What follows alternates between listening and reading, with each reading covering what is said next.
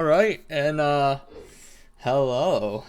And we're only a few hours late this time. Not, it's the same. I'm still fucking late. It doesn't matter how long I was late for. Paid. Yeah, we'll be doing the main story. I still haven't finished the exploration of the previous region, so oof. Hopefully we can get all done here. But yeah, like the region's like only 78%, 80%. So I still got a lot of exploring, and like I still have like a lot of sorry, I still have a lot of world quests to do as well. So,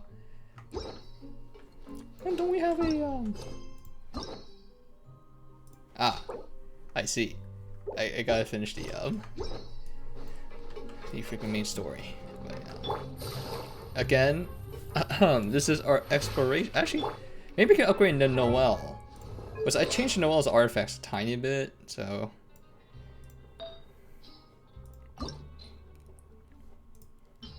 Change it just a tiny bit. Okay. So I know people get mad at me when I do this, but like I salvaged the artifacts that are like white and green because they really provide negative XP. It's not worth it for freaking using as enhancement, in my personal opinion. It's just absolutely so little that it just does not matter. The blues are okay. I used to like dump away the blues as well to get like a shit ton of more because I was like down bad more at the time. But we're doing better more now, so I'm using the blues as a XP fodder now. That's very good. That's the stat we want.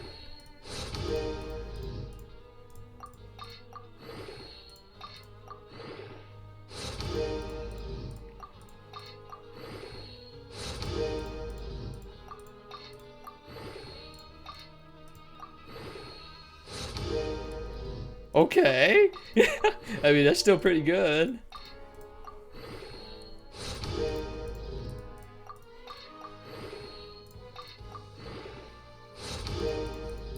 Wait, do I have any gold arties that are like that roll dog water and I can just sack them? Oh, these roll pretty well. If you go to like an HP like scaler that does like a shit ton of damage. Or shields. Yeah, these didn't roll that bad, so I'll keep those.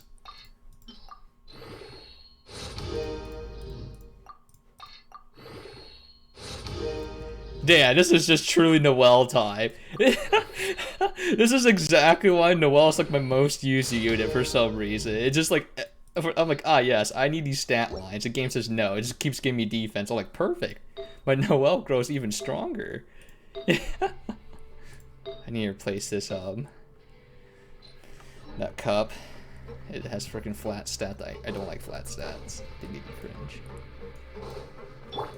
Oh, if I try to accept this EM and speed, so. Yeah, I don't know. Well, used to be on a different side. She used to have like 3.5k defense. Oh, so she used to be on the set that my Jin Yoon Jin. Okay.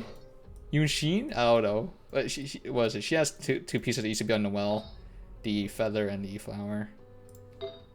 Yeah, so now it's on her instead.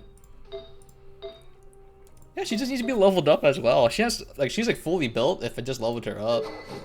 But it's just unfortunate she's Geo. Like, I really do hope they buff Geo when a Navia comes out. Or like rework it of some kind. Because if they don't, she's really dead on arrival. Unless they like super giga like enjoy a Navia, which I do like her as a character. Now for a little rest after breakfast. But it's Geo, so suffering. Wait a sec. Isn't something important supposed to happen today? I do feel like the way they can just buff it again, when you pick up a shield or apply a shield, there should be like a blue part over your HP bar or something. So you can know how much like shield that you're getting applied so people can actually tell like how good it is or something. Oh, today's our big day! There should be like a nice quality of life change as well. Come on, we've got to go complete the release procedures now!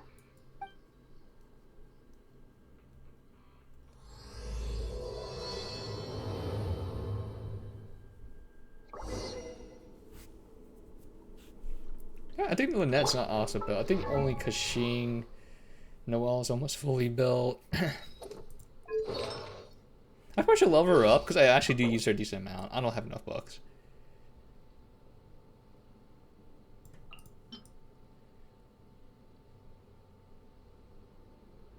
Oh, I sort of do. I think I'll be like slightly short though. Let's just wait. Yeah, Lynette doesn't have any arties, really. I don't think so. Yeah, I need to level up her cup. Yeah, that needs to be replaced. That needs to be replaced. This one's good.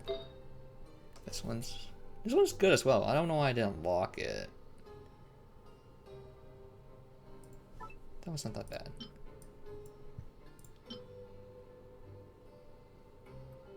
Oh wait, there's a better... Wait. Oh no, it's not a freaking ammo flower.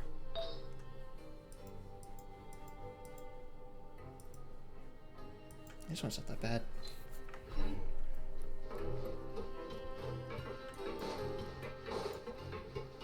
But does this scale off EM, or does she want crit rate hat too?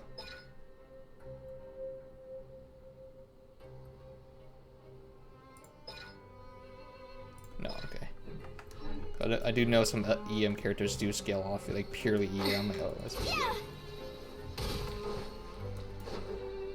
Because they do need that. They're really useless by themselves, so they do need that stat. Please sign here.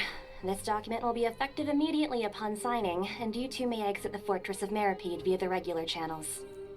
Oh, so we don't really get caught in the lights anymore. Since we've been to the surface. Let's hurry up and... What's happening?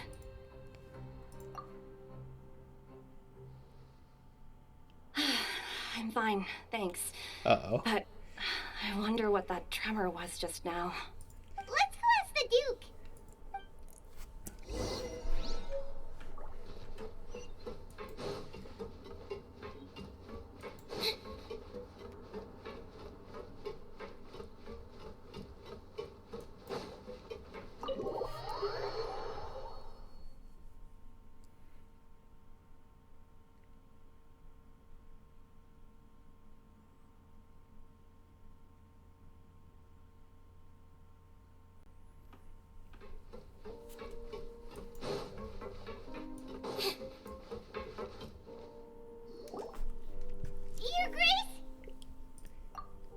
Good All to I see hear you. is Dorothy when I hear Is your there Grace. something you wish to see me about? Yeah, what was with that earthquake just now? Ah, that. The tremor didn't originate from the seafloor. In fact, it seems it came from the surface. Over the years of serving as the warden here, I've developed a sense for distinguishing between what occurs on the surface and what occurs underwater. Besides, the seal that Monsieur Neuvillette set in place won't fail so easily. So the fortress is okay? If you recall our last incident, if there really were a problem, there would be crowds of inmates in a panic right now. Huh, you've got a point. Okay, seems we need to get back up to the surface and ask about what happened. By the way, do you know what day it is today? Friday. I believe today is this month's pipe cleaning day. Wait, seriously? Ah, yes. Have you completed your release papers? Yep. It's you two. Are you leaving now? That's right. Today is our last day in prison. But now that Paimon says that, it doesn't feel like we were confined here. It's actually been pretty nice. Oh yeah, Paimon feels fond of this place now. Then be sure to come back and visit. I do. I need to explore more, get ticky so I can buy the items here. If you've signed the release papers, I still don't know then how to you're do free to that. go. The guards will escort you Hey. You're not going to see us off? out. I knew you'd ask. All right, sure. Let's go. Well, you actually agreed. No worries, you must be busy. Paimon was just joking. Ah, so you do have a polite side, I see.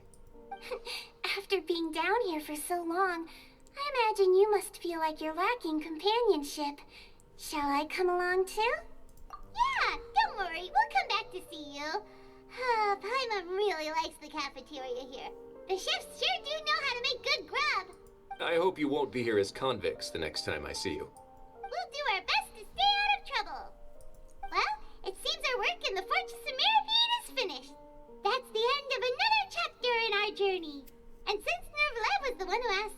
come here.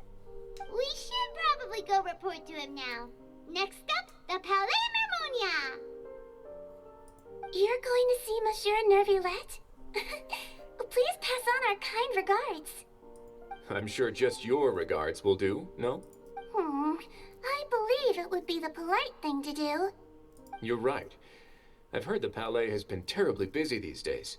Tell him that I hope he hasn't been overwhelmed by the recent string of troubles. Can I trust the English does pronunciation? I don't know.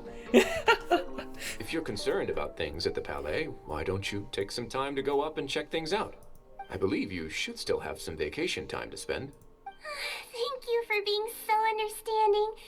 It means a lot. It's been some time since I've gone to the surface. I must say that I've started to miss it a little. Okay.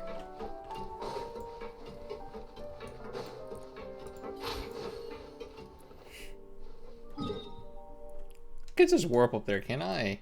Yeah, that's this. Unless some event happens while I'm walking out, I'm like, oh, well, whoops, rippy dippy dialogue, I guess.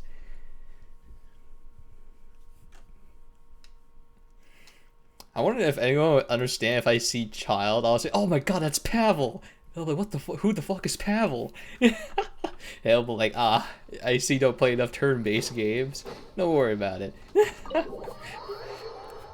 But I was supposed to say Pog Chest, because it's just Poggers plus fucking Bat Chest. Pog Chest. The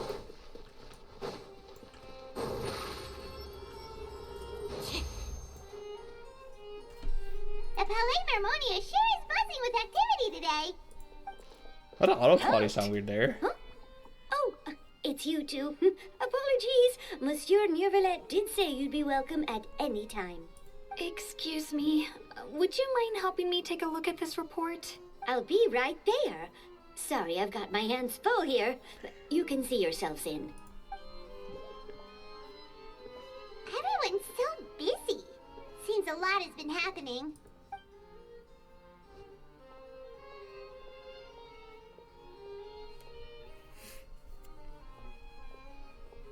Nervulette! Hello. You've come at the right time, but you'll have to wait for just a moment, as there are some urgent matters I must tend to first. In the meantime, please, have a seat. If you'd like to have something to drink, let the Melusine outside know. That's all right. We just ate. Very well, then. Let's take a break over there while we wait for him to finish his work.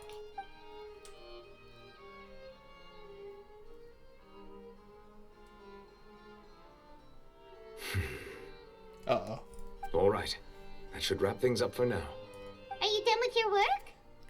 Yes, sorry to keep you waiting. Today should be the day you were released from the Fortress of Meripede, and it appears that you have managed to complete all the release paperwork. That's right, and we came here to see you right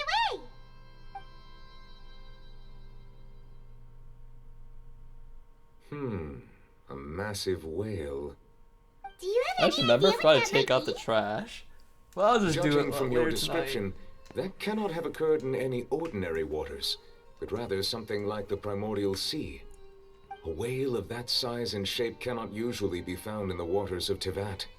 Therefore, we can only assume that Child is presently immersed in primordial seawater. Immersed in primordial seawater? But how? And is he okay? Most people wouldn't be capable of entering in the first place. I'm not completely sure how he could have gotten there myself. Yes, what is it? Ah, right! Paimon felt it too! We asked the Duke and he said it wasn't from underwater, so we figured you might know something about it. It turns out that I have just received a report about this particular matter. In fact, that's exactly what I was busy with a moment ago. The source of the tremor was here on the surface near Poisson.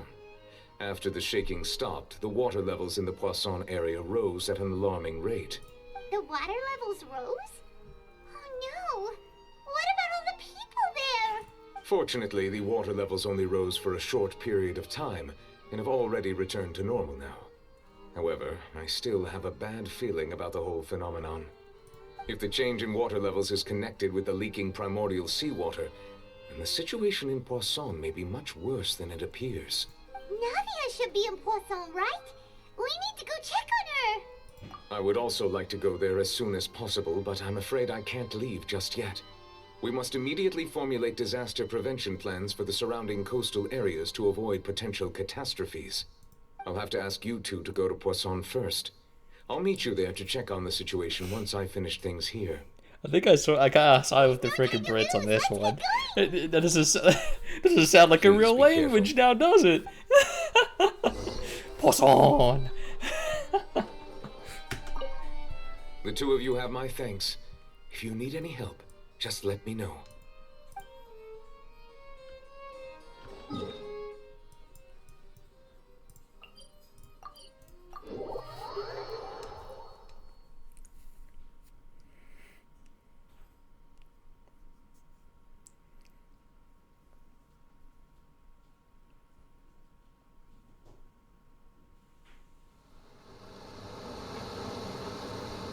Oh no.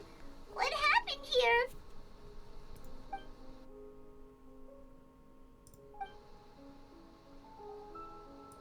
Navia should be around here, right?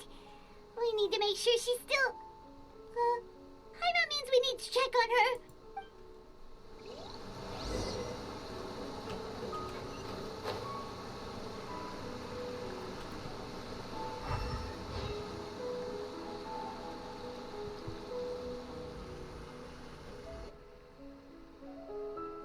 We haven't seen a single soul. Hey, imagine all if the I way use a here. Fontaine character, just dissolve. This is getting scary. Fontaine characters are not allowed in this area. Whatever do now? Look, there's someone on the roof over there. Just stay put. We're coming up. Watch your balance. All right, just hurry.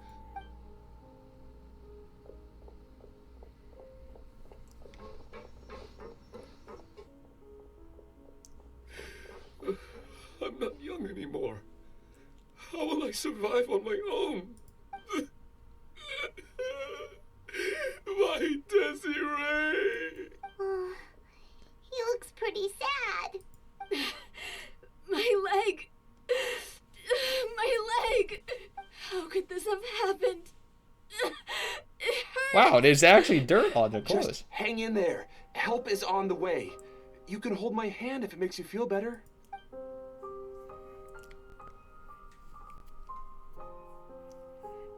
We have the technology. It went on to the crying physics first. I'm assuming some people got dissolved by the freaking primordial seawater.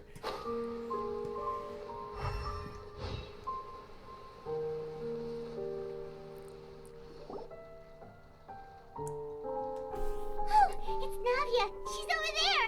Hey, Navia, are you okay?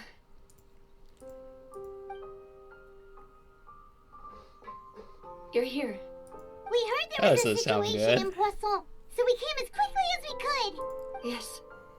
As you can see, the water level suddenly rose.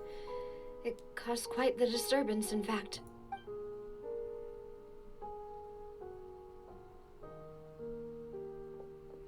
Demoiselle! There was a wounded resident next to a building southeast of here. We've already transported him to safety, but we've run out of medical supplies. He's wounded? How badly? He fell, so it's probably a broken leg. He's pretty shaken up. When the water level rose, he desperately climbed up to the roof. Once the water receded and he saw the ground, he became terrified and eventually... He jumped down then. Find the leader of Squad 1 and tell him to take the wounded resident to see a doctor. He should know where to go. Understood. I'll take over his search and rescue mission in the meantime. All right, you'll be in charge. Okay, Jesus. I'm sorry. Where were we? The situation in Poisson? Ah, right. Allow me to explain. A little earlier, we suddenly heard a loud noise. At first, everyone thought that Wait, why did the something might have oil exploded in the decrease? waterways. But before we knew it, water started pouring out from everywhere. The rushing water seemed a little odd, almost like the unique color of primordial seawater. Some people didn't realize the danger and thought it was just ordinary water leaking from somewhere. Everyone on the street who happened to be close to the water didn't have a chance to escape. As the water levels rose, they suddenly disappeared. They were all dissolved. Those who realized what was happening started to flee in a panic, desperately trying to get to higher ground.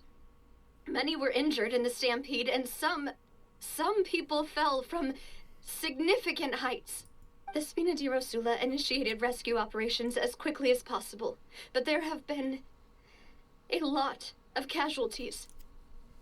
Fortunately, the water began to recede after some time, and the chaos came to an end.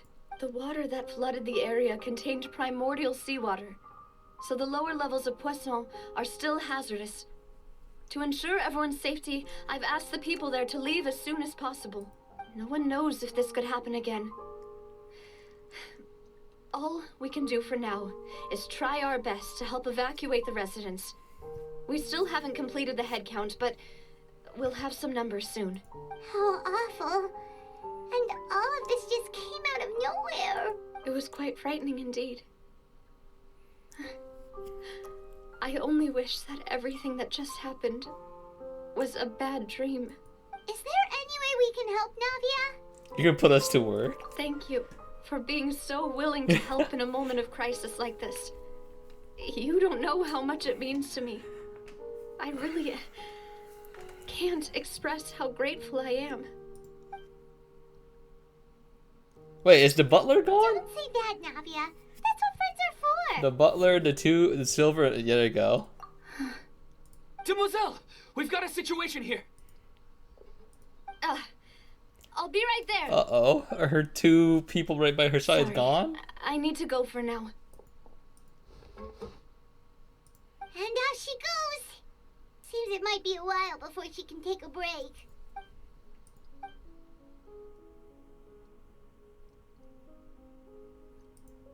Okay, the wounded are being tended to, and we finished a preliminary head count. More support has just arrived, so I suppose I finally have a moment to focus on my own matters. Of course, we should remain ready for anything, and continue doing our best to rescue others. I'll be sure to have everyone at the Spina di Rosula ready to render assistance. Traveler, Paimon, would you two accompany me to my father's grave for a moment? Huh? Right now? Thank you.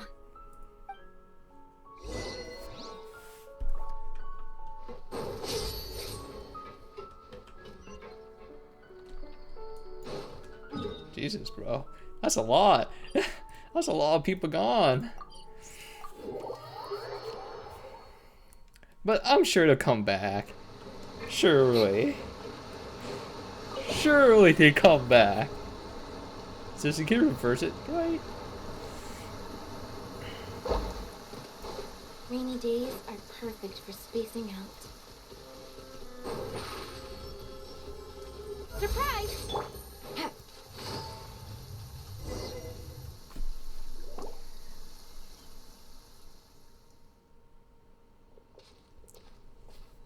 Not a lot of people here, huh? Well, given the time of day and the whole situation in Poisson, Paimon doesn't think there'd be a ton of people here visiting graves. Right. That's how things are now. The living are so exhausted that they've no strength to spare any words for the dead. Navia? No, the crying attack again. Navia, what's wrong? She's ulting. Sorry. I just... Malus and Silver, they won't ever come back here I again. assume so. What should I we do, assumed. Papa? I didn't see them right there. I was like, wait, isn't she always with the boys? Huh? What happened to them?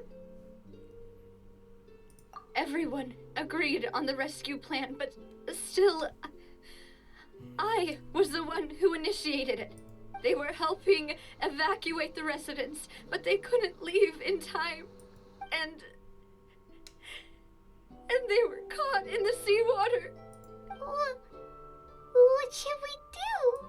I've known them for so long. And I know they weren't afraid. But But I could at least hold a funeral for my father. And I know where he rests. Oh, that is freaking As for true. Malus and Silver, they're just gone. Nothing remains. I just can't.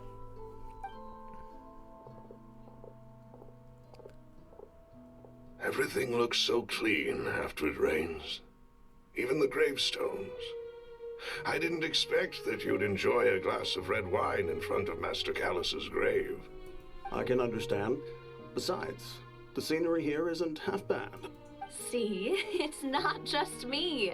I always want to bring something when I visit Papa. Perhaps we might even have a picnic. He wouldn't be angry, would he? How could Master ever be upset with you, Demoiselle? Yet the cemetery is the home of those who have passed, is it not?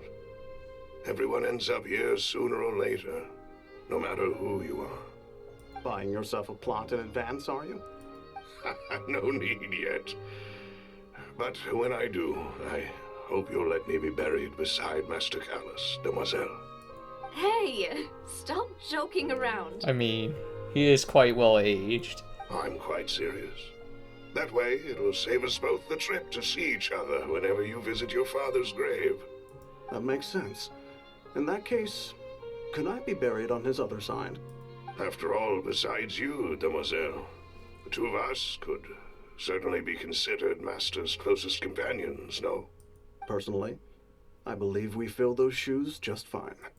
Why are you bringing this up all of a Oh, so sudden? they set up a red flag for Seriously? themselves. Great. All right. I'll remember your requests. But I'd really prefer not to talk about this stuff. And what do you mean by saving me a trip? I'd make the journey even if I had to visit you two somewhere else. But there's nothing left because of the I waters. promised to let them rest in peace here. But here I am breaking that promise. I'm sorry for letting you see me in a mess like this. I don't usually cry, really. Paimon doesn't know how to help you feel better. But, well, she understands how you feel. I had always thought I could make my wishes come true. But now that I think about it, that never solely relied on me. Many things can only be accomplished with someone else's help. Malus and Silver have helped me so much. But by contrast, I could do nothing for them. I'm so sorry. You can spend as much time as you need here, Navia. We'll stay with you. Thank you. Right now, you don't know how much that means. By the way, you can have a look at this. It's a list of victims from the incident that took place here. Obena, Khan, Burnett, Giverny, Francine. Okay, I don't know, like half the Marina, people, like majority of people, except for like Daisy Silver, Ray, like Milus. Joanville, Milus? I don't know what she said. Julianne, It's the old man. Esson, as well as Malus and Silver. So, everyone else is safe. But still, It's okay. I know what you're thinking. And you're right. We lost Malus and Silver. But we were able to save more than we anticipated. The overall outcome indicates that the cost was worth it. right. Don't think that way, Navia. One person might be saved at the expense of another, sure, but that isn't something we should ever consider a trade. Malus and Silver were not the price for saving anyone. They're heroes. You're right. Thank you, Paimon. What you said just now was pretty amazing, actually. No, Booster. I'll remember your words. No. Oh, really? Seems you've become more eloquent in the time since we last met. The knave? What are you doing here? Is everything going well on your side? Wait, what? Yes, my people are carrying out the mission according to your request. All the residents of Poisson have been evacuated, and we're preparing to relocate them to higher ground. As for these supplies, we have everything taken care of. There is no need to worry. Thank you very much. Wait, do you two know each other? We just met recently. Right, Miss Navia? Usually, I would call this a coincidental encounter. But that doesn't quite fit this time. Besides, it never even crossed my mind that a Fatui Harbinger would come looking for me. Thanks to the Knave, Spina di Rosula received generous support from the Fatui, which allowed us to complete the rescue and evacuation work so quickly. Mutual aid is essential to fostering positive developments. We were already in the area, in any case, so it was nothing. That said, I must say that you're a lot sharper than you let on. I'm sure you understand what I mean. I apologize for all the ways in which I tested you previously. We've never worked with a Fatui before, and it's extremely important for us to know who we're working with. My subordinates have reported that Fatui soldiers have been observing water levels and taking head counts in various locations. I hear that they've also prepared a large amount of emergency supplies. I'm quite surprised. This is nothing to brag about, nor do I intend to. It is simply the way of I still don't know powerful why we have this organizations weird to like act sentiment that forcefully, all of the whether Futui they are just doing bad. good or ill. You've I mean, witnessed so, that of course, it does some firsthand in sussy this. things, but I don't know why travelers like this. We helped, like, in a few world quests, we literally helped them out and saved their lives. As I've told this traveler before, I know of the prophecy, and I intend to prevent the impending disaster. Lending your organization a hand was a natural first step in accomplishing that. As such, do not be troubled by this token of our sincerity. Perhaps one day, you'll also be able to help me in the same way.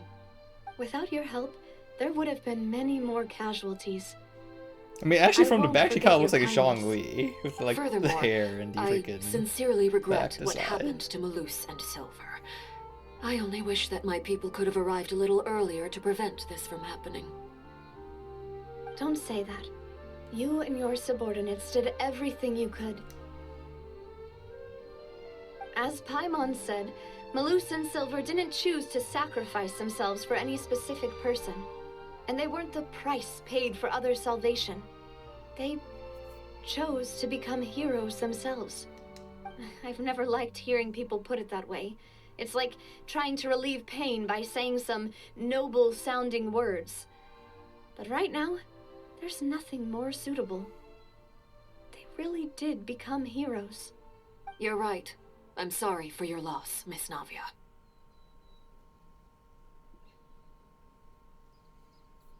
Water is life to Fontaine's people, and it also spells disaster.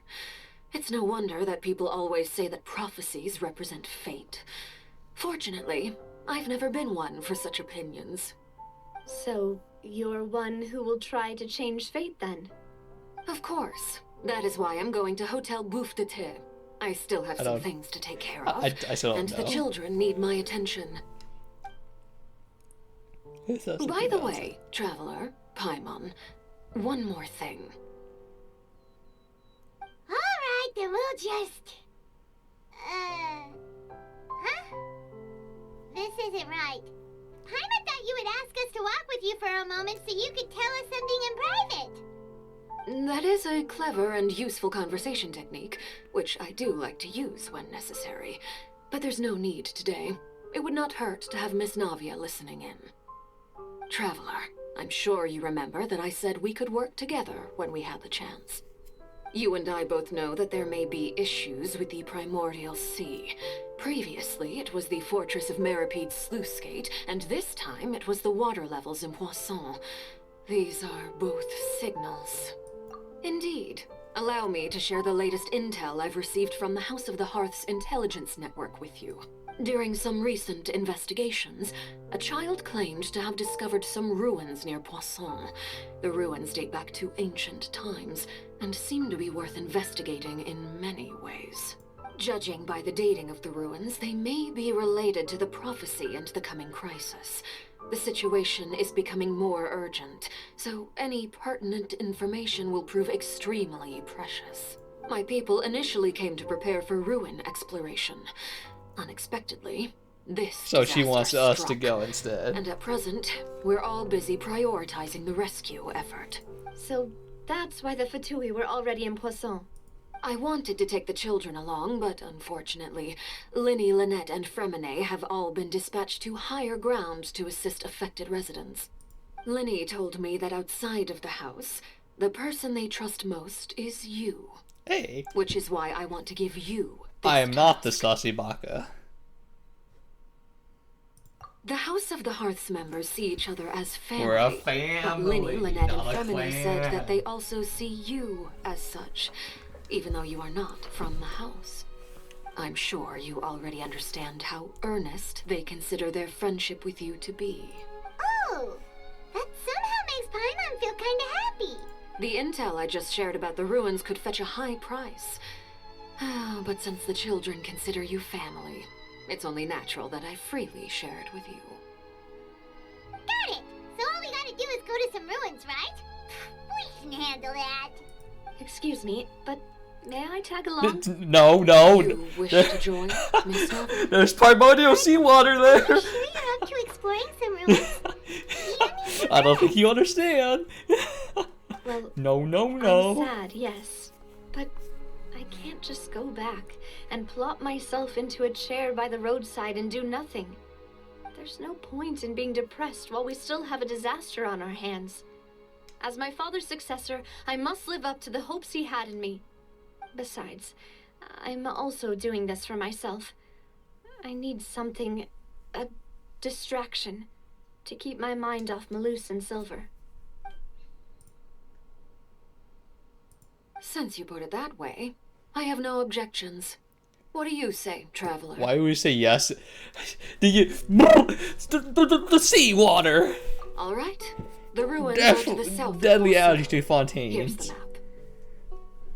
Okay, the three of us will handle it. Come on, let's pack up and get going.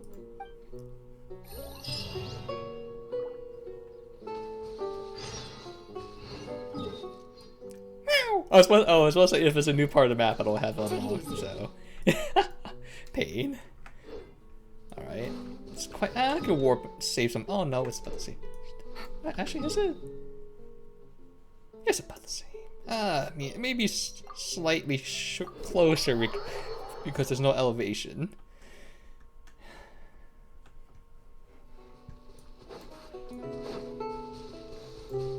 I'm actually curious how hard my freaking Noelle hits now, but she's not even fully upgraded yet. Or if the relic change or artifact changes.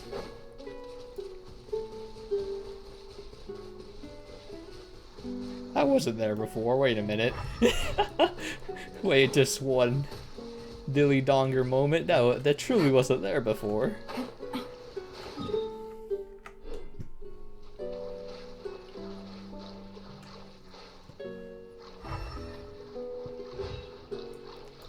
Wait, let me check something. I don't remember this hill trail being here either, but I don't have Jean to push him to or just instantly kill him, so this could be awkward.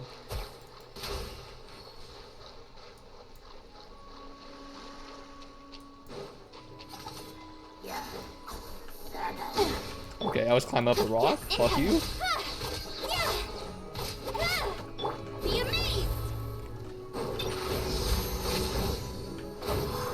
Dang, that freaking item's kind of busted. Yeah, I got my whole ulti so quickly.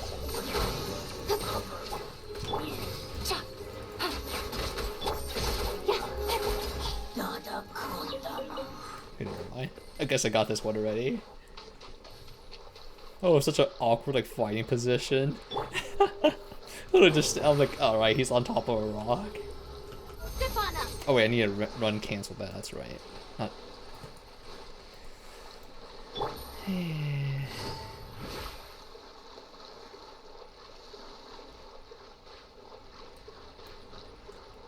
What the heck keeps aggroing me?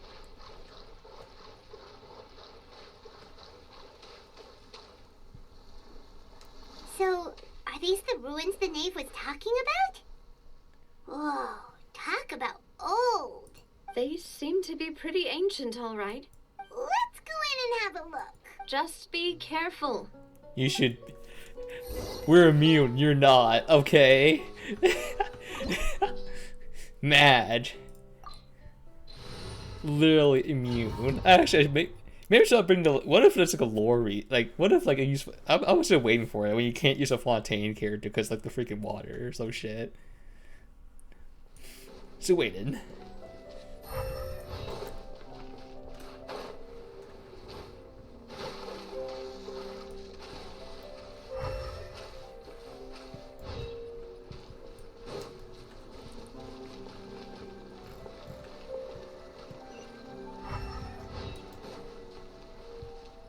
What the frick was this? Oh, show's vibing here.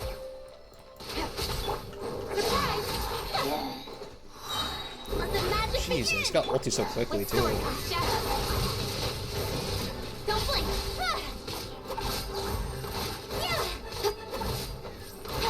I really do wish he didn't flinch like that, my good sir.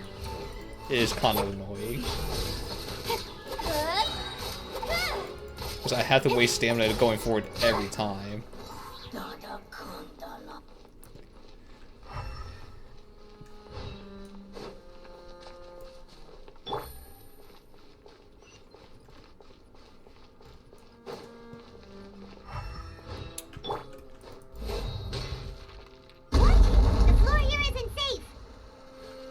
Okay, I can't.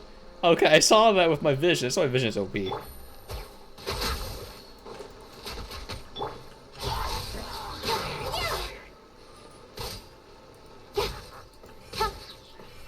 I shouldn't go poke.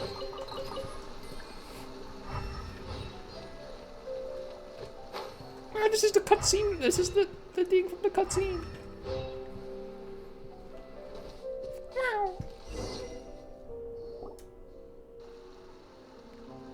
This place has also been contaminated by primordial seawater.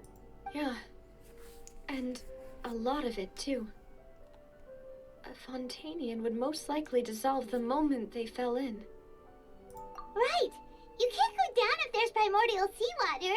It's too dangerous, and it won't be any help for you to just stay here. Don't get Paimon wrong. We're not saying you're useless. It's just that... No, you're right. I can't do anything in this situation. I'll leave this to you.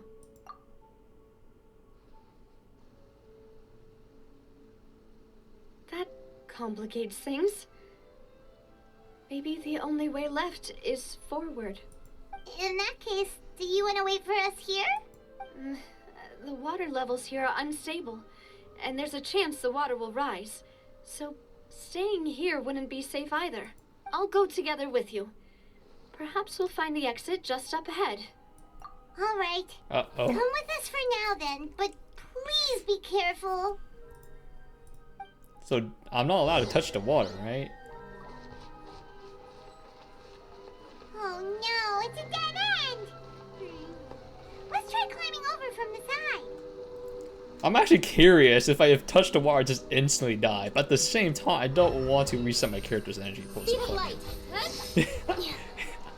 Look this. Also, look at these convenient painted like walls. You know you climb up. Wow. Video gaming.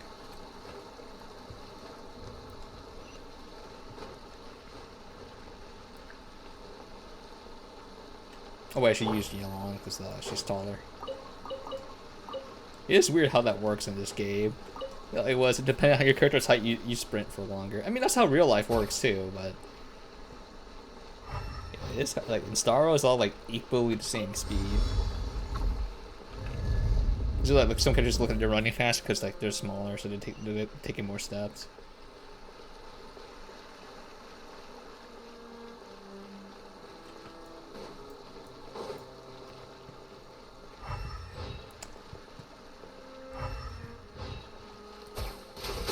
Well. Wait, there's something wrong with this bridge.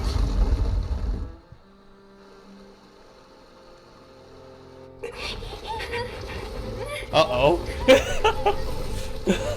I mean, I saw it coming a mile away because elemental vision's busted.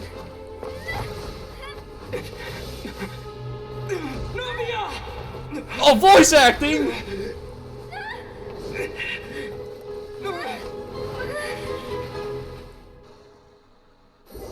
Wow, it's just like Spider-Man! Gwen, no! I mean, she's literally gonna be a pullable character, so I'm not worried. If anyone's wondering why I'm not sad. Demoiselle. Huh? If it was just like, oh man, you should be like freaking depressed after this. I'm sitting here like, little bro, there's too many leagues and there's not that many surprises anymore, so I'm Demoiselle, sorry. what are you doing here by yourself? Would you be standing here till dark if I hadn't come to get you? Maybe she just wants some time to herself, Maloose. Hmm? Oh, was I sleeping? Yes, it would appear so. I must be tired. That's quite possible. However, you were the one that suggested we go out for a walk. Oh, right. I nearly forgot. It must have slipped my mind when I dozed off. I haven't had a nap today yet. Have I? This is a familiar feeling, yet something's a little strange. The hive mind. Join us. Is something the matter, Demoiselle? Oh, no. No, I'm fine. I was just trying to recall why we came out for a walk. Do you remember Mr. Giverny? He'd requested our help before with foreign merchants who had a debt dispute with him, and we'd resolved the matter not long ago. We were headed to see how things were going with him at the moment. Ah, right. Yes. I remember now. Oh, Miss Navia. Ah, Mr. Maloose. And Mr. Silver, too. It's good to see all of you. How have you been? I've been great. Thanks to your help, those bothersome merchants finally realized that I wasn't the one they were looking for. Why, I wasn't even the guarantor for that person. They were knocking at my door day and night. Even my neighbor, Obina, was getting fed up with them. Okay, I'm not gonna remember every single NPC. Sometimes but... force is required to calm someone down and get them to listen to what you have to say. That's right. Oh, by the way, Burnett, what was it that you wanted to give to Miss Navia again? Wait, are these all the people that got consumed by the water? One moment, I have it right here. Wait a minute. Miss Navia, these are some flower seeds that I prepared. Wait. Please These are take all the them. people that They're got very consumed by the good for water. botany, and they'll become On the very list of big and names. beautiful once they bloom. I don't know what we would have done without your help, so this is a little token of our appreciation. I hope you won't refuse. Ah, did you cultivate them yourself? Thank you so much. I'll certainly take them. Maloose, we do still have some empty flower pots at home, right? Why, we can have as many pots as you'd like, Demoiselle. Perfect. In that case, we'll swap out some of the decorative plants for some of Mrs. Burnett's flowers. Very well. Wait. Something seems to be off here. Excuse me, madam. If I'm not mistaken, your name is Burnett, correct? That's right. Is something wrong? No, it's nothing. This is the first time we've ever met, but your name seemed familiar to me. I must have heard it when I was discussing things with your husband previously. I've heard this name before. Sometime recently, I'm sure of it. Wait a minute. And why are there so few people around here? She's catching on. Where did everyone go? Join us. We must mind the time, Demoiselle. We still have important things to attend to today. Huh? We do? Like what? Well, now, did you forget? Miss Navia, here you are. I've been looking for you. Please, come to the Opera House. Your trial is about to begin. My trial? Wait, why would I need to go to the Opera House? Yes, she's right, Demoiselle. It's just about time now, so we should get going. Oh? All right then. She's so close to catching on, but she's just one thought away. Amogus. Look, it's Navia. She's here. And her two attendants are with her. Goodness, everyone's finally here. I don't like that line. There sure are a lot of people here to see the trial. And they all seem to be oddly excited about something. I even know some of these people. Karina, Desiree, Joyville, Jolien. They're literally. Uh-oh, you got this. So many people here. Piece it together. And why do I have no recollection of this case? And as for the judge... huh? Where's Monsieur Neuvillette? Please sit in the defendant's seat. Don't worry, Silver and I shall accompany you. All right. But are you sure you can stand behind me? Typically, it wouldn't be allowed, but today is an exception. Hey, what kind of place do they think this is? Come on. Do they have any idea what they're doing? Seriously. Enough with the whispering! Could someone please tell me where Monsieur Neuvillette is? And why I'm standing trial? My dear Miss Navia, have you not yet realized what you've done? In that case, allow me to explain. As all here know, you are Master Callus's successor, the head of the Spina di Rosula, someone held in high regard by every soul in Poisson. After you took over the Spina, you treated all of us just like the late Master Callus had. If anyone in need reached out to you for help, you responded. Not only you, but your butler, your subordinates, nearly everyone in the Spina di Rosula fought for the well-being of those in Poisson. Wait a moment. Aren't you just But then proving this is that I'm the a plot good twist. person? But this is where you failed. We got consumed by the seawater. Yes, At one correct. critical moment. Absolutely right. And that is why you stand accused. You have helped so many people get through so many difficulties. You are one with us. We are inseparable. We are one big family. All of us who are from Poisson, inextricably linked. And with you It's being just so it's just important, something she did earlier. we couldn't Joining the possibly do Primordial without Sea. Therefore, Oh, this goodness. fair and honorable court shall declare you guilty, and you shall stay here. You will be together with us forever. Huh? What are you saying? Everything you have said is correct. I have indeed done a lot for my hometown, and I would be willing to be with you all, but what is the purpose of having me stand here like this? What is there to discuss? Ah, well, if that's what you think, then I have no further comments. How wonderful, Miss Navia! I know all these people. Uh-oh. Why are they laughing? I seem to remember now. Yes, I get it. This trial is... Wait just a moment. This isn't right! Oh! Melissa? They're breaking out! From the Was Matrix! that, Mr. Malus? Our conclusion is very clear and unanimous. Let the court Let's go! judge her now. She's guilty. Stay here, Navia! You're one of us! Demoiselle, don't admit guilt. This trial means to keep you here forever. I wish to exercise my right to defend Our Lady.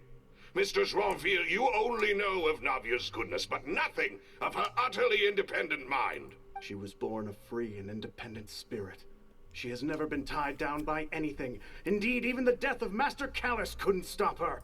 Her actions cannot serve as proof that she identifies herself as part of any group. It is pretty it's She like merely basically acted as an it's basically like individual, souls communicating with each other inside the extending her hand to help Philosopher's Stone. others. Please do not mistake her actions as being otherwise. Really? As an individual, you say? Don't forget, we are all Fontainians here. This is the nation of justice, the nation of Hydro. Even if Miss Navia only voluntarily rendered her assistance, that doesn't change the fact that her beautiful soul must return to everyone. Water accepts all, blends with all. It will surely accept her kindness.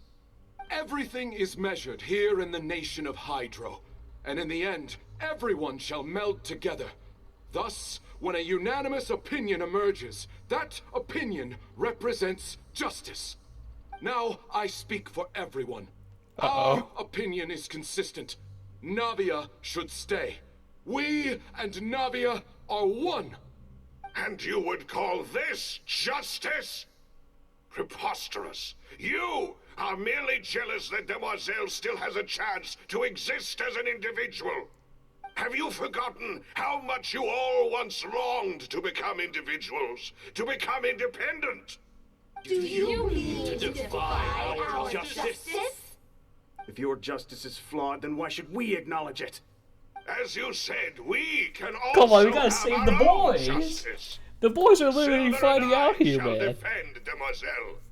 And that is how we will enforce justice.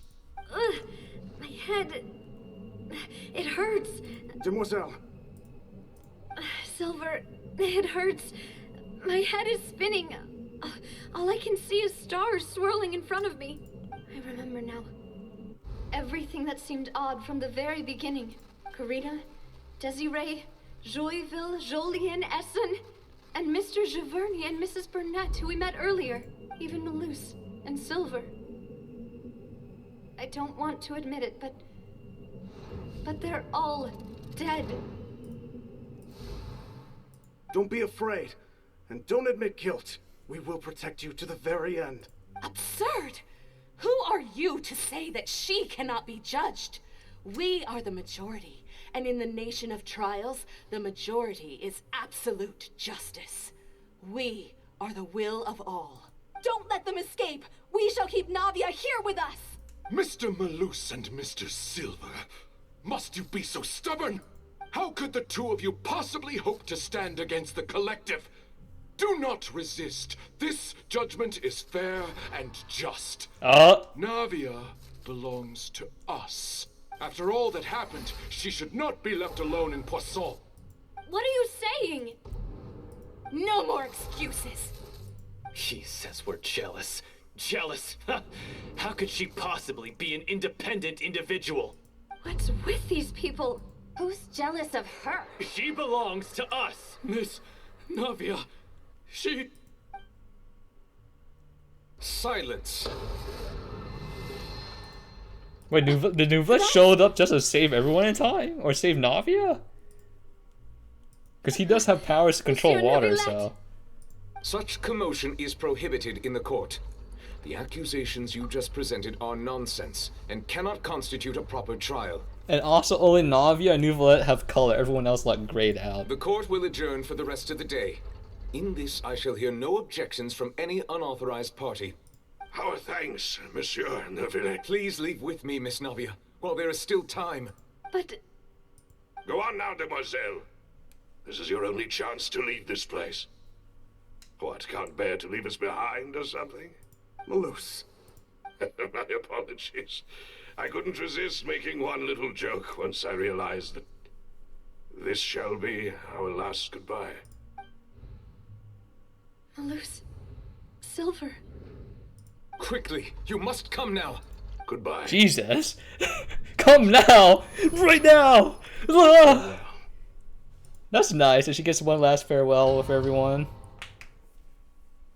But it does call... Ooh. The boys, even in death. No, wait! Just a second! Navia? You're awake? Good. I must have been dreaming. Malus and Silver were still alive, and they were defending me at some insane trial. It looks like you're all right. Did all the sad feelings cause you to have a nightmare? Paimon could give you a hug. The ruins you were exploring suffered a cave-in. When I arrived, I found you falling toward the water. You were just about to be dissolved within, but I... What is it? I think I saw 2 Oceanids protecting you. It was only for a moment, perhaps even a fraction of a second, but they gave me the chance to retrieve you. Were it not for their intervention, I would not have been able to rescue you before your consciousness dissipated. Wait, did you say Oceanids? You mean like what happened with Vache? Perhaps those 2 Oceanids were the people you saw in your dream. I always told them that they didn't have to protect me. The To think that they boys. keep doing so Actually, even the after whole death. me. Also, this freaking sunlight's making me mad because it's blinding me. Please come with me.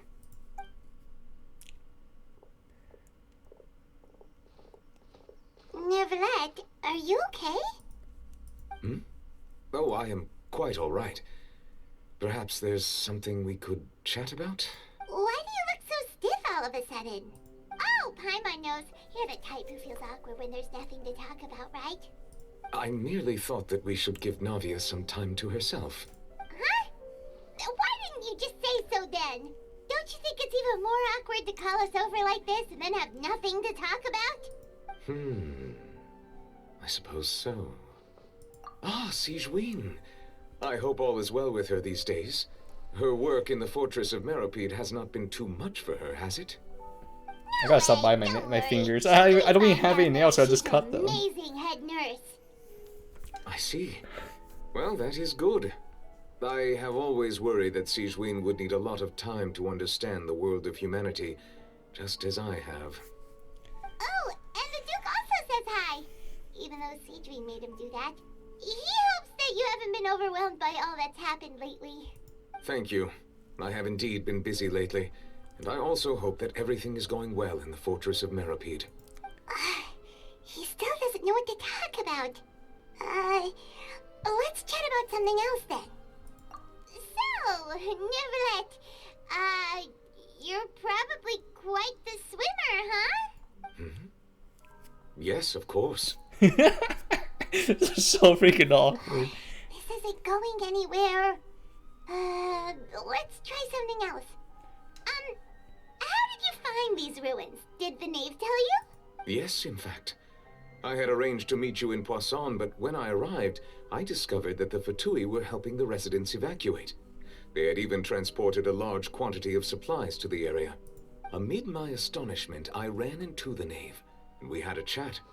She informed me that she had asked you to investigate the ancient ruins here. Yeah, we originally planned to meet up with you, but we thought you might still be busy with all those official documents. We didn't think exploring the ruins would take very long, and who would have thought you'd wrap things up so quickly?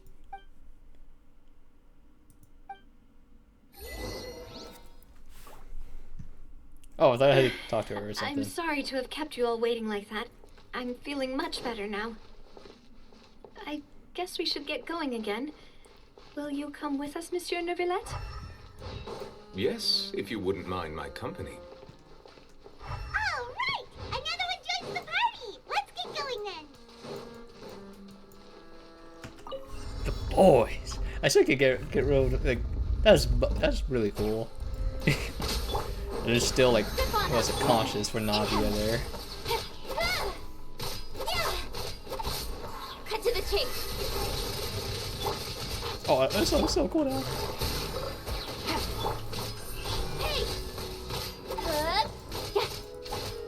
This is gonna take a bit because it's not the ideal setup for fishing.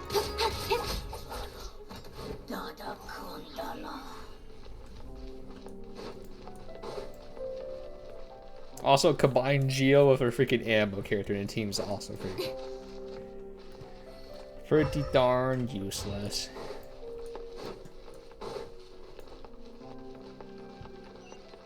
Oh no, another unstable path. Watch your step. Oh wait, for real? Oh wait, oh, yeah, she caught me this time. I had to use my sight. No. Dang, you know, just she's just the the best 5-star standard character with that skit.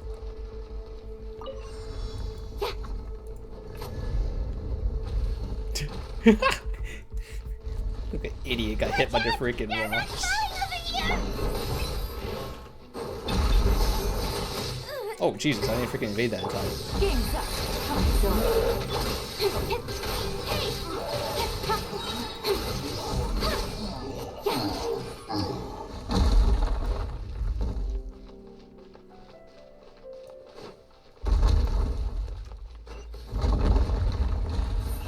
Don't blink. It seems we're almost at the top. Keep it up. Oh wow, those things break too? I didn't know. Oh well, no, that's not. Oh.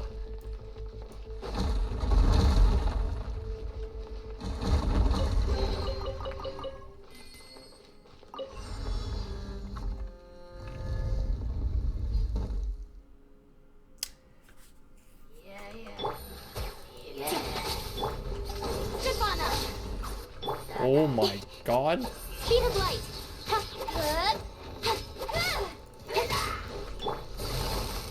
Busted.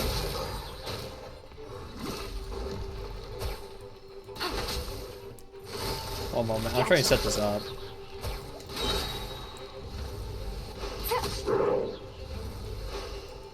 I need to heal up Lynette here as well.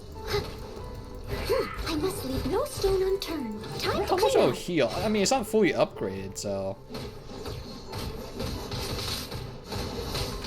Here comes the cat. That's good enough. Let the magic begin. Surprise! With sword and shadow. Incoming.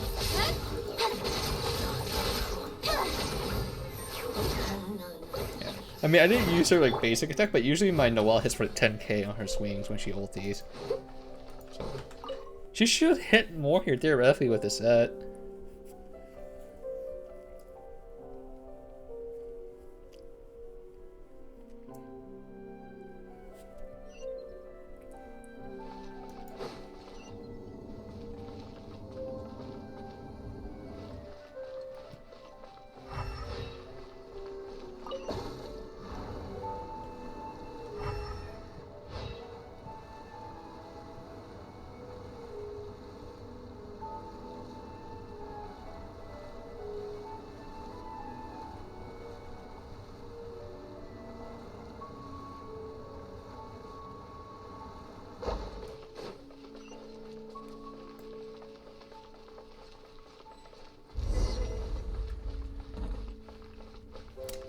Damn, this looks like a boss fight we've already seen one.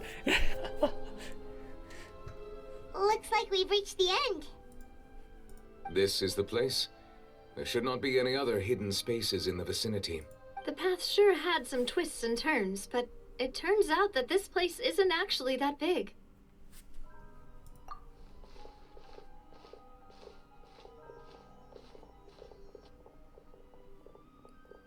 Oh, the prophecy. Slates. It seems like they were put here as an offering. Could we take them down and have a look?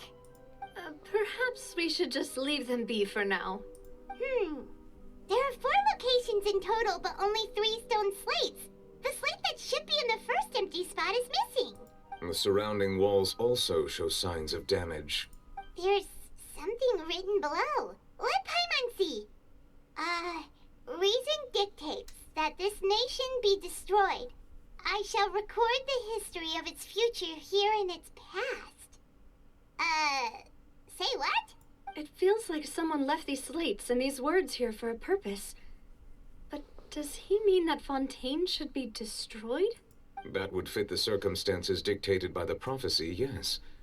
Indeed, the slate's contents correspond to it. Take the second slate, for example. There's a person kneeling here. She seems so dedicated.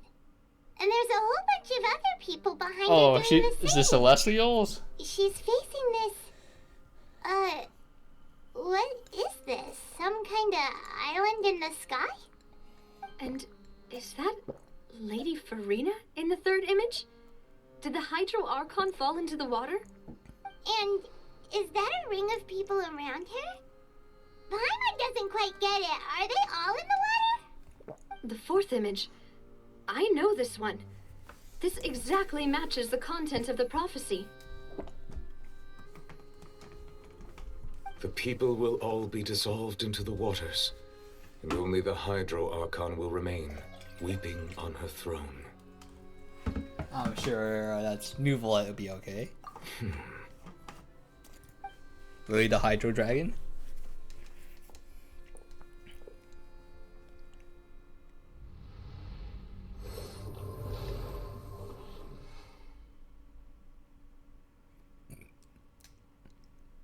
More information should be hidden in these slates, but I fear I cannot easily uncover it, most likely due to us missing the first slate. I am very sorry. Don't blame yourself, Monsieur Nervalette. Deciphering ancient stone slates isn't one of your duties. Ooh, Paimon's getting the chills just looking at these slates. This says that it's the history of the future, right? That means the prophecy's sure to come true. I really hope it doesn't mean that. Still, Paimon feels like these images are kind of weird when you look at them together.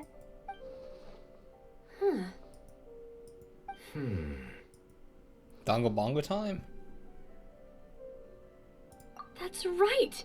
If the images are in chronological order, shouldn't the fourth, the waters drowning Fontaine, come before the third, where the Hydro Archon herself falls into the water?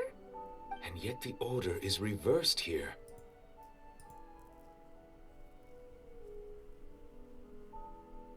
If we go by timing, Lady Farina only emerges in the third image. That means that the person in the second image might be the previous Hydro Archon. Egeria, then. I had never met her, but her appearance here does match the records. The previous Archon kneeling before the floating island in the skies, as if confessing a sin. Did she herself commit that sin?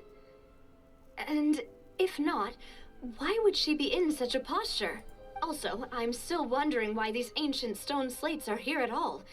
Judging from their contents, could this place be the origin of the prophecy? Does that mean that someone, or some people, once saw these slates? But who would have created these slates and left these words here? It seems that any further clues will have to come from Farina. In that case, there's no time to lose. There's nothing else to be gained here, so let's head back first. Yeah, we'd better get somewhere safe for now.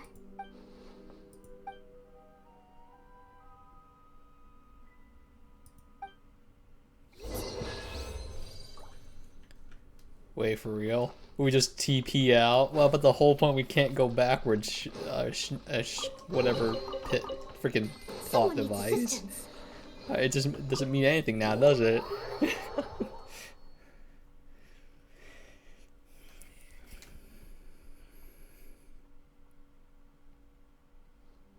Let's split up here. I'm going to check on what's happening with the Spina.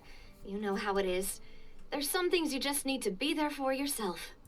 You still have energy for that, Navia? Paimon's already beat. Just head back to the Fleuve Cendre and have a rest then. Thanks for keeping me company all this time. I'll depart as well. Thanks for your hard work today. Rest well, everyone. Traveler, I will go talk to Farina tomorrow morning to ask about the stone slates. I'm sure that you're concerned about this matter as well. If you have time, drop by my office. I will share the results of our discussion with you. Are you really going to talk to her about this directly? Will that be a problem? Paimon's getting a little scared now that it's come to this. She has long been harboring secrets and will not give them up easily, which makes it all the more my duty to ensure that she understands the present situation. Alright, we'll leave it in your hands then. You're probably the best person to talk to her anyway. I will be carefully considering my words tonight.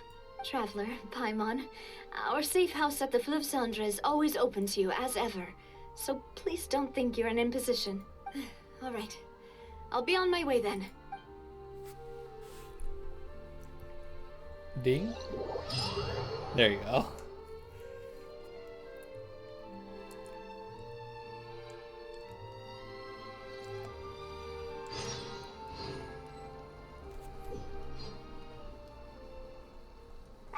We're finally back!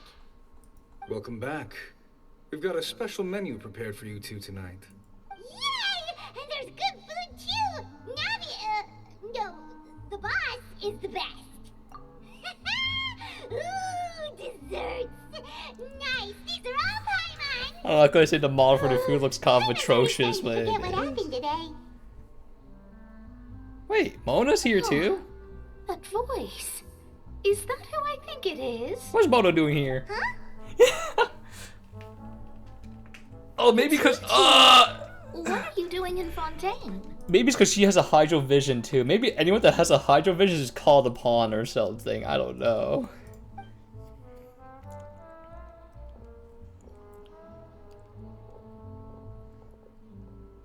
Mona?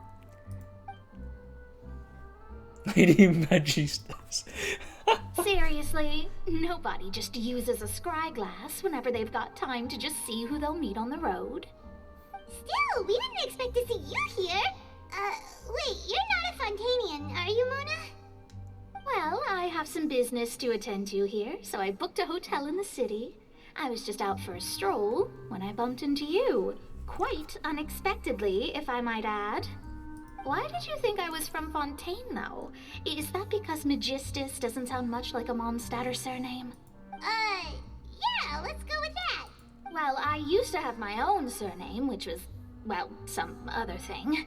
Either way, the old hag told me when she took me as her disciple that the first step to being a great astrologist's pupil was to change that name. There was nothing for it, really.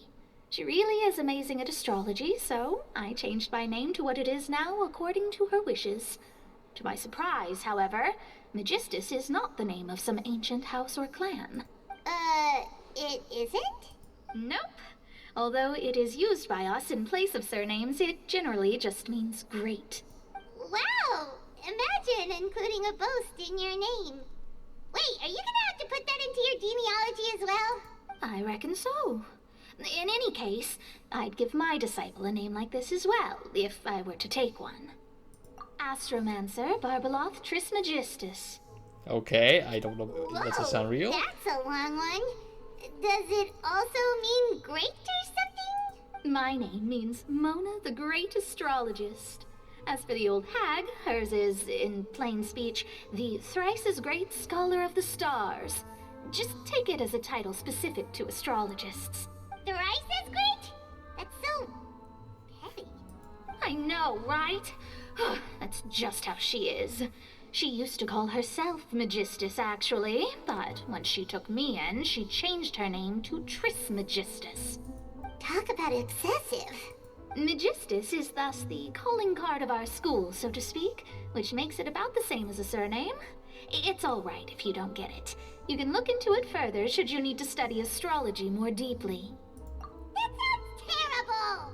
But anyway, you're not Fontanian, are you, Mona? You're from Mondstadt, right? Well, I was born in Mondstadt, yes. My parents migrated to Dorman Port, and I traveled with the old hag for a while, after which I settled down in Mondstadt City. Oh, that's a good thing then. At least we know you won't be dissolved by Fontaine's waters. Speaking of that, I'm sure you're aware that a bunch of things have happened here in Fontaine, right? I know you're not a local, but I'd avoid getting too close to any water that looks strange all the same. There's something ominous about it. Well, the water, I mean. Jesus, freaking cake on the table looks great. That was the main green cake, reason, yeah. yes.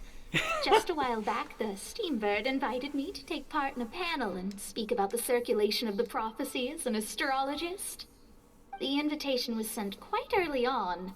I don't think anyone expected Fontaine to be in this much trouble. What do you make of that prophecy, Mona? Just tell us what you think as an astrologist. Your word would go a long way to make things more certain and less scary.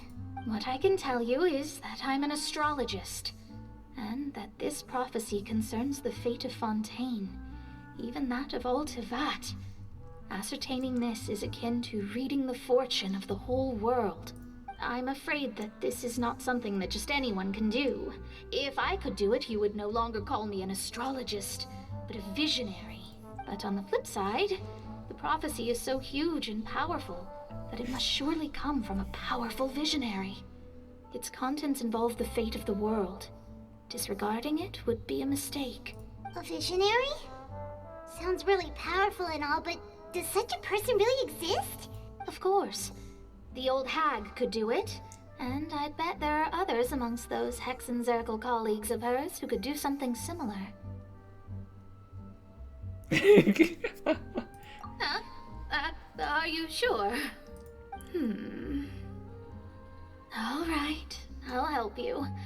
It isn't often that I see you with such a serious look on your face. I'll tell you once I hear back from her.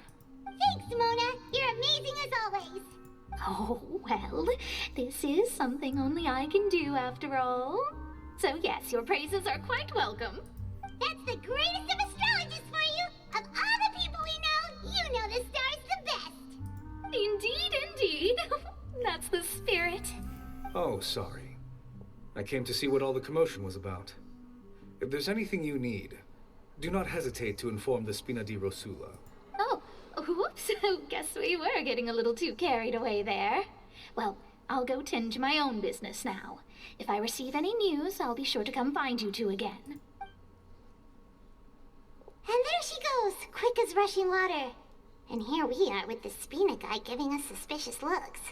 Right, but we were able to recruit Mona's help, didn't we? Our Fontainian friends will thank us someday.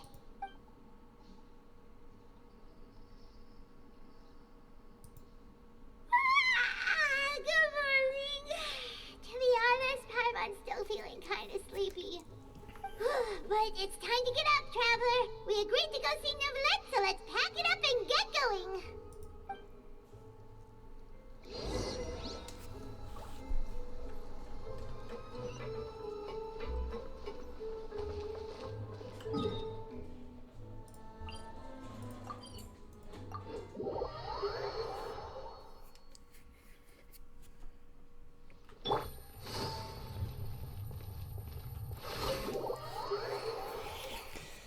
Pain.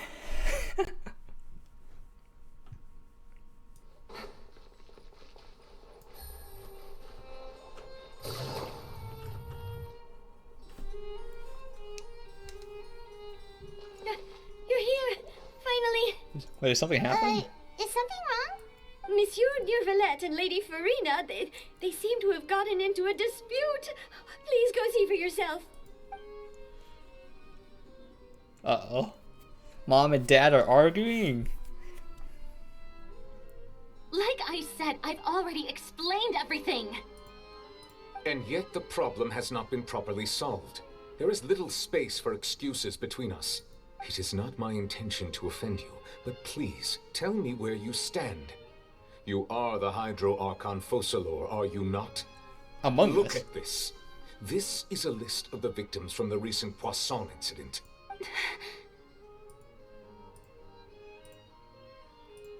You mean they're all... We did not arrive in time to avert this disaster, and I will not have it happen again. I will say this once more. You must tell me everything you know. Yesterday, I found 3 stone slates in some ancient ruins near Poisson. Do you know anything about those? Seriously? You're questioning me like this is a court case now. I don't know anything about that. But you found them in some ancient ruins, you say? That's correct, which is why I came to ask you some questions. There should have been 4 slates, but one of them was missing. The other 3 feature different images that seem to correlate to the prophecy. The prophecy? The second of these slates depicts the previous Hydro Archon Egeria kneeling before a floating island in the sky, as if confessing something. Do you know nothing of this either? I don't. I've never seen such slates. I'll ask you again. Do you really have no information regarding the previous Archon?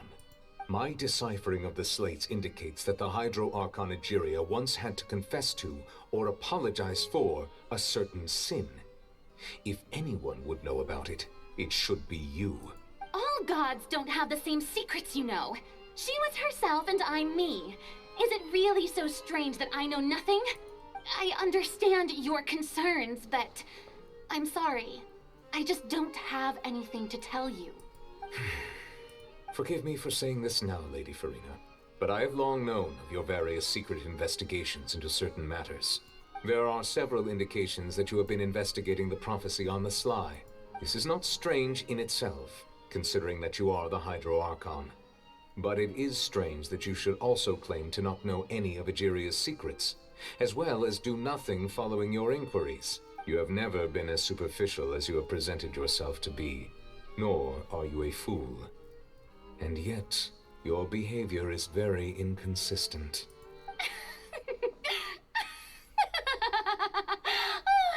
So you've been watching me all this time, have you? I didn't think you were that type. You... Well, since you know about my secret investigations, then you should know I'm actually working to take care of it. There's no point questioning or suspecting me. You're the Eudix, but you're still my subordinate. You should be following my lead. Just trust in me, you're Archon, and do as I say. Never mind whether you can truly convince yourself to or not. It'll all turn out fine. That's all I have to say. We do not discuss this matter again. Oh, the opera is about to start. Toodles! People are dying. Opera time.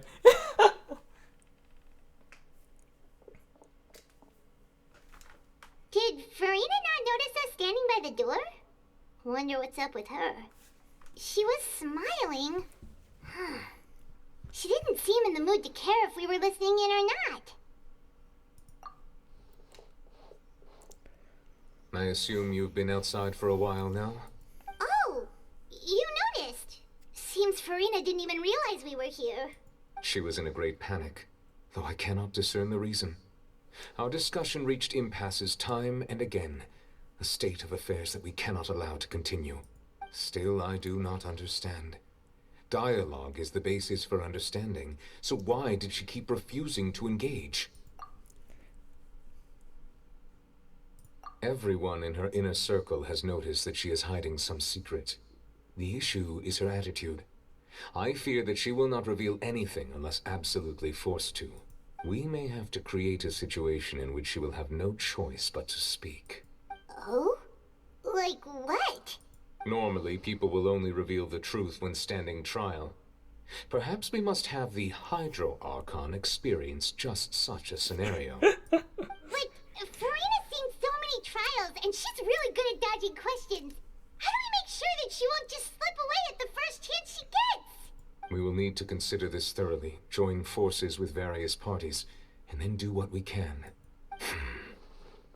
If at all possible, I would prefer to recuse myself from this affair, but we must prevent the prophecy from coming to pass. This may be cruel to her, but all Fontaine is in crisis. The information a god possesses is too precious, and so we must take a chance on this. But who will lend us their aid to do such a thing?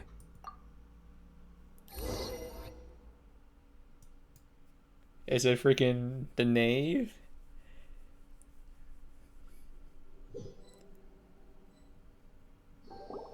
Well, that's everyone, huh? Speaking of which, it was pretty smart of you to think of hiding here. Poisson was just involved in a disaster, so it's presently devoid of people. That naturally makes it the best choice. And here you are drinking tea like it's the most natural thing in the world, huh? That's what families should do.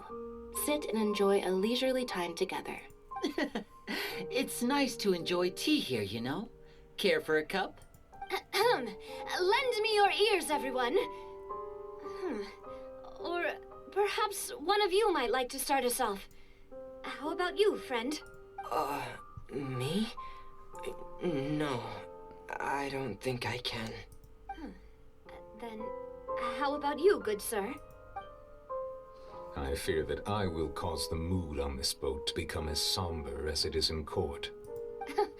Well then, I guess we're lucky we've got a local like me to organize things.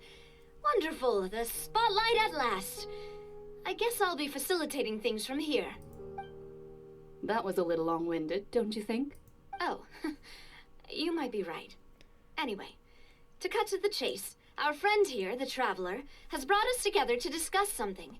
As for what that is, well, let's start by saying that we'll be pooling our efforts together to create a series of traps. Oh, how intriguing. Well, it's just an expression, really. One that I just learned from Chlorand, and used on the spot. So, let's invite her to explain in detail. A round of applause, please. Huh? Didn't you say that you would be facilitating this? Oh, come now. Your work doesn't involve much public speaking, right? This is a good chance to practice. You might even pick up some fancy oratory tricks to impress your boss with in the future. I see. And what does my boss say? He is glad that you consider him your boss. Do go on. Boss! Snake! In that case, do any of you have experience hunting? Yes, I do hunt the monsters quite a bit. Fremine and I once used a wooden Dual stick sword in a main. basket to Used to be catch heavy wild bow rabbits when and we were switchblade. younger. Switch As axe. for Lynette, Oh, right. You were sick that day, weren't you? I've also gone diving to catch some fish before. Does that count? I'm afraid not. You may or may not have heard, but Fontaine once played host to a group known as the Marechaussee Hunters. Though that was their name, they did not hunt animals, but rather various monsters left behind by the ancient dynasty of King Remus.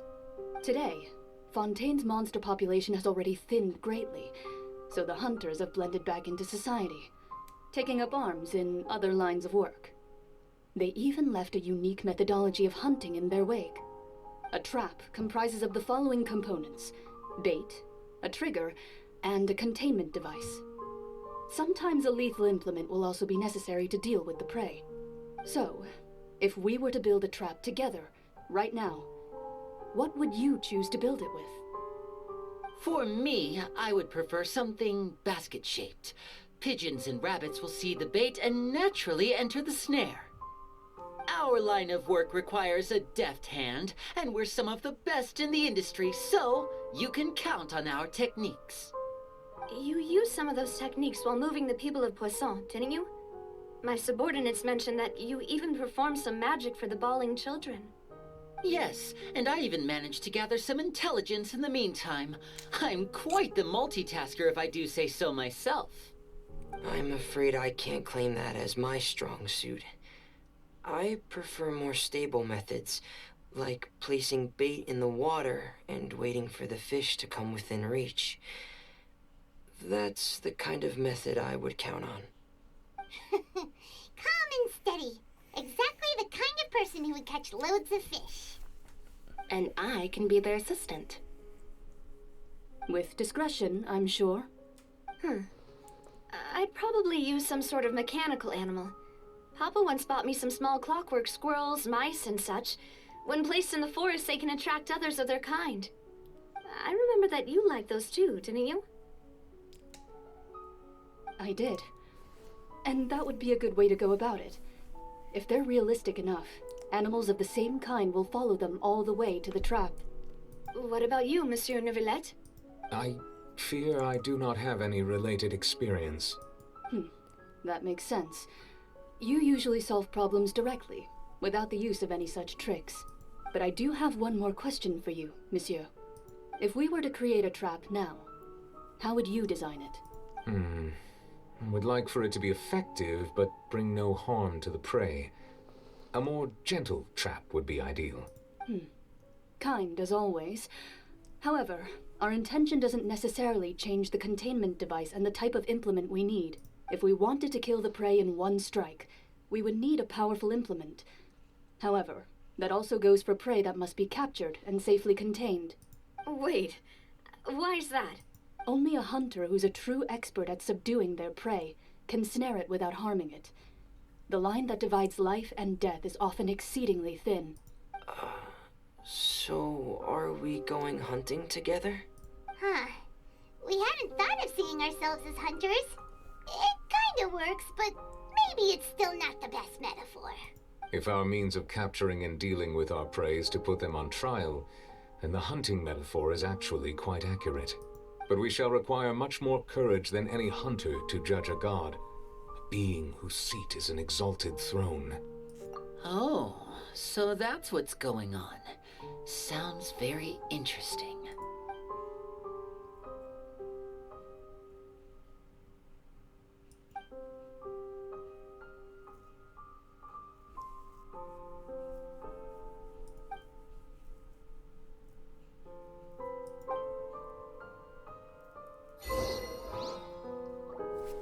Okay.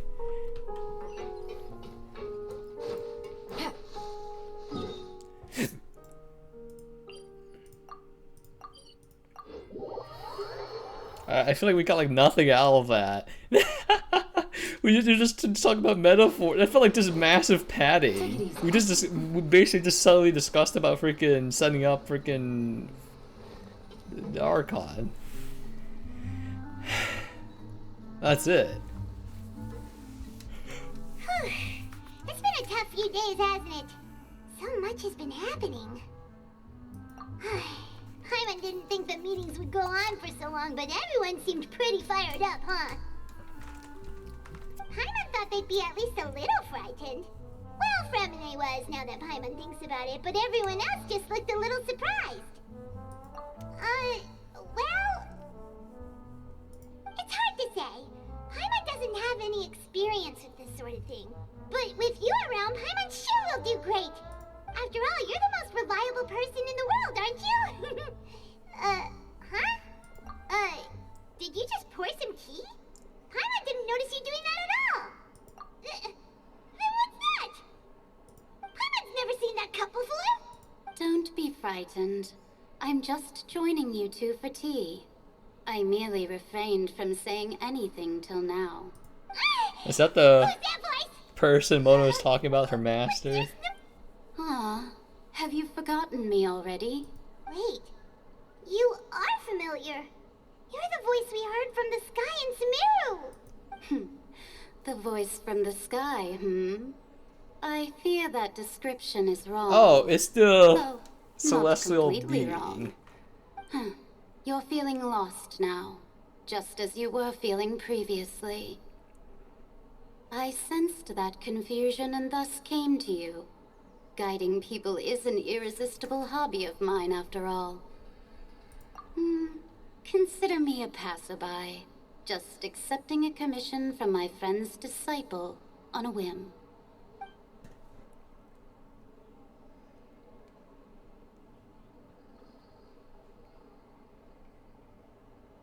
Oh, it's not a celestial. It's just one of the freaking one of the mages. The prophecy. Yes, what has been prophesied will be fulfilled. You may view such things as the history of the future. What? Why does she have a British accent now? Is there any The British!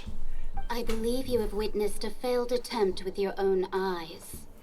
Can everything in Tevat so easily be changed? Ah, so you've caught on.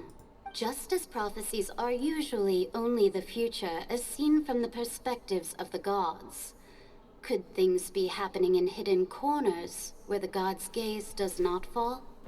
Are the things that you shall see different from the fate that the gods perceive? What is she talking about? It all sounds really impressive and important and stuff, but it also sounds kind of scary. I believe that you understand, right? Some things are insignificant, but others you must reach out to change. Ultimately, fate shall serve as your only guide, no matter what will happen in Tevat's future. All you need to do is to play your part. This was good tea, by the way. Thank you for your hospitality. Well, that'll be all for today. The voice. It's gone.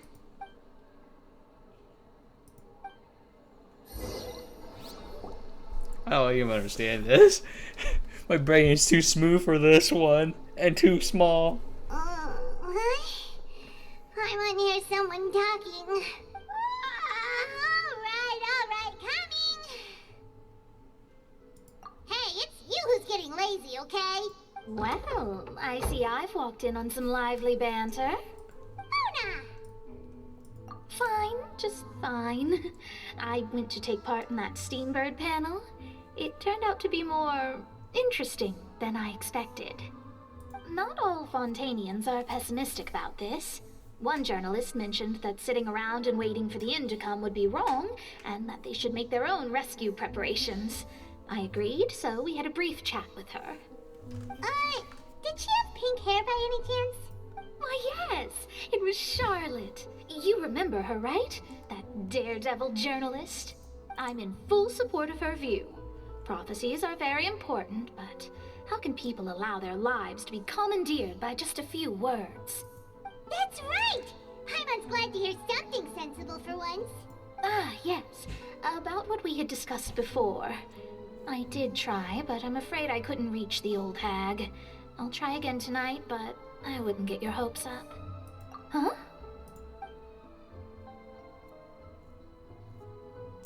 Goodness gracious. Are you serious?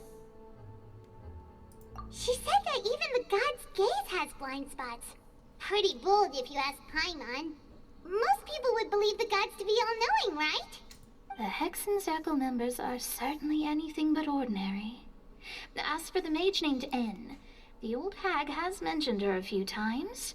She said that N's sense of direction is incredible, and that she loves guiding those who are lost. But I've never met her, and if she were still alive, she'd be... well, suffice it to say that the hag's at least a few hundred now, and N's been around for longer than that. Whoa. The Hexen Circle sounds like a scary group. But they must really stay in shape to live so long. Their abilities alone are pretty terrifying. If she came to see you personally, then the problem you're facing must truly be of great importance. Well, it's not like Paimon could understand anything she said. Yes, she was quite cryptic, but I suspect she means that there is still a way to turn things around. She didn't say when or what that would be, though, so... perhaps it is something that you cannot know right now.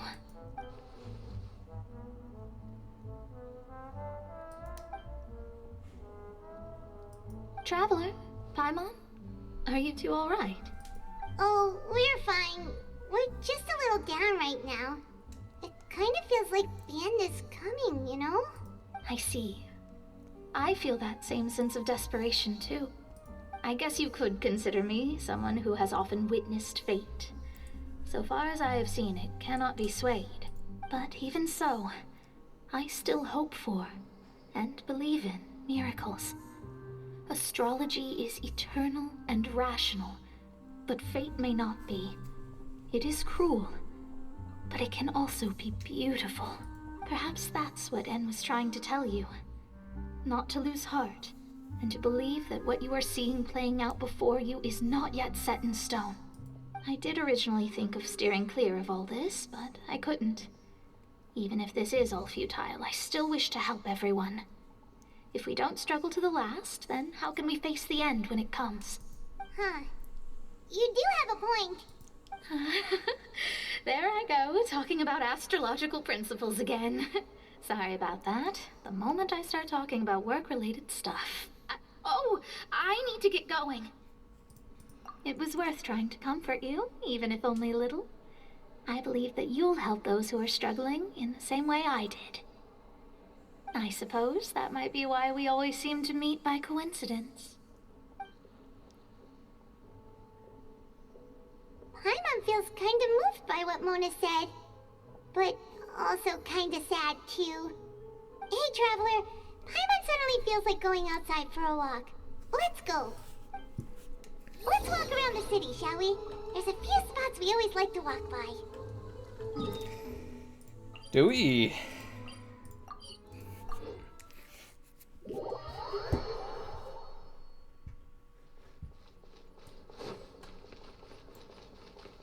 I'm actually kind of afraid that I need to swap my team for like an actual boss fight or something.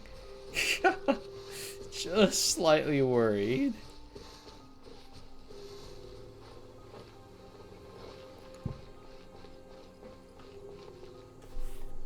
Because this is just my world exploration team, Fontaine. Our names are written in this newspaper. What's going on? Let Paimon see. The underwater stronghold, the Fortress of Meripede, has continued in its noble autonomy. But that does not mean that others cannot interact with it. My recent attempts to enter the fortress bore little fruit. Huh. Guess Charlotte still hasn't given up on that. Thus, did an Outlander friend become the focus of this report? A blonde adventurer with their white fairy legends trailing in their wake. It is said that this mysterious traveler once visited the underwater fortress. So while the fortress's interior remains a mystery behind closed doors, do not fear, for the tales of the traveler contain surprises in spades. Journalist Charlotte's biggest scoop yet, the Traveler's Trail, World Walker. Huh. Charlotte took so many awesome photos of us and we never even noticed her. She hasn't been able to get a hold of anything at the fortress, so since we're easier to find, she's using us as the subject matter instead? Seriously? Well, fine. Those headlines and photos do look cool, so Paimon will forgive her this time.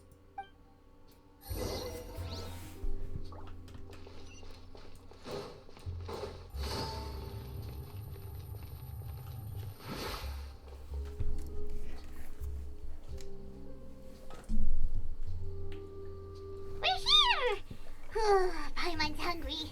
Should we go in and get something to eat?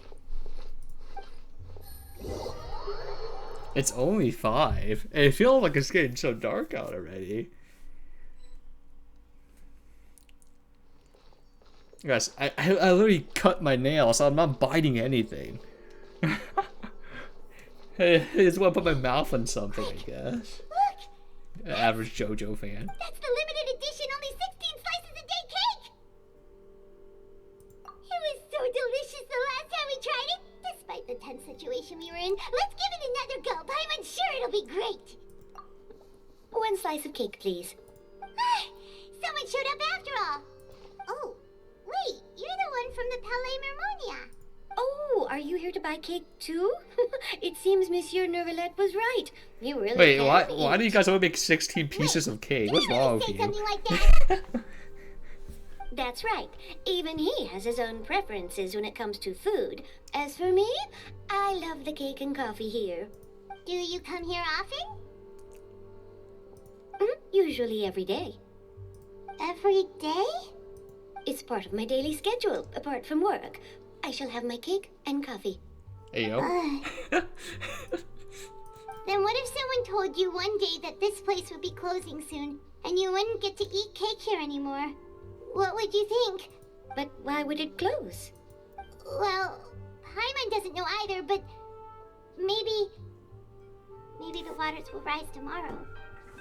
You know, like in the prophecy. Oh, the prophecy. To be honest, I haven't paid much attention to that. No, still, even if there'd be no more cake tomorrow, that wouldn't keep me from having some today. No, it's the same for eating in general. You might not be able to eat tomorrow, but if you can do so today, then you should carry on. That's what people call living, you know. Huh. Don't be sad. Excuse me, could I have 2 more slices of cake to go? These 2 slices are for you. Sishuin said that this kind of expression you're making is what humans call being sad. Oh, you know Sishuin? I sure do. She was born before me, and she sometimes comes to the surface to teach us things about humans. She said that humans are creatures that are saddened easily. Yes, and you can only lift their spirits by feeding them delicious food. So please try the cakes here. I've got something else to do, so I'll be going now. Just let them eat try to stay in a cake, good mood after guys. eating, all right? Bye.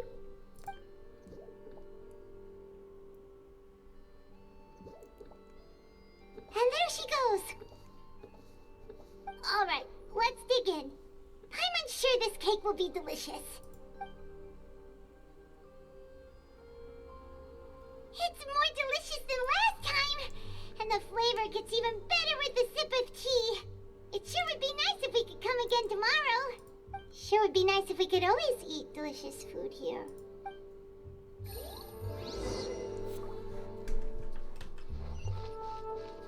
I still don't understand what we're doing. How come we're just like walking around? Oh, we're near the Steambird office. Let's go look for Charlotte and have a chat.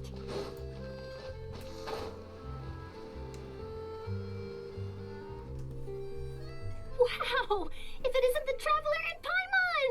Oh, have you seen the article I wrote about you? Ha! You got some nerve! You just used us to make some quick mora! Oh, you needn't worry about that. I heard that you were in Poisson some time back, so I sent you a letter to discuss just that. It appears you didn't receive it, though. It's all right, though. I've set aside the amount intended for you. I've even set the table with some food. Really? Oh, you're the God dang it, Paimon. You're almost a little too easy to win over, Paimon. If I were a journalist with ulterior motives, you'd be in trouble now, you know. Oh, Paimon knows you're not like that. Still, what brings you here all of a sudden? Were you looking for me? When Mona mentioned you, we thought of coming to see you at work.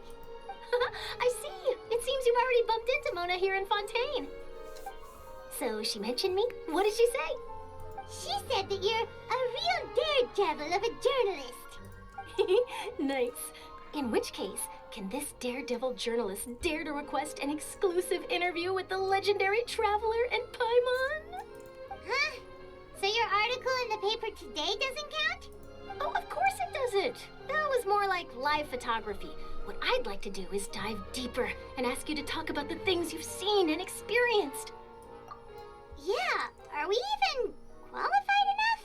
Why not? If I say you're worth an interview, then you're worth it. But not right now, of course. I'll need a few days to prepare. Oh, in that case, we'll just chat when you have the time then? Oh, so that's a yes?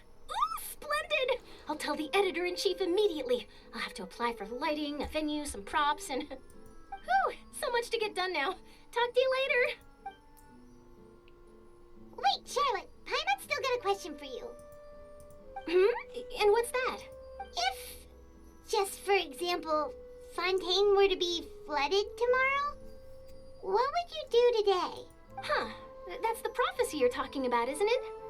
I mean, I do hear about it often, but I've never once thought that the day could be tomorrow. If you're seriously asking, then I might try and think of a way to leave Fontaine. Oh, but I'm still a journalist first and foremost. That means I have a duty to be reporting from the scene. And secondly, I wouldn't forsake my homeland that easily. From what I've seen, most people don't know what they'd do should the worst come to pass. In truth, it might be better just to behave like normal rather than worry over such an end. So in all likelihood, I'd probably still be prepping at the office for that interview of ours. I know what you're thinking. That sounds a bit sad, but I've always believed that it's best to do what you enjoy. Just think about it. If this nation really were to be suddenly destroyed tomorrow, but I still successfully finish an exclusive interview with a truly unique person, then the story I would wind up writing would truly be timeless. These people just don't care, huh? Just like, fuck it. Just embrace death. Let it come. It deserves me.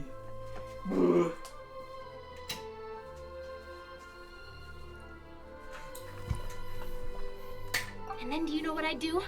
Well, I'd write that story, send it for printing, and use messenger pigeons to get copies out to the various nations as soon as possible. I'm not a dreamer, nor am I a workaholic, but I do love my job, and I'd be proud of leaving such an article behind.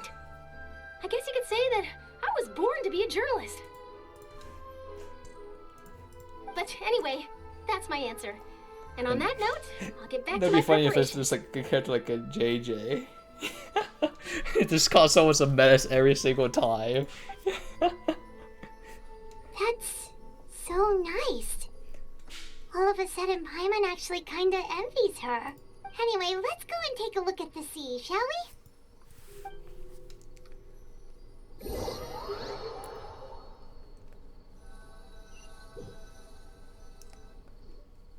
The sea breeze and scenery can be a pretty soothing combo, huh? Oh, I don't have auto on. I still don't know why am I biting? Paimon's been thinking. If it wasn't Fontaine, but all of Tevat that would Actually, be no, I'm a destroyed tomorrow, snacker. where would we go and what would we do? Uh, No, Paimon should ask, if you could choose, what would you like to do?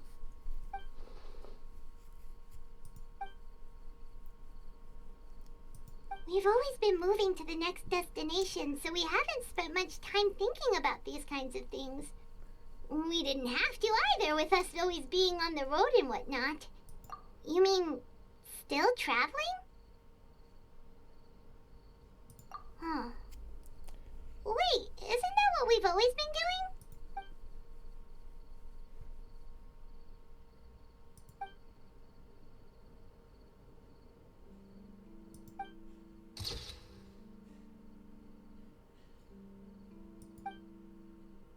That is weird. You just spent like 2-3 whole days just vibing and just yes, the prophecy, setting up the trap for Farina. Feels like you'll grow mold if you stay here long enough. But it's still better than the Fortress of Mirapede, that's for sure. It's not only damp there, but salty too. Ah, so the two of you are still here. Wonderful. Oh, you're from the Palais Sophia, aren't you? Yes, I'm Isadora. Monsieur Nervillet sent me to look for you two before. I heard that afterward you went to the fortress of Meropide. Not at all. I'm well aware that you're friends of his. Actually, I'm here to pass along a message from him. Hello, Visions. Yes, inside the Opera House. The Maréchaussée Phantom has declared the incident a small-scale riot. A riot? Well, that said, I don't personally think it was that serious. Wait, the mouse people are rioting? Lady Farina was watching a performance at the Opera House, and while she was resting during an intermission, some other audience members suddenly started harassing her, loudly accusing her of doing nothing about the prophecy crisis. Oh, wait, this is the And trap. before she could respond, others started to Not join in. so much as this, it's setting up the freaking crisis, the freaking when everyone's turning into water, and like how like the two boys of Navia are just like, even if you're dead, you're still like protecting her. That's freaking crazy. I'm sitting here, that's fucking the boys. They said no, stand aside. The crowd continued to My grow, queen. and protests I was against like, the damn, that's Hydro kinda Archon base. started to break out. That shit is fucking base. So people have started to put the blame on They Farina. literally snapped Guess out we of the finally freaking found an outlet Matrix for the just because pressure they they've want to been save under due to her. the prophecy. That's fucking crazy. I agree. Ain't People no will way. naturally rely on gods, as is customary. But the moment people feel threatened, gods are also the first to be blamed. So what happened after that? Is Farina okay? Seeing that the situation was spiraling out of control and that further argument was pointless, she claimed that she'd gotten tired of this and left in a hurry. The Maréchaussée Phantom had their hands full maintaining order and did not catch where Lady Farina had gone. Only when things had stabilized did we realize that she had gone missing. So, you mean she's still missing? That's right. The Maréchaussée has dispatched many people to search for her, but we don't have any leads yet. That said, I don't think there's much to worry about. She is a god after all. Even if she were to fall into the hands of rioters, what could ordinary people do to her? Good. Monsieur Nervillet sent me to tell you about the situation, but he didn't say anything else. The plan is coming together. Don't worry, this is more than enough to go on. Thanks for keeping us informed. Ah, is that so? Well, all right then. In that case, you two take care. I'll be heading back to the Palais now. Well, sounds like we should hurry over to Poisson then. If we know Farina, she won't try to fix things in this situation. Instead, she'll look for a place to wait out the heat. And, as we also know, she may be loud and dramatic, but she doesn't have a heart of stone. When Nervillet was talking to her in the Palais Mermonia, and she heard about Poisson, she couldn't hide her sadness and remorse.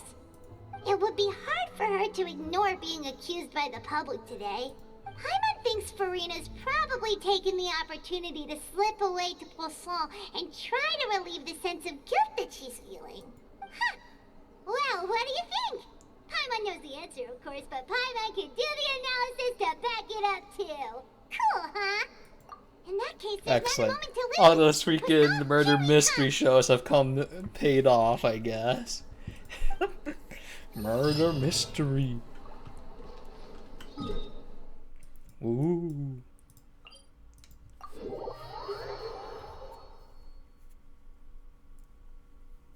This place looks deserted. Guess all the survivors must have evacuated already. All that's left here are signs of devastation. Could Farina really be here? Let's try to find her as soon as possible. I actually do see her. Wait a minute. For real, for real?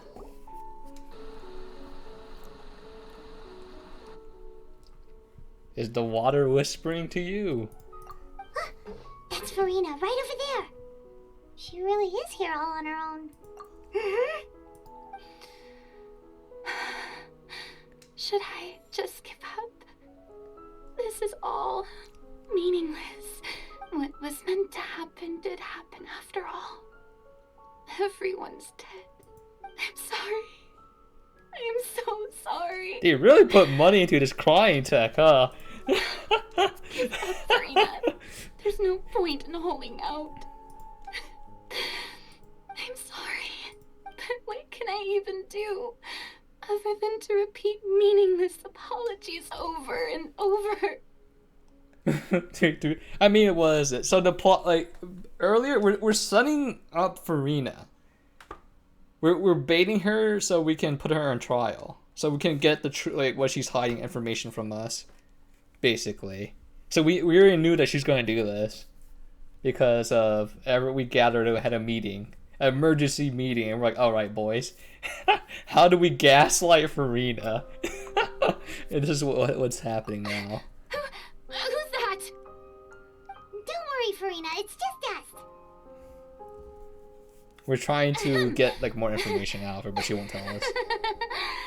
So we have to put her on blonde trial. traveler from another land. Why, I almost thought you were summoned from that mob of my ignorant subjects. Come to kneel and beg for my forgiveness. Farina, you were crying just now, weren't you? The tear stains on your face are obvious. What do you mean, tear stains? Oh, I remember.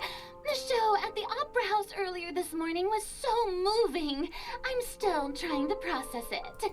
Who did that uncivilized rabble think they were? Disturbing my enjoyment of the arts.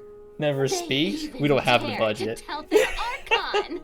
I must teach them a lesson. They're clearly MiHoYo or HoYoverse is an indie company, and they just don't have enough money to pay the once they VAs. realize that I'm nowhere to be found.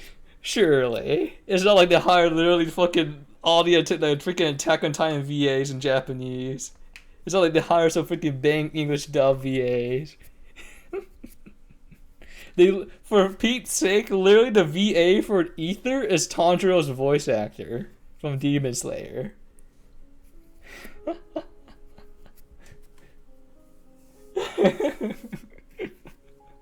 It's just like, I don't know why. That's what we joke around about the freaking main protagonist and like freaking HoYoverse games. Because like for some reason, just you don't talk.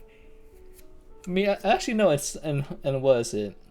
In Impact 30 talk. Actually, no, Adam doesn't really talk either. Never mind. Oh, and I'm sure Nivelette and those people from the Maréchaussée Phantom are freaking out right next to them, too.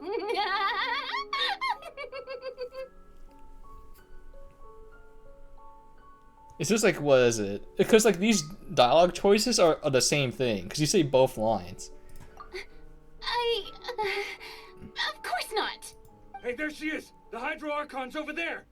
Quick, after her! Kill her. Farina, those people seem to be after you. They are? They're just some rabid fans who want to cut the line because they haven't been able to meet me in person, aren't they? That's against the rules. I can't let them get their way. Are we really about to beat up some freaking like civilians that are upset that they're freaking gods doing nothing about their freaking disasters that are approaching them? Farina just ran off. Quick, we have to catch up with her.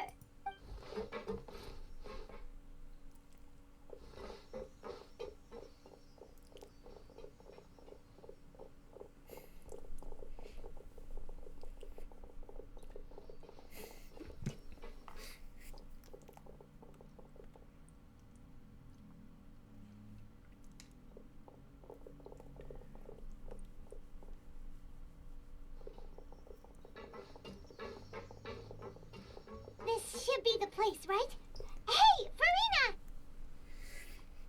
There's a good hiding spot over here. Quick, come to Paimon before the rest of them catch up to you. What is this place? Hurry, they're almost here.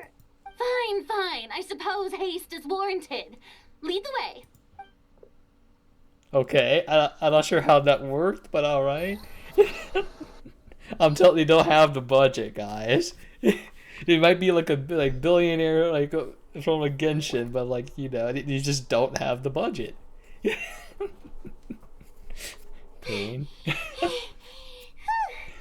Paimon's exhausted. You just save it for all the cutscenes, guys. Come on. It's only the actual like fight cutscenes. I'm so tired. I totally thought they had caught me. No, I mean, I merely gave in to the sheer enthusiasm they displayed. You're right. Yep, that's a good girl. She's not a puppy. Unless...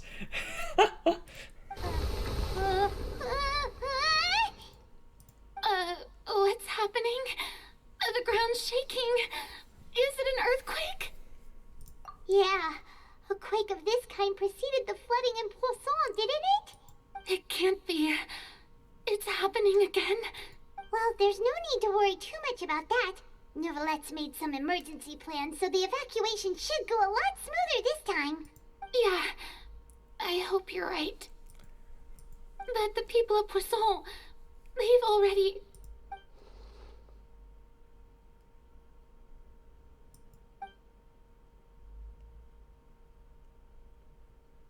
It's true. I've been investigating the prophecy for hundreds of years. I once had informants all over Tevat, searching for clues and feeding information back to me. I've tried all kinds of ways, too, to hold back the sea. Anything to keep the coastline from advancing. But all my efforts proved to be futile in the end. Really, the truth has been clear to me for a very long time. We cannot make an enemy of the divine. No matter what we do, the will of the heavenly principles will have its way, and the prophecy shall be fulfilled.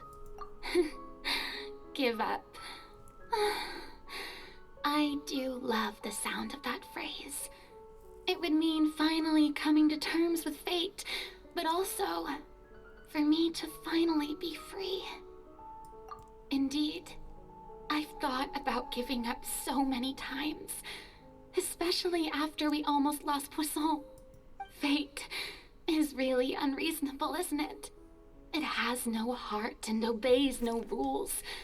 The prophecy has only just started to come true, and so many people have already lost their lives. The same energy as the Abyss thing. But just now, it all became clear to me. I still don't have the right to come to terms with fate on behalf of everyone else. As long as the final moment hasn't come, it's still not too late. Don't worry. I will keep hope alive for everyone until the very end. Uh-oh. Well, that's enough for now. I got the impulse to play the stricken maiden, but honestly, considering my rank and station, that wasn't a good fit at all. Don't take any of what I just said seriously. How could I possibly let Fontaine fall to the whims of trivial prophecy? Come on! Paimon could have sworn you were actually being honest just now.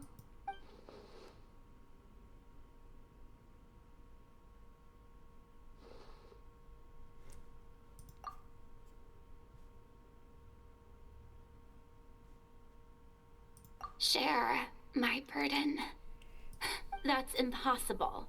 It was Wait, fated speech right 100 from the didn't start work? that this would be my duty alone.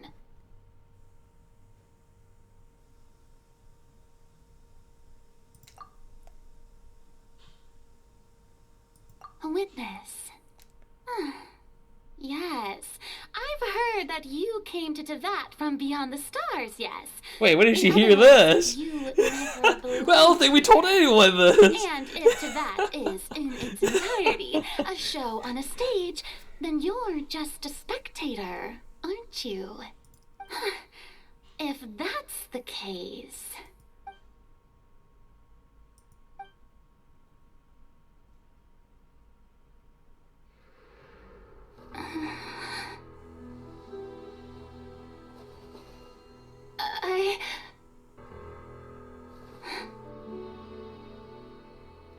Wait, why do we have to animate this?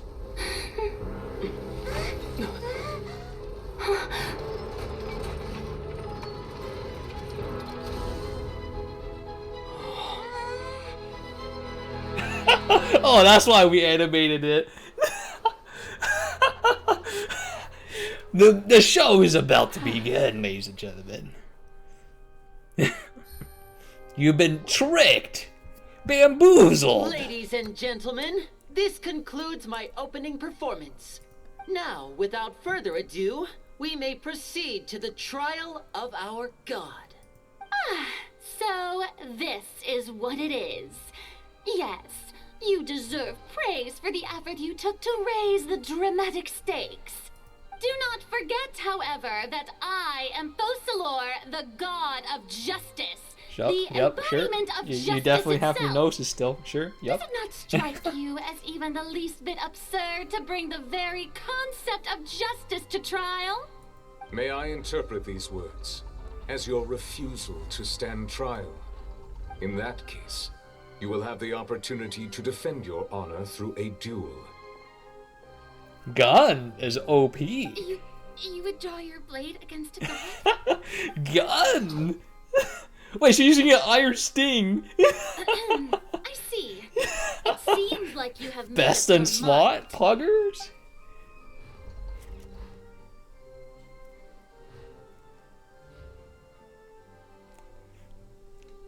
Paimon can't believe it. She just surrendered. What the heck is going on? Did I just see an Archon surrender to a human? Wow, how utterly humiliating. Lady Farina, what is the meaning of this?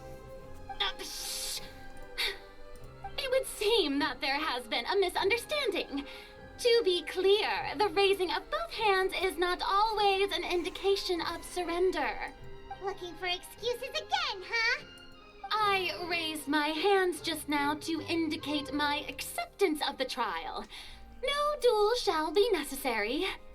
I will admit that I've been running away for a long time. I'm sorry, everyone. I was unable to protect the people of Poisson. It is my duty to stand trial for my crimes. You are not the only ones to be disappointed in me. I, too, am exceedingly disappointed in myself. But now, it is time for the Hydro Archon to show you her courage and resolve. I, Farina, will use this trial to show the world the true meaning of justice. This time, I will protect you. Wait, this time?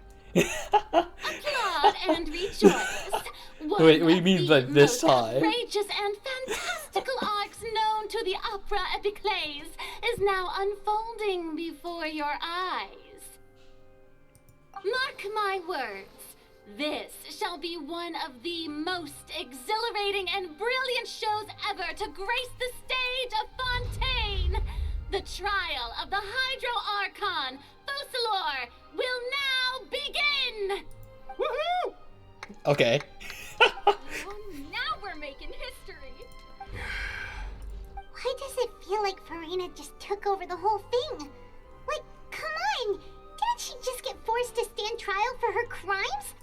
Also, even though she's still acting super dramatic, she is taking this seriously this time, right? All right, then. Who will be my opponent in this trial? The court asks the prosecutor to please take the stand. It was I! Is that so? Very well. Then please speak, witness of Tivat, my accuser and fated opponent. I'm the imposter the whole entire time.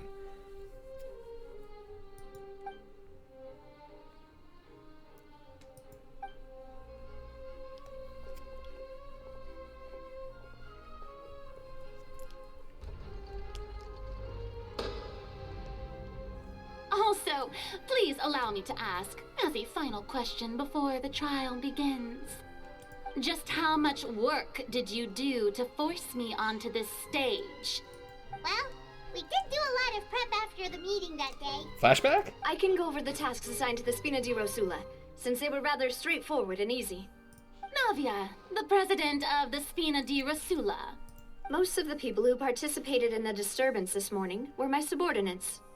They changed into plain clothes and came to the opera house as regular audience members, waiting for the perfect opportunity to incite insurrection against you. The people's resentment against their Archon has been building as more and more of the prophecy is fulfilled. A spark was all we needed to turn smoldering anger into a flame. Moreover, according to our understanding and analysis of you, when something like that occurred, you would likely flee the scene and head to Poisson by yourself. So, we arranged for a second group to lie in wait there. So, you mean the ones who scoured the settlement for me were also from the Spina? And their goal was to force you to step into the giant magic box so you may personally participate in the greatest magic performance in all of Fontainian history. That's right. That house was a magic box, rather than someone's residence. As the super ultimate version of the setup that I used when I first performed at the Opera Epiclese, the volume of the box was increased by a whole order of magnitude, and the distance it traversed was the entire gap between Poisson and Araneas. Its cargo, of course, was an Archon instead of a human. My thanks, Farina. Without your help, we could never have pulled off such an extraordinary performance. You're welcome? Of course, this performance was only made possible with Father's support. The House of the Hearth spent a massive amount of labor in Mora to pull this off. We had to select a location, construct a giant magic box, dig a tunnel, This is and working open up a 9 to path 5, through the boys. water. It was a lot of work for all of us. So, in other words, the earthquake that we felt within the giant magic box was just a normal tremor from the transportation of the whole house? That's right. It wasn't a sign of another disaster to come. Then, I can guess Nervilette and Cloran's parts. You gathered a crowd, prepared a stage, and made sure that the champion duelist would be immediately ready for I can't believe fight. she's using a 4-star weapon. What So is that as this? soon as I appear 4-star on the stage, craftable the trial weapon. may commence without a hitch. Am I right? Yes, that is correct. The Iron Sting. Well, Clorand, I must commend you for your courage. Only the most outstanding champion duelist in all of Fontaine would accept a duel with an Archon without flinching. Thank you. As for you, Traveler, I suppose your role was to keep me distracted with conversation once you found me in Poisson. You'd make sure that I didn't notice anything amiss before revealing yourself as my prosecutor once we'd arrived onto the stage. Oh?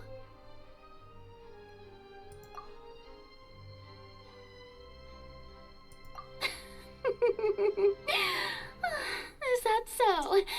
Then I suppose I must have missed my final chance. It's fine. It matters not. What's done is done.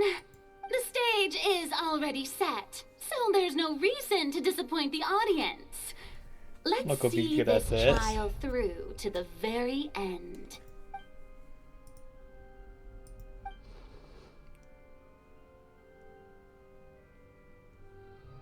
Sir Prosecutor, please allow me to pass this along. This is a document that Miss Charlotte applied for and received permission to share with you during the trial.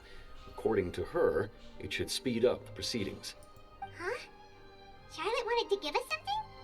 Oh, so she's here too! Hey, Charlotte! Oh, let Paimon see. Okay. Isn't this the exclusive interview that she did with us before? So she's already finished it, huh? Wait, then that means this document is a perfect timeline of everything that's happened ever since we stepped foot in Fontaine! So in other words, we can refer to this anthology of evidence every time we want to use something from our journey as evidence for an argument! Let's quickly confirm the information in it. Just think of it as a refresher, alright? You defeated the Hydro Archon in the very first duels you took part in at the Opera House. That's one for the history books, all right. I didn't think that you'd wind up getting to the bottom of the Wait, case for I've real? been Is following all literally this time. everything? I guess you could also see this as a happy coincidence. This is the first time Monsieur Nervillette had a difference of opinion with the Oratrice. Even the Hydro Archon can't figure it out. A Fatui Harbinger. She's an extraordinary person. Her instinct must mean something. The fortress of Meripede was almost destroyed in a single day. That I didn't witness that scene personally will always be a source of professional regret, I think. According to Monsieur Nervillette, both Child and that whale should have been in the primordial sea at that time. I nearly lost my awesome friend Navia. To be honest, that still gives me shivers. Dude, this only the protection of dead members of spirit prevented her from dissolving the boys. The words of someone as extraordinary as a witch can probably only be truly understood when something surreal happens to you.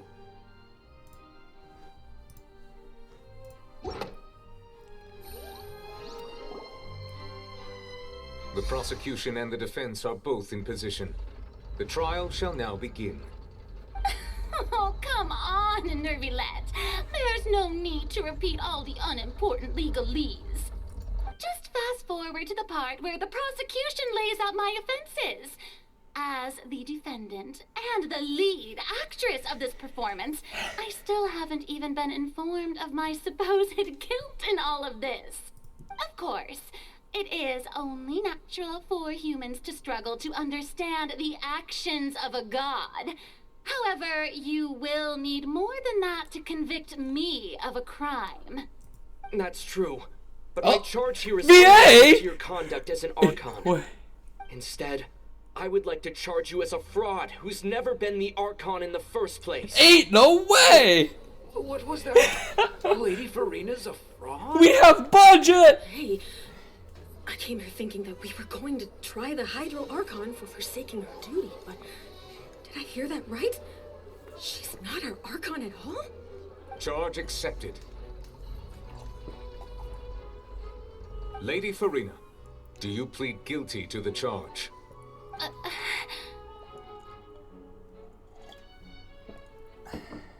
Lady Farina. I plead not guilty. How can I be guilty? There is no way that I, Focalor, otherwise known as Farina de Fontaine, a member of the Seven and the Regina of all waters, kindreds, peoples, and laws of Fontaine, could be anything other than your true Archon. Yeah. Even though Lady Farina can be rather eccentric, isn't it going too far to doubt her very identity? Yeah, I've never questioned her identity either. Sure, Lady Farina can be super irresponsible, but what grounds does that prosecutor have to make such a huge claim? I have cause to believe that common sense will prevail in this case. Many of the members of the audience have known me as the Hydro Archon ever since they were born. There would be no fooling their memory. See? Even the Oratrice has decided to show me its favor. Are you sure you want to commit to a charge that will never be upheld? If you wish to drop the case, I can promise you as the God of Justice that you will not have to face trial for making a false accusation. We will treat everything that's happened as a dramatic spectacle and move on with our lives. What do you say to that? An argument with near impossible odds, huh?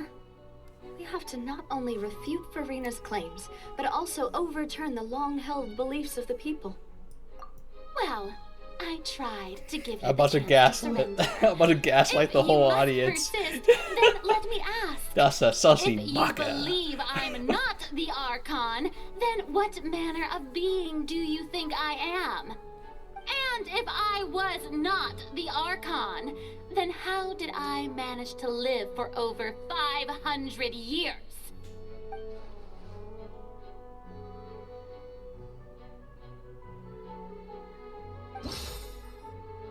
Choose evidence that corresponds.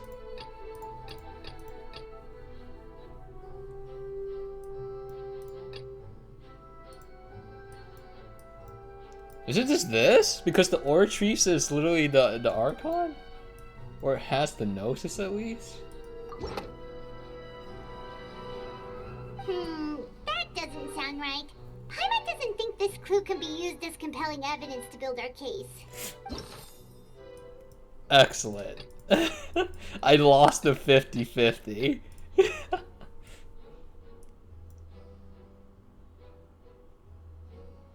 Oh, that's right. She did. That's right. She shoved her hand through, was it Farina, and there's no gnosis, but only a curse.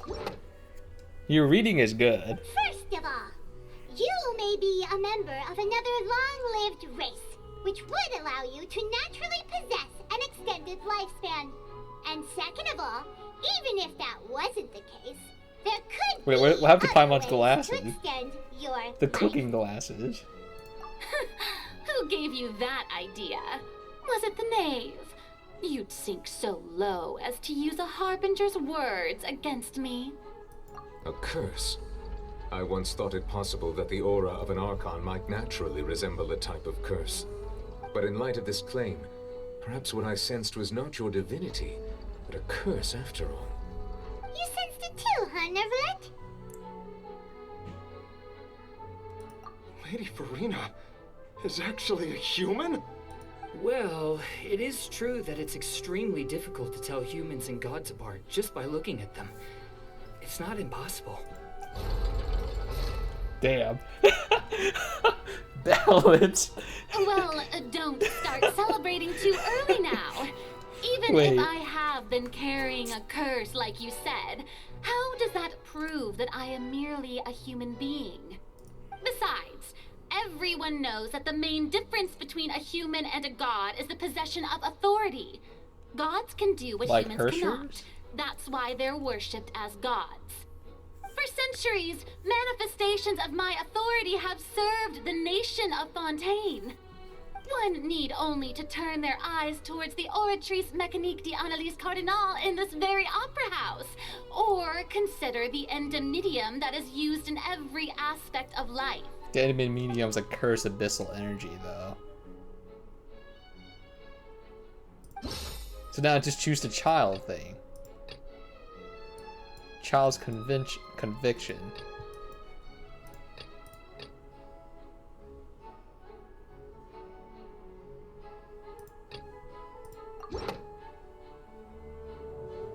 You tried to reference the Oratrice, but weren't you as confused as all the rest of us when the Oratrice declared Child to be guilty without any proof? Otherwise, you should have come up with a good explanation for that by now. Didn't I make myself clear at the time? The decisions of the gods are naturally difficult for humans to comprehend. There is no need to provide an explanation. Lady Farina, I believe a reminder of your current circumstances is in order. While the court is in session, the principles of justice and the law must come before all else. While you are an Archon, you are also first and foremost the defendant in this trial. You will prove yourself unable to defend against the prosecution's charges if you continue to withhold vital information against the rules of the court. I never thought you'd use that kind of rhetoric against me. You can't lie. That was no trick of rhetoric, Lady Farina. I've merely reiterated the rules of the court. Rules that all should respect and follow. So, you neither knew why Child was declared guilty, nor did you understand the structure and operations of the Oratrice. Instead of having been created by you, the manifestations of authority you mentioned have been made by the real Hydro Archon, haven't they? The real Hydro Archon? Well, now you're really losing me. It is true that I did not know why the Oratrice gave out a guilty verdict that day. But the Oratrice handed out that verdict unilaterally, and it has been operating independently ever since it was first created. You can't argue that just because a divine creation is flawed, that the god behind it must also be no god at all. She's still throwing out all kinds of excuses. Seems like she's confident that we won't be able to produce proof that she has no power over the Oratrice. My power as an Archon. There are many ordinary citizens in the audience. How can I just carelessly demonstrate the formidable power of an Archon? If that poses a concern, I'm prepared to extend my protection to the audience. You don't need to go that far.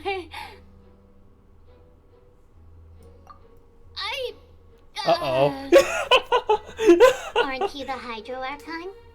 Or is it that you can't even wield the power of Hydro, much less the authority of a god? Can you make a little bubble? Indemnitium! Yes!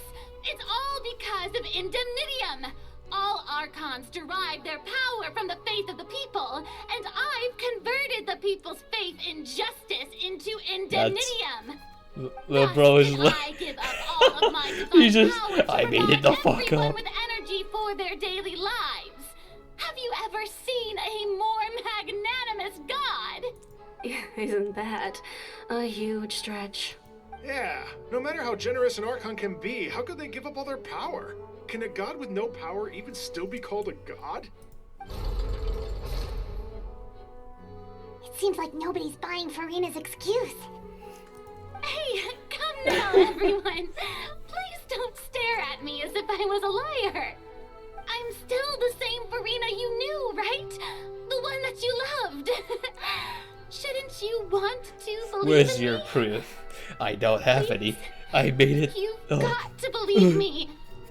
If what the prosecutor said is true, she really has committed a grave offense. Did she deceive all of us? And all of our parents and grandparents too? And then all of our ancestors? Ever since they were born? Enough. That's enough. Tell me then, if I'm not the real Hydro Archon, then who is? If you have no evidence of another Hydro Archon's existence, nor can you find anyone who can back up their claim to be such, then what grounds have you to say that I'm not actually the real deal? Wow, she came up with yet another argument. How can we I mean, her now? but like, Seems like she was really it doesn't want even to give Archons can still use their powers even if they lose their gnosis. So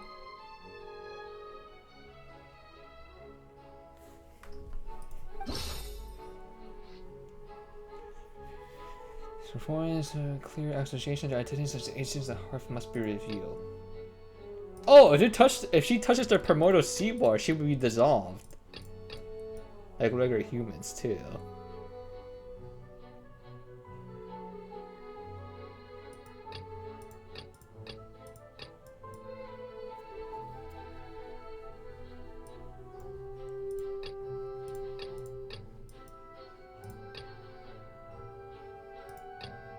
I feel like this is right? But New Flet's... What evidence can be proof that Farina is human?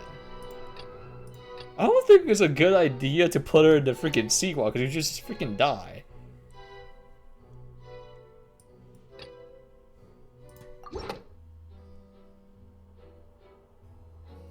has been established that all Fontainians can dissolve in water from the primordial sea. And that means... Since you insist on claiming to be a god and not a human, then there's a method that you can use right here and now to eliminate all suspicions of you being the latter. Miss Navia, please apply to serve as a temporary attorney for the prosecution before addressing the court. Though you act in partnership with the prosecutor, you must still adhere to proper procedure. Super sorry, Monsieur Chief Justice. I swear this really will be the last time that I'll speak out of turn. Now, I've brought some seawater from Poisson. They do. Knows, a massive Okay, so flood struck the area not so long I'm gonna ago, drop some lore for taking you. many lives. So basically, the Archons do have visions, but they're like upgraded visions, and they're called gnosises, and that's why I said earlier. Even without their gnosises, their upgraded visions, they can still use their powers.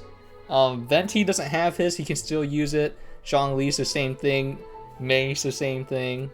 It should be the same thing for Farina as well. And I don't know why, I have a bloody nose. So I'll be right back. What the fuck?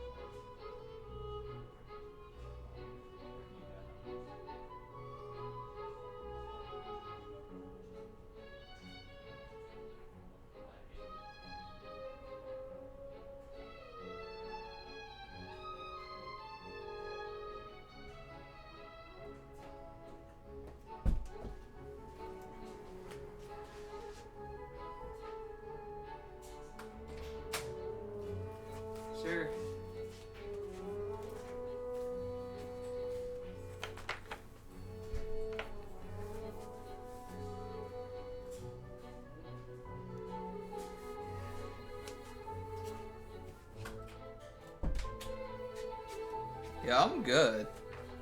But that was I haven't had a bloody nose in so long. That was just randomly. I got too excited talking about Genshin lore, I guess. But yeah, I don't think there's any blood anywhere. It looks like I cut off all my hands and arms. Okay, there you go. We good. Including those of some of my closest friends. So, Miss Farina, would you dare to touch some of the seawater? If we are to believe that you are indeed the real Hydro Archon, touching the seawater would have no effect on you. All it should do is strengthen your case. But if you don't dare to touch it, then we would have basically proved the reverse. Oh, and I must remind you that after the disaster at Poisson, nobody wants to see any more people dissolve. I do hope you'll act prudently and choose the simpler path of admitting guilt. Navia from the Spina di Rasula. The Spina has governed Poisson for many years. I guess her suggestion is valid. Yeah, usually like a bloody nose is like the what's is it? indeed just It's a when you're human. like really She's dehydrated or probably something like that. Fontainian like all the rest of us. Would she really dare to try?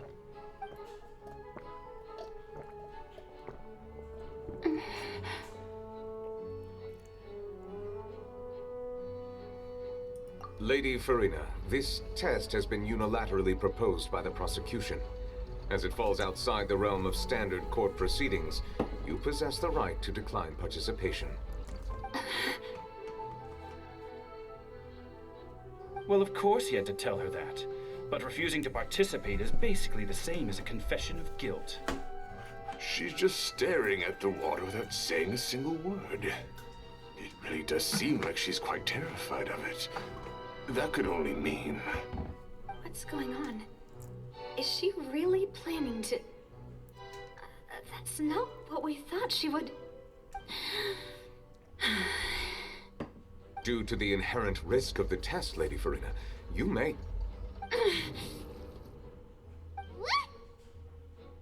Hey!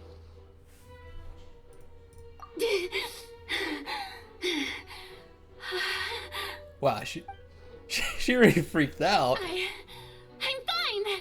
Look at me, everyone! My hand is still here! I haven't been dissolved! Will you believe me now? I really am your Archon! I'm nothing like a normal human who would fall apart as soon as they touch this water! Really? Was this not the most obvious thing Why in were the you so world? scared Miss then? Seedwing, if you are present, Miss Seedwing, please come forward and attend to the defendant. Siege Win? Don't be nervous. It'll just take a few seconds.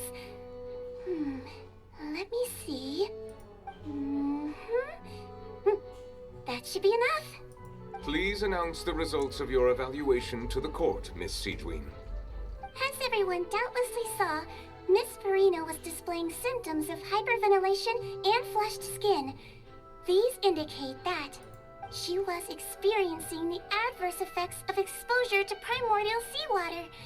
The extent to which she was affected is the same as other humans when exposed to primordial seawater of a similar concentration. Thank you, Miss Seedwing. Lady Farina, you may So return to the defendant's stand. She's borderline human. Oh, wait. What did she just say? I didn't get dissolved. Shouldn't that be enough to prove my innocence? Well, considering your tendency to run from your problems, we did originally prepare a direct sample of the seawater around Poisson. However, after extensive discussion, we exchanged it for a sample that is not concentrated enough to dissolve an actual human. After all, on the off chance that something entirely unexpected might occur, we don't want anyone else to lose their life to the sea. Yeah, so out of regard for Farina's life, you secured a low-concentration sample and asked the head nurse to serve as an expert witness. It's a great thing that the direct sample wasn't actually used. Farina could have... I can't believe you...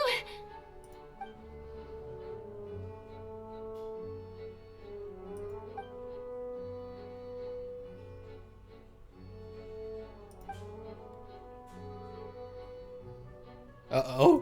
Listen to me, everyone. Please don't give me such cold and disdainful looks. Uh-oh. What happened just now didn't prove a single thing.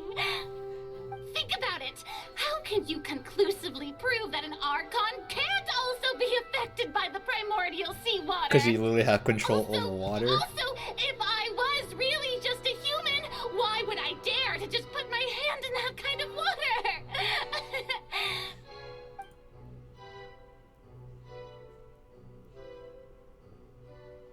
Please, everyone, anyone, just listen to me.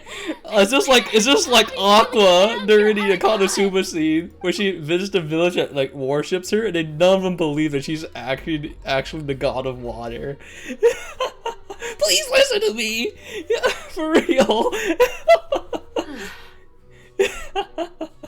I don't think anything she says at this point will sway anyone. The odds are just too stacked against her now. It's just truly all water gods are just useless. Paimon doesn't think there's any way left for Farina to win. I believe the time for arguments and presentation of evidence has come to an end. If there are no objections, we will move on to the final judgment.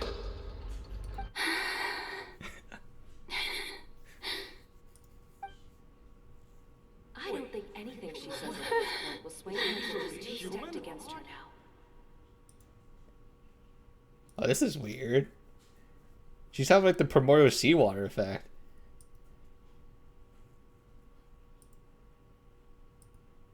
In my capacity as Chief Justice, I shall now render judgment on Farina's misrepresentation of herself as the Archon of Fontaine. As a human who knowingly deceived her fellow citizens, Farina is... guilty. Guilty.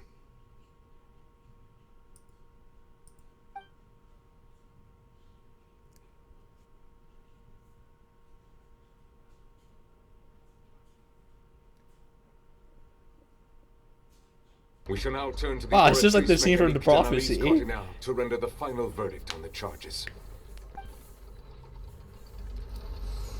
Star rail pulling.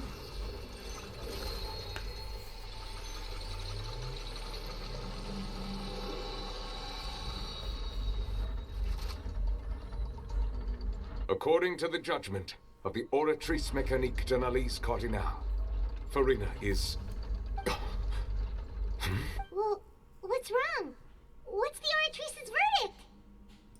No, the Oratrice also displays a guilty verdict. Isn't that correct The death penalty. However, the exact wording of the verdict is thus. The Hydro Archon, guilty, to be punished via the death sentence. This is their first time. The death sentence?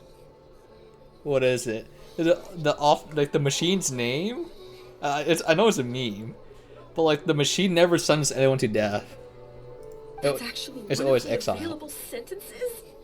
I've always thought that it was Yeah. just a myth. It's not supposed to be real. The one and only time the death sentence has been handed out at the court, and it's been given to the very person we've worshipped as the god of justice? What an unexpected twist. Farina's been sentenced to death by the Oratrice? We just wanted to use the trial to show her the seriousness of things so she'd tell us the truth. How did things escalate this quickly? This outcome is indeed quite strange. According to Fontaine's current definitions of justice, as well as its recommendations for criminal sentences, is this sentence really appropriate for the crimes that have been committed? Yeah, even Fauché wasn't sentenced to death by the Oratrice. You know, the real evil mastermind behind the serial disappearances case. Indeed. Not only is Farina's sentence overly excessive, the very point of our trial today was also to prove that Farina has never been the Hydro Archon in the first place. But now, the Oratrice seems to have deliberately invoked the title of the Hydro Archon. What does this mean? What does it mean?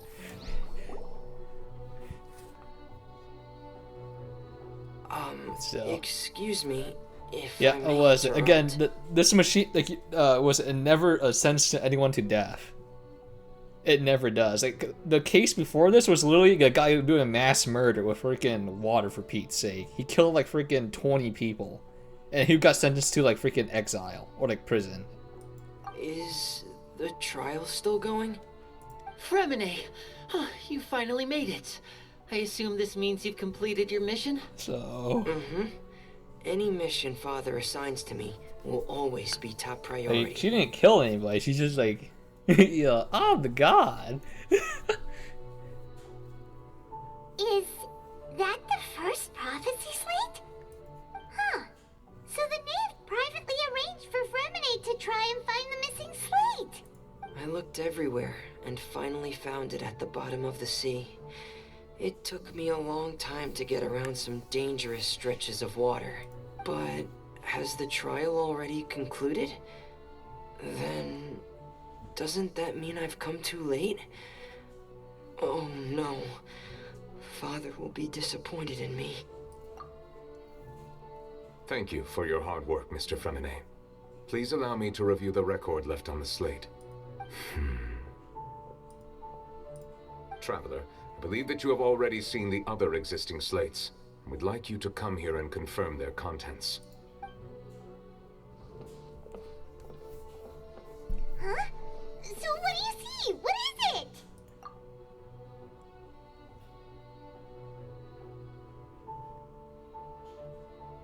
I believe I have now made sense of the Hydro Archon's crime. It has to do with Fontaine's lost history. Wait, that makes... Wait. Hydro Archon just guilty of That makes her sense why people? Fontaine people turn into water. That's for But that also means that people that aren't Fontaine, that means they fucked water. So that means they floated like a floating blob of water. So that means they could get preggers by humans. Wait a minute. Wait a second. Uh-oh. So when you say Hydro Archon, do you mean the real Hydro Archon we've been kind of talking about? The oceans can get preggers by humans? Canon? In truth, everything that you've encountered in Fontaine up until this point can be traced back to the contents of these stone slates. However, I'm uncertain as to how much sense they currently make to you. Okay, let's try to recall the contents of the other 3 stone slates. Paimon will do her best to help you remember.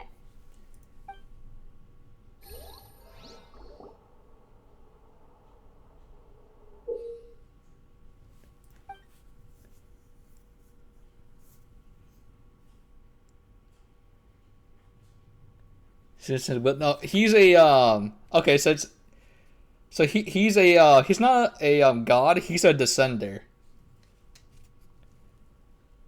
A descender is basically a person that does not belong to this world. And their history cannot be recorded. So like okay, so this is a lot of lore I have to freaking tell you. But basically there's Celestials, which are basically like the gods that are better than the Archons.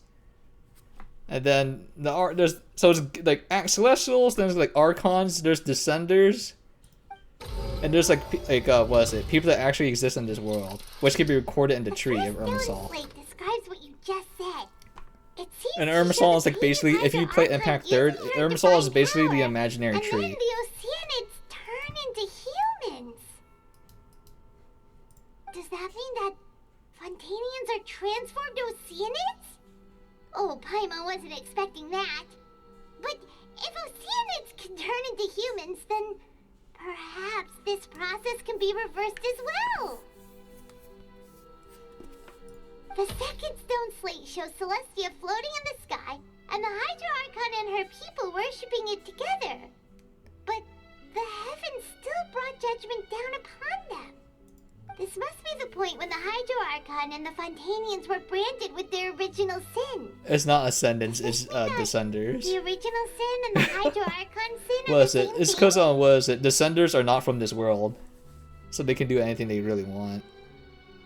The third slate shows the It's not Hydro that deep, Archon bro. sinking into the sea surrounded by many people. It really ain't that deep. If you don't belong to this world, you just show up and just yoink everything. The rules don't apply to you since you're not of this. Paimon, didn't we also What is it? watch Because the that happen to Archons are getting someone else? recorded. I don't remember if they said the Celestials are being recorded, but the Archons are being recorded. Well, the fourth slate is the prophecy the What do you mean it Fontainians doesn't make any talking sense? about. People dissolving into the sea, the Hydro Archon crying on her throne, and so on. I guess you had to play, like, well, I'm probably explaining it poorly. That means you just need to play the We didn't game. believe that such a crazy disaster That's a could lot of happen game, at first, though. did we? That's a lot of lore you have But to play after through. that incident, it was just a question of when and not if.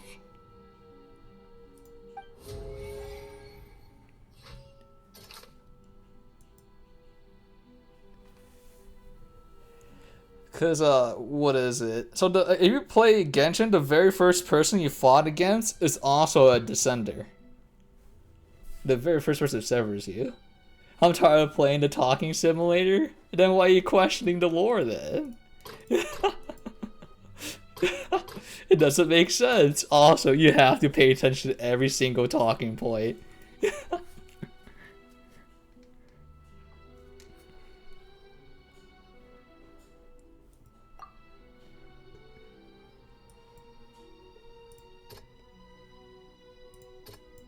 Because I'm curious. And then what?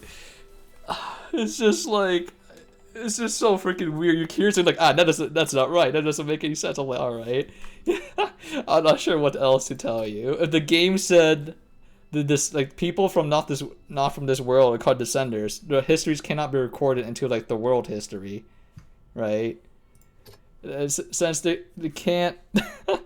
It's like, how do I explain this? If it cannot be recorded into the tree that records literally every single thing that happens in this world.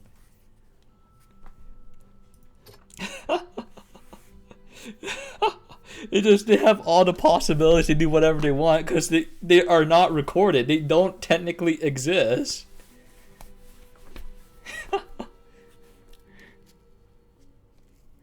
It's just like what is it? There's a scene where Traveler breaks a cup like in a different timeline where Scaramucci goes back in time to kill himself or prevent him from like meeting the villager people, right?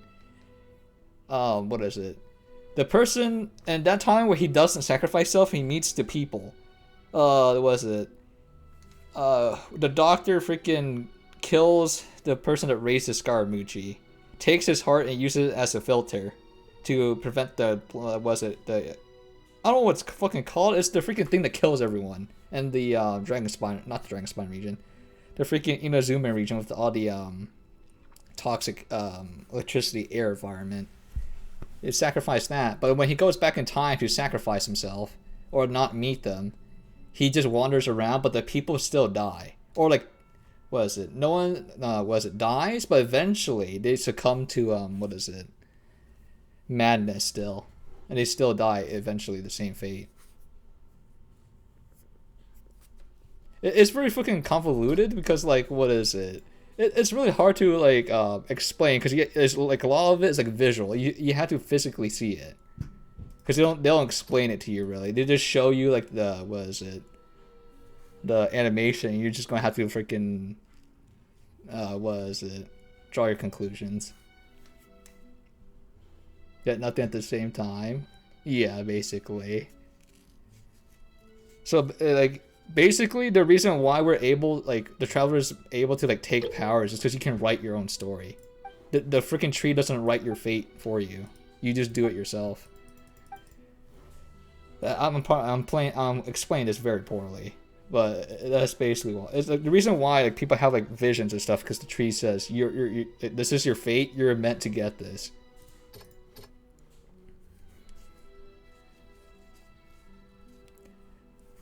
It's really weird. Like I feel like the best way to get like full explanation of the freaking why Traveler can do this is just do the Scaramucci quest line, because it shows you even though he goes back in time to prevent himself from meeting the villager people, they still die. Because the tree said they're still destined to fucking die. From like, madness or by the doctor fucking killing everyone. Basically. And after the words so in that timeline as well, before he goes back and kills himself or prevents him from meeting the villagers, the vase breaks. And then once you see like the timeline has been reset and you go back, the vase isn't broken, but later, like a few seconds later, you look back down and it's broken. But Paimon didn't break it this time. It's just broken on the floor. There's no set path for us. Basically, yes. That is what a descender is. You cannot be recorded, therefore you're not real. Your fate is not determined. Except for this is a big plot twist for this. Your sibling technically is a descender as well, but for some odd reason the tree has recorded them down. So that means they're no longer a descender technically anymore. They're actually a person in this world. So, and we're trying to figure out the bottom of it. So we bend reality, yes, basically. I'm explaining this really bad. I'm sure some guy in like YouTube comments or something can explain better. Or some like person that pick up all the freaking lore books in Genshin could freaking explain it better. We know from the case of the serial disappearances of young women that Fontainians can be dissolved in primordial seawater. And the first stone slate tells us that long ago, the Hydro Archon used her power to turn Oceanids into humans. This might be the reason that Fontainians can dissolve. That's freaking wild. So oceans can be predators. Yeah, so they talk about Celestials right here as well. And freaking Jesus.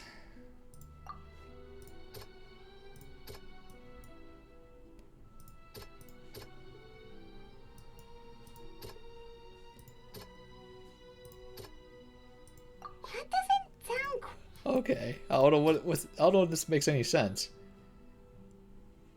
That doesn't sound... Like, none of these make sense to me.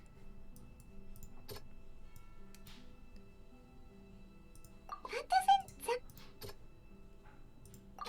What? Perhaps what is about to take place has all happened before. The true sin of the Hydro Archon that Nervalet mentioned, and the original the ones sin above the cast down on Archons? people of Fontaine by Celestia. They don't really talk to that much, but it basically set the rules. So the reason why Conra doesn't exist anymore, like if you know who Danceleaf is, the Conrian people, they reject the gods and they don't worship Archons or Celestials. They believe in humanity itself, and the freaking Celestials did not like that. And they just obliterated them and they cursed them to death. Or cursed them, not to death, but they're forever cursed. The Hilichurls are Conrians. They literally all if you have Conrian bloodline and like, any blood of the Conrians inside of you, you become a Hilichurl. But what is it? Those who manage to escape it, like Kaya and I forgot who else is a Conrian blood inside them as well. Kaya is like, he doesn't turn into a Hilichurl because he escaped it before the curse took place. But yeah, every single Hilichurl you fight is an actual person that got cursed by Celestials. It's like the Black Serpents too. The Black Serpents are also what is it? Conrians as well. I think Black Serpents are pure Conrian blood, and the Hilichurls are what is it? Hybrids. Yeah, they're hybrids. So like, if you see a Hilichurl, they're like they have like Conrian blood inside them, but they're not pure blood. If they're pure blood, they stay like they will look like Danceleaf or like the person, I forgot his name, where he tries to save his kid or something. But yeah, Conrian is like pure Conrian blood. And wait, maybe Kaya's pure Conrian blood too, because he's human. Maybe that's why he escaped the curse. He's pure Conrian. But yeah. So like the little like small Hilichurls you're beating up are kids. They're like literally children of like Conria. And like the grown-ups are like the big Mechichurl guys. So like every time you kill like the scrawny like the little Hilichurls, those guys are little children. You're literally killing kids. And they keep coming back because that's the curse. They're literally cursed till they slowly succumb to corrosion, which is they just literally vanish without a trace. You literally just disintegrate from like madness. And that's what corrosion is. That's why even the Archons could suffer from corrosion, because it's literally just you're just pee poof. I don't think they explain it very well. That's just what happens.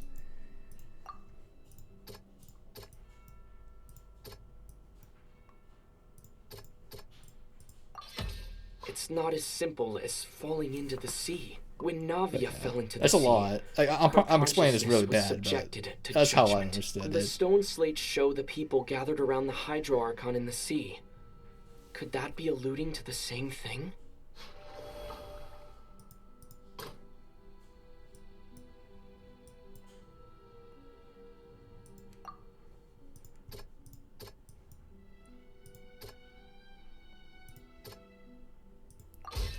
The prophecy from the stone slates found its way into society, but not many people believed it at first. But the also fortress VA. of Meropide was nearly flooded with primordial seawater, which we know can cause Fontainians to dissolve. It seems There's a lot of increasingly lore. likely that the prophecy There's may a come lot. true. I can't If we explain hadn't it dealt with it in properly at time, all.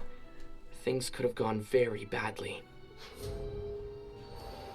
It's just a shame that you have to like pay attention to a Dissolve lot into of the it. primordial sea but won't cease to exist. Their essence will flow in the seawater, converge, and take the form of an oceanid. The Hydro Archon was sentenced to death in court, shocking everyone present. Perhaps this means that her sin was actually Fontaine's original sin. Navia fell into the water inside those ruins, and she nearly dissolved. She was surrounded by the people of Poisson in a court within her consciousness, and was forced to take part in a trial meant to make her stay. The eruption of the primordial sea at the fortress of Meropide was the surest sign that the prophecy was about to come to pass no matter what. Again, it's just I'm sure someone else could explain it better, but I break it down to like goo goo gaga terms for Prophecy's me. contents can all be verified by recent events. If we combine what we know together, loads of truths should come to light.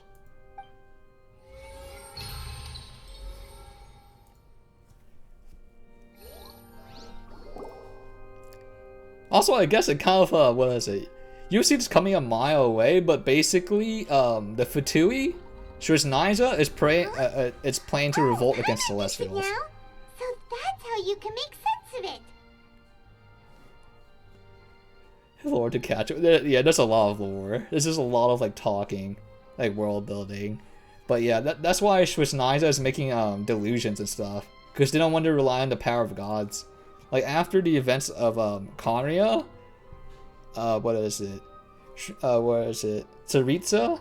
That's her name? The Archon of Cryo, the goddess of love, is planning to revolt against Celestials. So that's why they're amassing like so much. Like they're doing everything they can to like amass power to fight back against them because of what happened in Conria.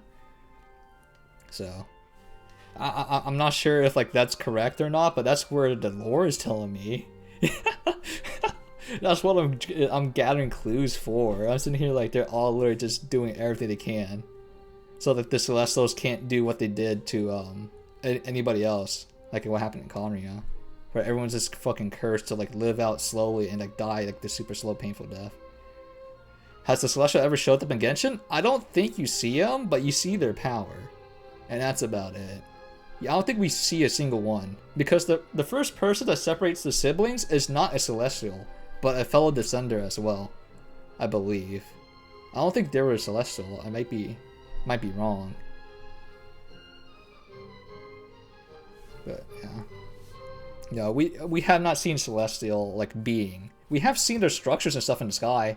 If you look in game from Dragonspine, you can see like one of the Celestial buildings, and Samura, you can see one of their buildings as well. And that was a Fontaine, you see it somewhere too. We're going to have to share some Yeah. truly shocking revelations. You see it in Leeway, but it's like underground, buried for some reason. But you have never seen it in person. Let's It's hear always them. the buildings. Incredible. Linny, did you hear that? We're not real humans. All Fontainians were originally created by the late previous Hydro Archon, with Oceanids as their basis.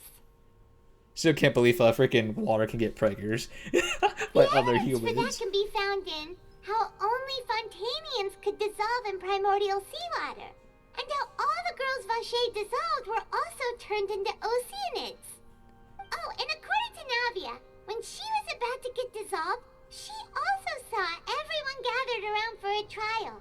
All of them in the shape of Oceanids. Indeed.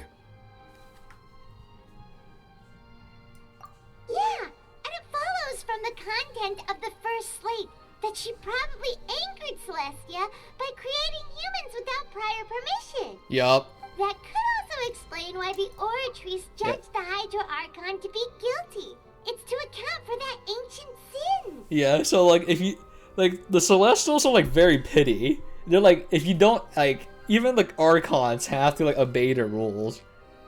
Which is freaking crazy. So if you don't ask them for like permission to do stuff, they get angry at you and curse you. Or like obliterate your people or something like what happened in Carnia. Cause they did not like that the humans were like not worshipping them and obeying the rules. The Hydro Archon's true sin was creating us? And yet, after many hundreds of years, the Hydro Archon's creations have turned around to try to judge the Archon within the Opera Epiclese. Opera Epiclese. The twists of history are often the most unexpected of all. Yeah, isn't the image here just They like never the show up Navia themselves. What do you mean? That's such a freaking... That's such a, I feel like that's a really bad take. Are you saying they're not real because you can't physically see them? The gods above gods? And they just fucking nuke a freaking whole country and curse all their people. They're not real. Ah yes, the 500 years of freaking war. And the freaking Carnia abyssal creatures were not... That's such a freaking bad take. They're literally real because you see the enemies you're fighting against, the Hilichurls, are the powers of Celestial working on them. And there's like buildings left. And the reason why the freaking population of like people no longer exist, or like no one like fucking really talks about them anymore, is because they're freaking extinct or like near. They're real. It's just that it's just like you want like a freaking god above god to show up at your doorstep and say, "Hey guys, I'm freaking real. Don't obey my rules, or I'll fucking nuke you." That's just fucking insane. Actual insanity. The image of the Hydro Archon also falling into the sea once the prophecy has been fulfilled in the fourth slate? In the end, the people will all be dissolved into the waters, and only the Hydro Archon will remain weeping on her throne. Only then will the sins of the people of Fontaine be washed away. Also, that was that your sibling sees them too, or sees the effects as well. I'm pretty sure it's the beginning of the game, where you see they see like what's all the whole Carnian region getting freaking cursed by Celestials as well. Did Paimon get all that right? Also, the very beginning cutscene, you're fighting in the Celestial area as well, alongside the Descender. So, the one that separates the You've made some keen siblings. deductions. I must say, given how much you still don't know, it is impressive that you already managed to connect so many pieces of the truth. However, while you were able to decode all the information on the slates, they've also been etched with an additional layer of hidden information using a different power source. That is such a freaking weird question to ask. I mean, they have to be real, because what kind of being has a power that makes a fucking god? The Hydro are like this story right here. The Sky World you see at the very beginning is the Celestial, one of the Celestial places.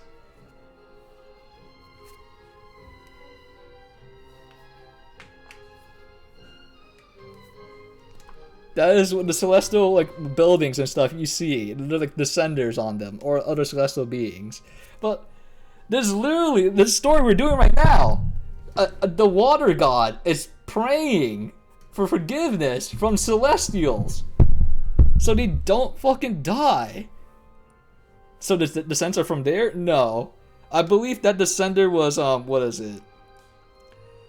was forced to serve Celestials for breaking the rules or something. They haven't talked about that much, because that's not what the story is right now. That's not the story as if in that. We don't know much about her except for she's a descender. But descenders can like... So, imagine there's a bubble... Okay, imagine there's multiple universes, right? And this person from Universe 1 jumps to Universe 2. And that person that jumps from Universe 1 to 2 is a descender. The descender just means you're not from this universe. You're from another one. They're not. They don't need to be from freaking the celestial being. The celestial is just basically a god above God that rules over that place. That's what a descender is. When we were at the ruins, I tried to decipher the hidden information recorded in the slates. But since we only had 3 slates at the time, I was unable to come to a full conclusion. So basically, like, what a celestial is, imagine it's a freaking streamer.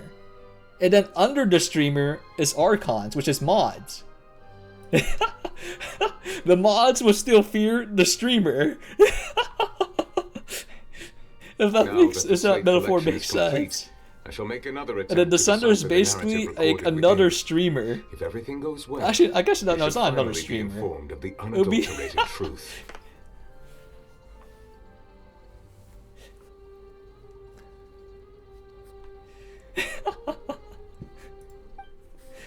I'm just like that's the right conclusion. Well? I believe I should share this truth not only with you, but with all the people of Fontaine as well. I will try to briefly summarize it. But yeah, the Celestials are clearly real because they freaking obliterate people, and the Archons literally know they exist. And if they aren't freaking real, I'm not sure what the whole point of Saritsa's plot is. The freaking Archon of Cryo. She raised a Fatui organization and made delusions, so she can fight against the Celestials, so that whatever happened to Conrad won't happen again. That would be freaking crazy if they never existed and she did all this for nothing. Both correct.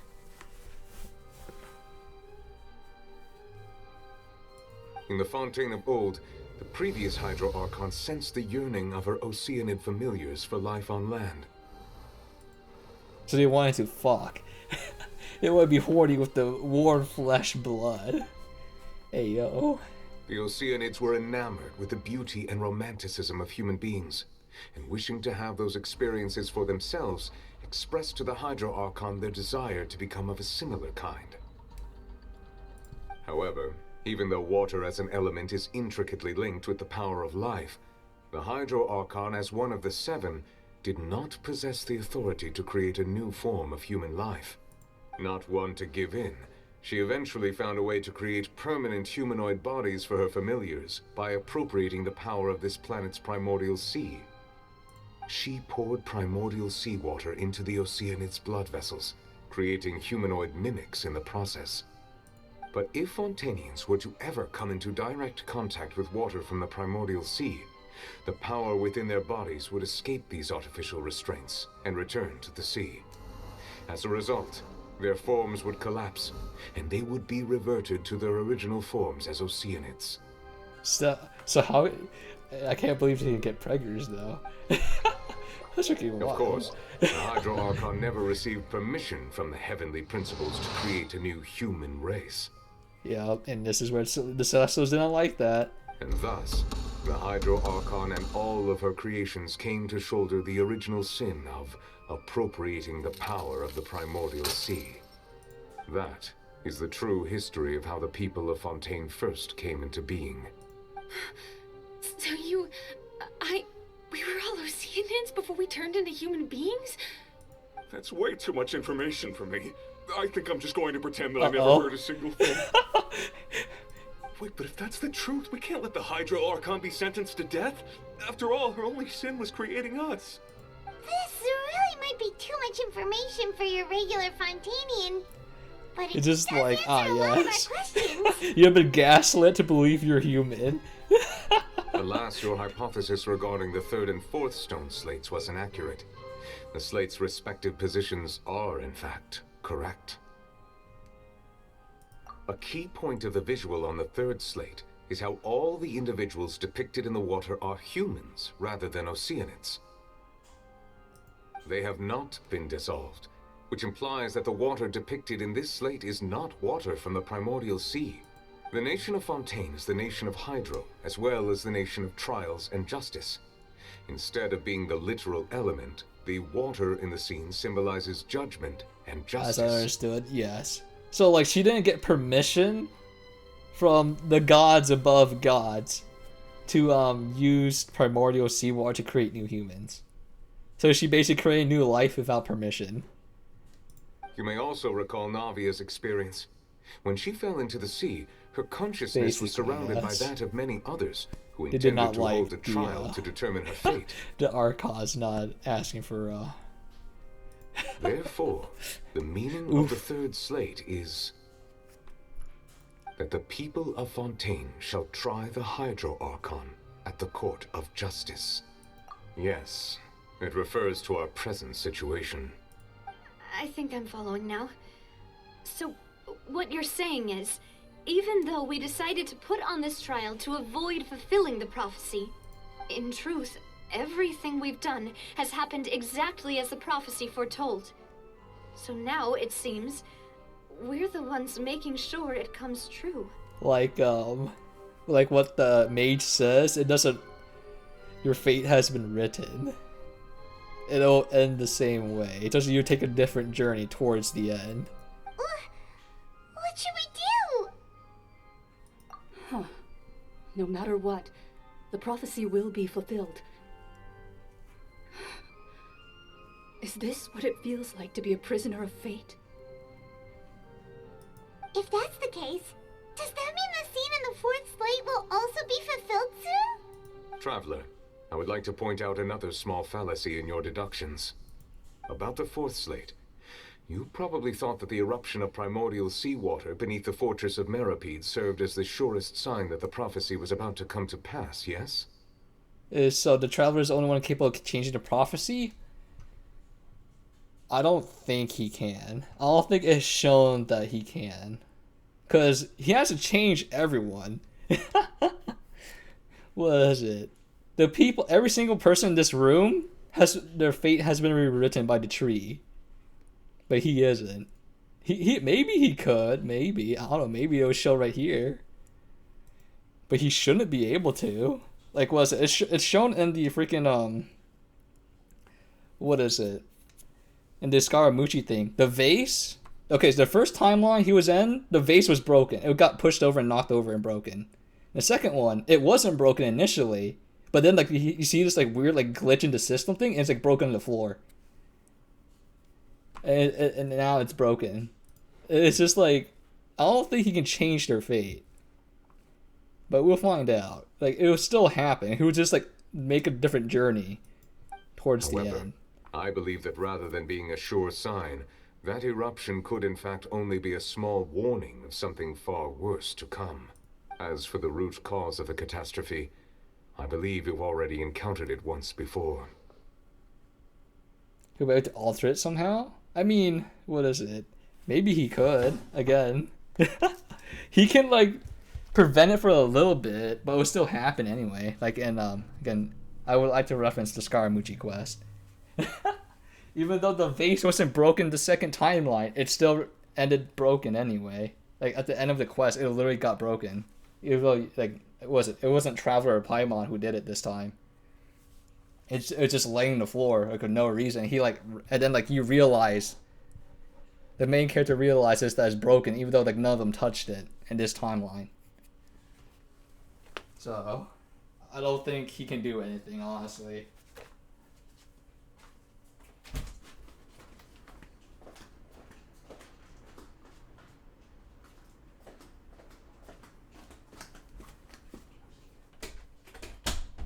Like, he can change the journey, like, towards the end, but it'll still end the same.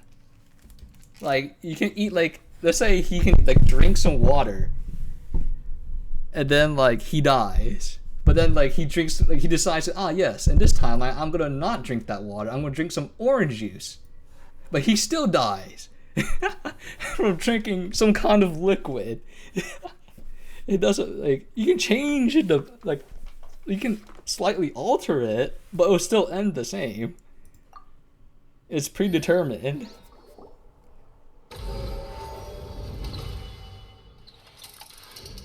This eruption was just a small warning of the things to come.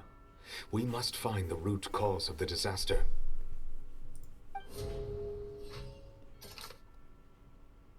I'm assuming it's just Farina's curse.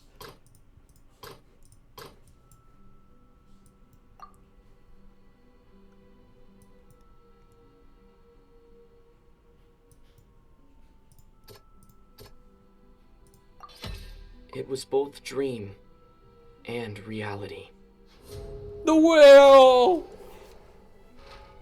If we're talking about a true culprit, that could only be that thing inside the primordial sea, right? The truth, the original sin, the trial, and the root cause of the disaster. Meet the end, yes. That's why you're taking the journey of Genshin. Was it? Even though the journey is meant to come to an end, you're gonna embrace the path along the way. And that's what they said at the very beginning of the game. Hello, Alicia's manta ray? Literally, it has the same like dimension breaking effect as Alicia. Oh my goodness. Such an OP. Ellie, go get your whale! Or narwhal. You had your manta ray, now get this one too. Ooh, child?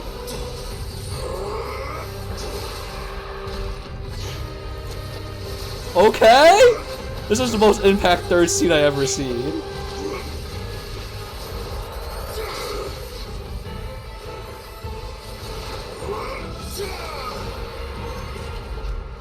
God damn! Get back down there. You want to play as that guy? Unfortunately, he doesn't do that.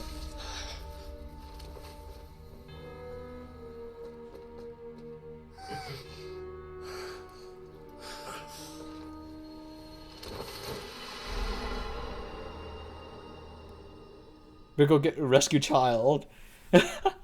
Yeah, you can't get him, by the way. He doesn't do that though.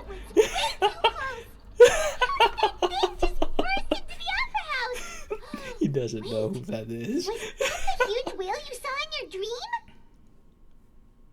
So we've met it at last. I understand very well why it has chosen to make an appearance here. That whale does not belong to Tevat. It is a monster that has traversed the stars, weeping. Oh, so it's another Descender type enemy. It has been greedily consuming the energy from the planet's primordial sea, using it to grow. That is the main cause for the rising sea levels.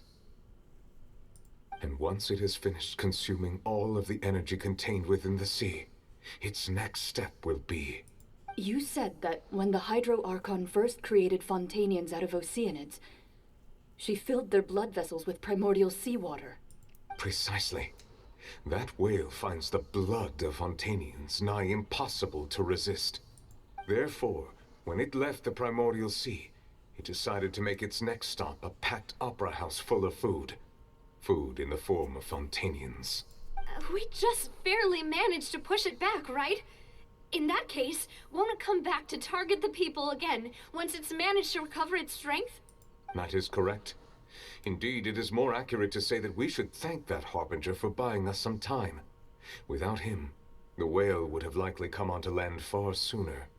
From the way he looked, he must have been fighting the creature for quite a long time. That battle maniac. We've always known that he had a special connection with that whale, but we definitely didn't expect it to help us out like this. I wish he did that in the freaking actually when you use him, but he doesn't, which is so Now sad. that we know that this whale is the actual cause of the disaster recorded in the prophecy, all we need to do to stop the prophecy would be to find a way to beat it up, right? It is too late. It had already absorbed too much of the primordial sea's energy before we could notice it. At this point, it has become practically integrated with the sea itself. Even if the entirety of Tevat were to be destroyed, it could still survive and swim off towards some other world. That's not something I will accept. Also, why does Celestials not do anything about this? We've already Have to done say, everything we can. something from and not we even found the true their culprit. world is slowly destroying it from the inside out. We've come so far. You can't just tell me that the last hurdle is some impossible foe. That's just not fair. Indeed. That's not how a grand performance should end. I'll fight it to the end. No matter what. Do you guys forget this freaking primordial seawater? The thing that you guys touch and you guys freaking lose your physical form. So the prophecy will be fulfilled no matter what, huh? Oh, wait, well, since the whale is not part of this universe, wait a minute. The prophecy. Yes. What has been prophesized will be fulfilled. If the whale You is may view also such not things here, as the history of the future.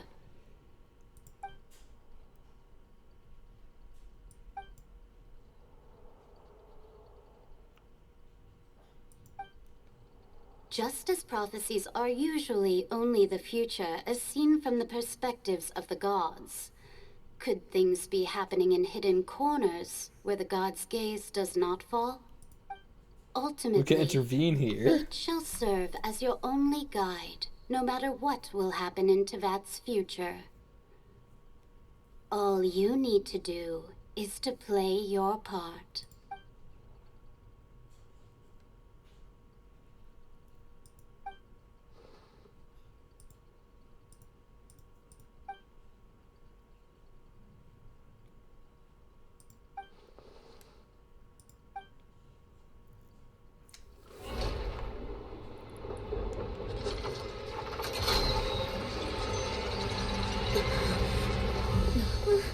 What's happening with the oratories?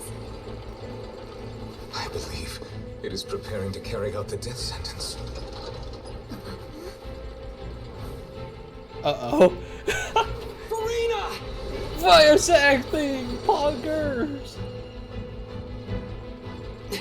No, I still need answers.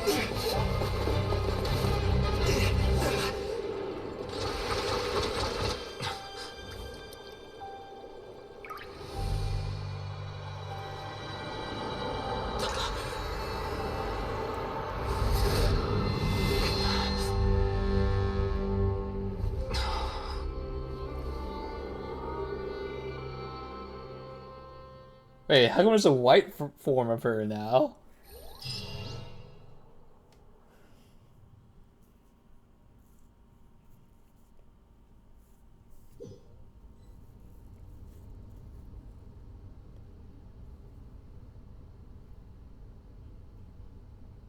Wait, is that the oratories?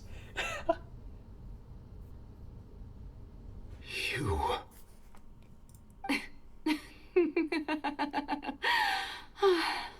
Uh-oh. Sorry. That shocked expression on your face is just too amusing. I couldn't help myself. You are not Farina. Who are you? Ah, the sweet sound of bewilderment. Marvelous. A sure sign that my attempt to deceive everyone was a resounding success. But to answer your question, I am Focalor. You know, the god. Focalor? Why did you deceive us? Oh, that wasn't my goal, of course. Goodness, no. But I had to fool everyone else, too, if I was to stand any chance of deceiving the heavenly principles. Deceiving the heavenly principles? It's all because of that pernicious prophecy. Dreadful, wasn't it? Everyone doomed to dissolve. Fontaine condemned to be flooded. One was not amused. In fact, one was positively bemused when that problem was thrust upon me by my dearest predecessor. That's the former Hydro Archon Egeria for the uninitiated. Did she just domain expand everyone? Just domain expansion? That's what she's talking about now. She knew full well that the prophecy would surely come to pass. And as one of the 7, she also knew full well that one defies the heavenly principles at one's peril. So yes, as you have no doubt surmised, it was a rather impossible situation that I found myself in. I spent a terribly long time mulling it over, alone on the ocean floor.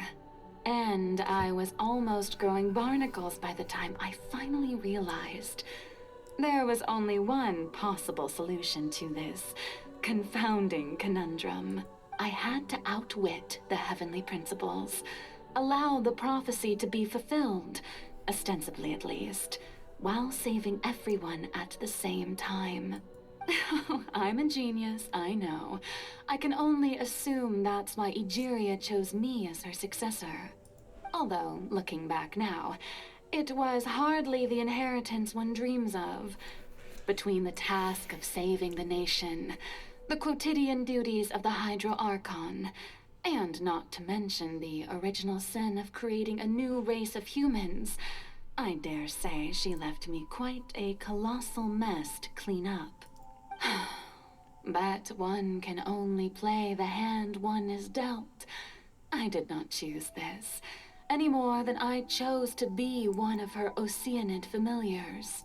So you were also once one of the Oceanids, transformed into a human by Egeria's hand? Yes, I was. I always dreamed of becoming human. And I still do, even now. In my eyes, to be human is to be part of the greatest opera ever known. After becoming a god, I separated my divinity from my body and spirit, leaving behind only a self that was as naive and bewildered as my past self on her first day. And that's why she has as a 2 human eyes. being. 2 different colored eyes. The me you see before you now is that divinity. And the human counterpart I left behind, I named Farina. She could feel joy, sorrow, and everything in between. She could be as vain and conceited, or as meek and vulnerable as she wished. Her strengths were of a kind only a human could possess, as were her shortcomings. But in my eyes, Farina's humanity was what made her perfect. She was perfectly human in every way. The person I always wanted to be. So I was right when I said there was technically 2, Hydro Archons. Because when they first teased all the regions they're going to release, the 7 regions, they said they. I'm like, wait, they? I was like, wait. Anyway, so then I cursed her. All part of the plan, of course. The plan to deceive the heavenly principles. So it makes sense where it's technically 2. Do you still remember the final scene of the prophecy? The Hydra Archon alone, weeping on her throne. In order that the prophecy might appear fulfilled, I invited Farina to be an actress, to play the part of the Hydro Archon in the prophecy. Under the curse I placed on her, so long as I, Focalor's divinity, continued to exist, she could not die. But nor was she free to live her life in the pursuit of happiness.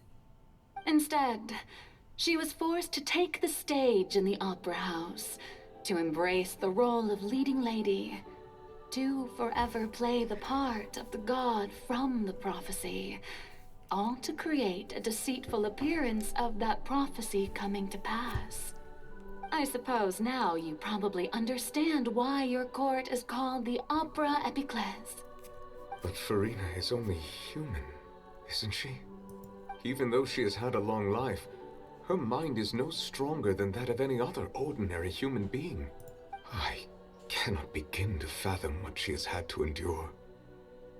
It must have been torture for her. It has indeed. And although she is, in a sense, me in human form, I most definitely owe her an apology for it.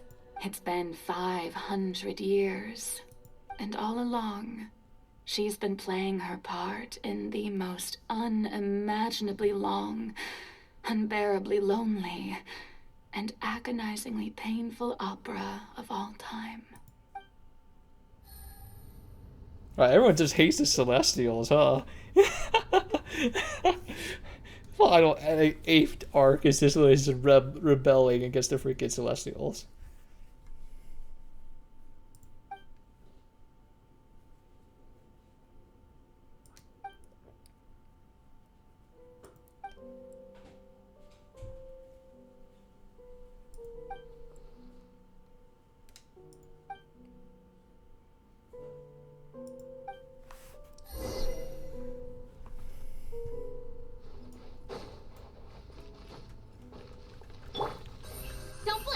That's right. That's why Cushing's the best 5-star, baby.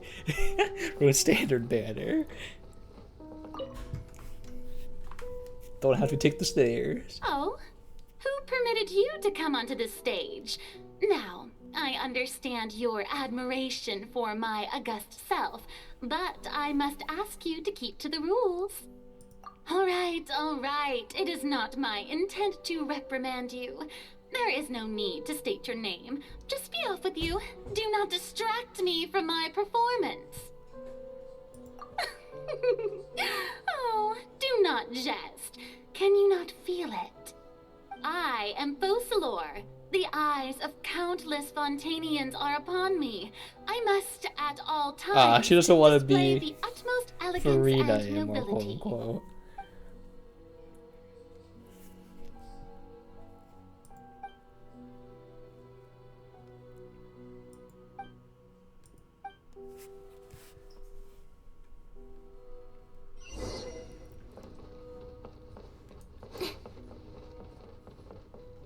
Dear audience, the performance is experiencing Try a without technical echo. difficulty, Shackles.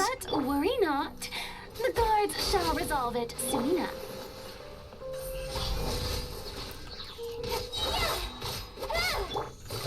Busted. Take it easy. Stefana! Things are about to get dicey. Ha! Sheet of light! Hey! Kind of a waste to use ulti on one guy, but Hey, what gives? The audience Size is still without watching me, end. you know. Guards? Wait, where are the guards? Guards!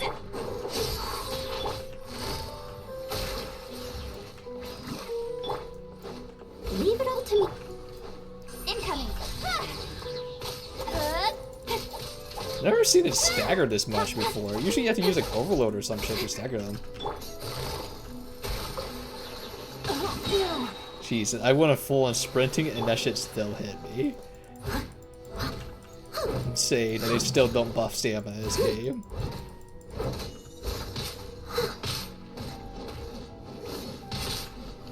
Can you stop moving?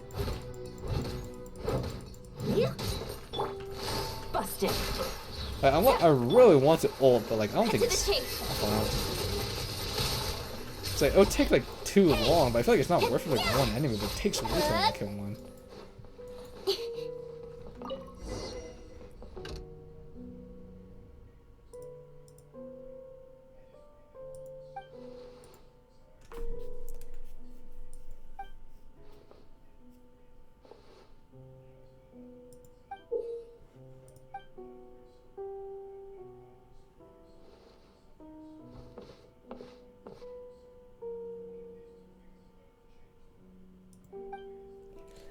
Express yourself.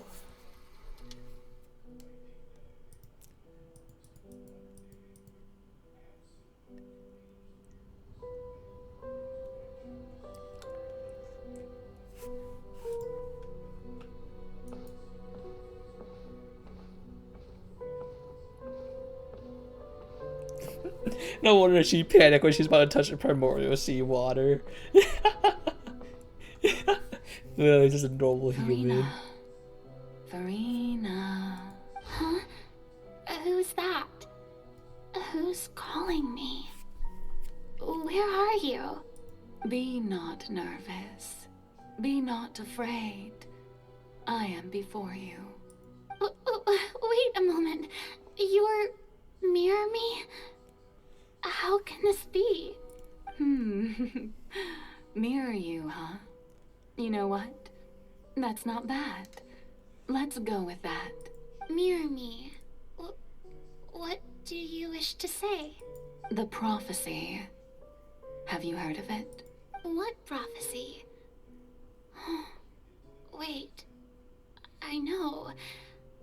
I think. I don't know why, but it's in my head somehow. The people will all be dissolved into the waters, and only the Hydro Archon will remain, weeping on her throne. Only then will the sins of the people of Fontaine be washed away. Oh, very good. You know it well. What's going on? I can't seem to remember anything clearly. The only thing I know for sure is this prophecy. Will it really come to pass? Yes, it will. And that is why I've come to you. Disaster will come to Fontaine sooner or later. Things will develop just as the prophecy declared. There is no escaping it. But doesn't that mean everyone will die? I'm a Fontainian just like them. Will I dissolve too? There it is. Oh, don't worry. Magical meetings exist in this world precisely to give people a chance to turn things around. It is the reason why you met me today. I will tell you how to save everyone, but you may have to suffer somewhat. Oh, so there's still hope after all. Goodness. Suffer somewhat. 500 years of agony. There's so much certainty. For being a freaking imposter. For the suffering, well, I will admit that the first thing that came to mind was, why do I have to be the one to suffer? But if the prophecy will come true, I'll also die anyway, right? So if I've already met you as my magical meeting in this world, if there were scales, with all the people of Fontaine on one side, and my pain on the other, is it not obvious where the scales should tilt? You truly are the perfect human. My ideal. I suppose this would also be the justice that belongs to you. Huh? Don't worry, it's nothing. Listen well. Fontaine has just lost its Hydro Archon. I need you to play a role. That of the new Archon. Play as a god? That's right. You must begin a never-ending masquerade.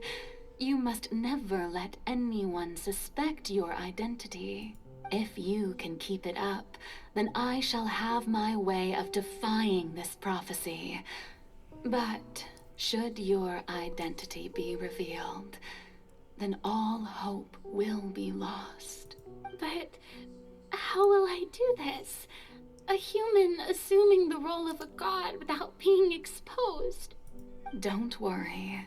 What you must do is not to turn yourself into a real god. You simply need to The play ultimate the role of a god bamboozle as for humans 500 imagine years. them to be. Being a human yourself, I'm sure you already know what such an entity would be like. Remember, your true challenge will not be pursuing divinity, but contending against humanity. I'm still not sure I understand, but I'll try. I'll try to do this. So, how long am I going to have to play this role? To accomplish this mission, you will have to stay on the stage for many, many years. You will endure and not grow old until your task ends. But I promise you, all will eventually end in a magnificent and dramatic trial, and everyone will be saved. A trial, huh? how exciting. I'll be looking forward to it.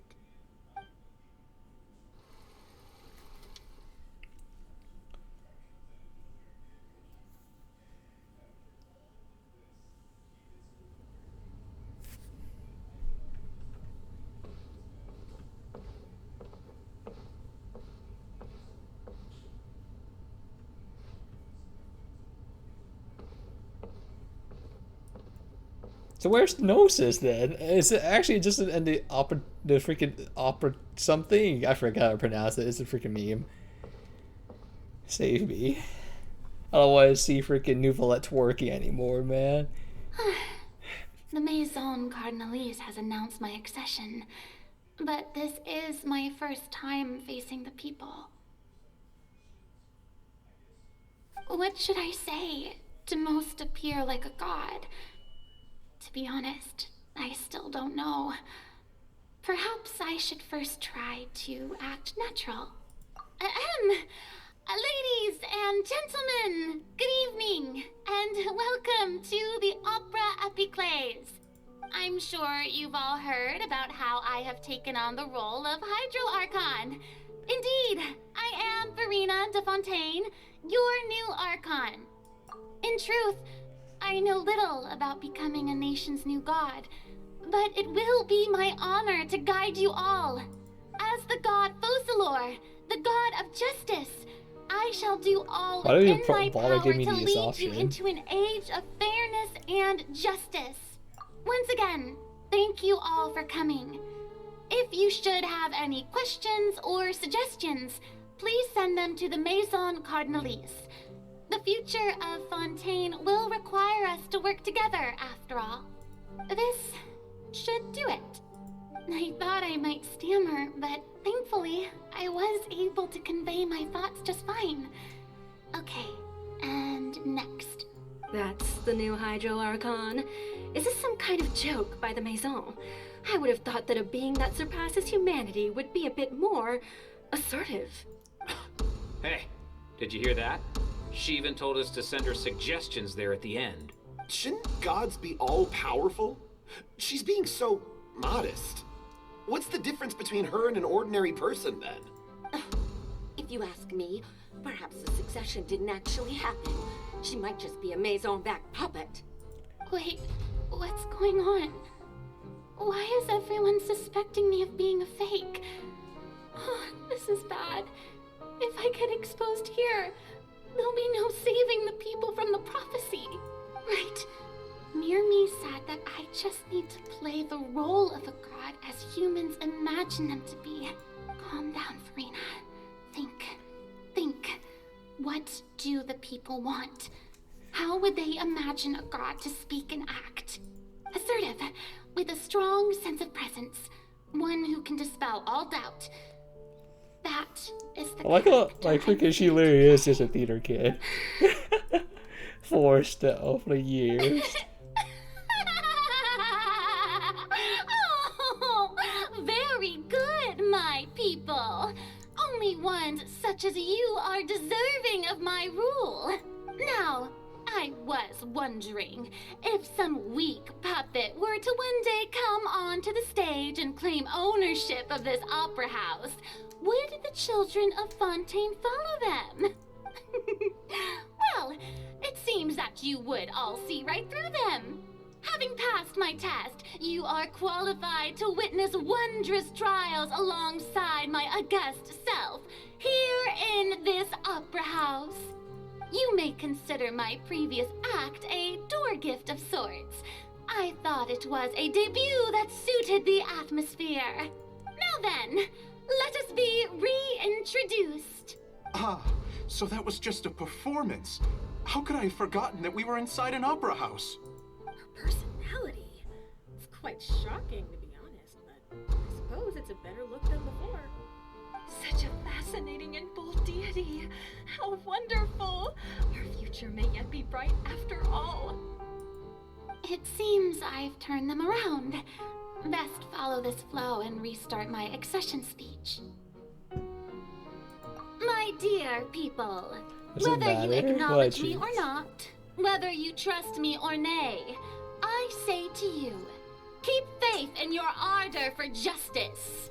We have heard it said that this nation's sins can no longer be washed away. Well, I say that justice is most fragrant when it blooms amid sin. The scales of justice should not weigh heavy in the hands of its God. On one side, it must carry fairness and justice. And on the other, praise and applause. May law be the prayer on our lips. May judgment be our worship. Let us light the fires and drink to the future of Fontaine. All with this Amy. There is no trouble in this world that justice cannot solve. All that is needed is for you, my people, to believe in it, heart and soul. So long as I, the Archon Focalor, stand within the Opera Epiclese, so long as I stand before the Oratrice, I shall even judge the gods of this world! At least the voice actor is nailing it.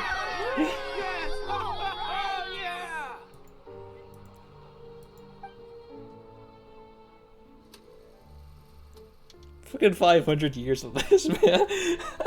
How's no one's like eyebrow raised at any single point of time until like now?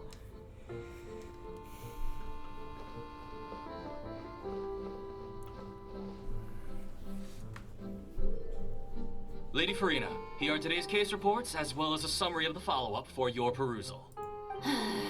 Come now, was I not just at the Opera House in person? Leave these kinds of things to Neuvillette.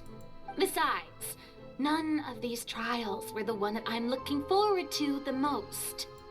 If I may be so impertinent, what kind of trial are you truly looking forward to?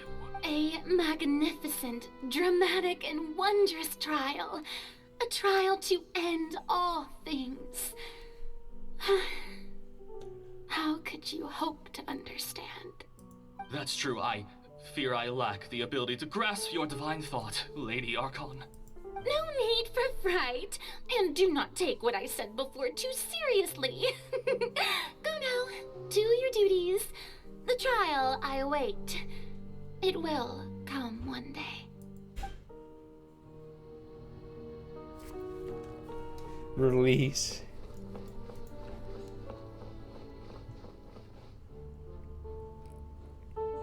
Lady Farina, I don't know what to say. Thank you for agreeing to see me. No need to thank me. Or rather, thank your own sense of perseverance instead. Long have you stood in line to meet me, have you not? Oh, I'm afraid that's just an inevitable consequence of my divine charm. All right, Deoteria, is it? How is your son's illness? You remembered me, and you knew of my family, too. He is doing much better now. In fact, he is far more of an ardent believer than I. He was the one who forced me to seek an audience with you, and to bring your words back to him. Oh, good. Very good. If this should happen again in the future, please do not hesitate to come and tell me. Going down to citizens' homes every so often, while not usual practice, should serve as a fine change of pace. Oh, you're such a gentle and wise God. Thank you once again, on behalf of my son.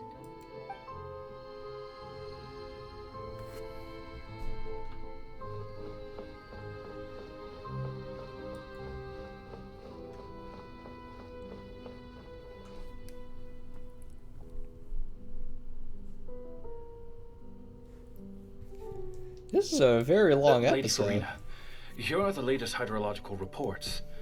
As for the specific parameters you asked to take note of, I'm afraid things still don't look good. I see. It's as I thought then.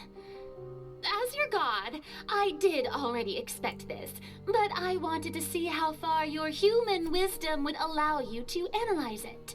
All manner of signs indicate that the prophecy will still come to pass. Forget it. That's not something you need to worry about right now. Well, as I understand it, The Fontaine Research Institute is also trying to find a way to counter the rising water levels. Really? Have they found anything? I'm afraid that they haven't found any effective solution thus far. Oh, is that so? Well, no wonder. This issue has reached the realm of the gods, after all. Still, their spirit is praiseworthy. How does no one find it sus? It's just like, ah, yes. I wish he doesn't just fix it for us. not a single eyebrow raise. The day is finally over. I haven't had a moment to breathe this whole time. But it's good to see that everything's getting on track. There are no longer any voices of suspicion. Maybe this is fine. I just need to keep going, and everyone will be saved. Alright, Farina, don't think too hard about this. Shoes on the bed! Tomorrow's a new day. Disgusting.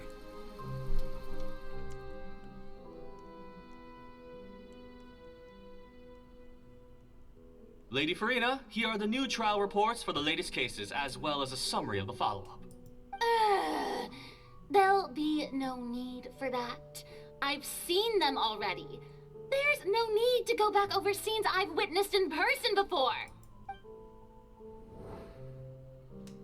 Lady Farina, I've waited so long for this chance to see you in this manner.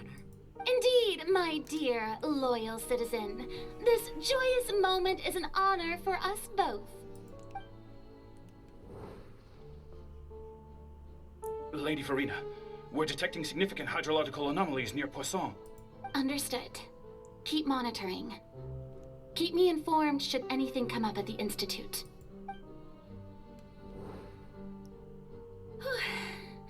I don't think I let anything slip today. I must show the people that there is nothing to worry about. Literally agony. I just don't know when these days will end. I feel utterly exhausted. Best to rest early today, too. I will say she's actually more useful than Aqua so far. I feel like Aqua would fucking mess this up real quick. Run the better water gods.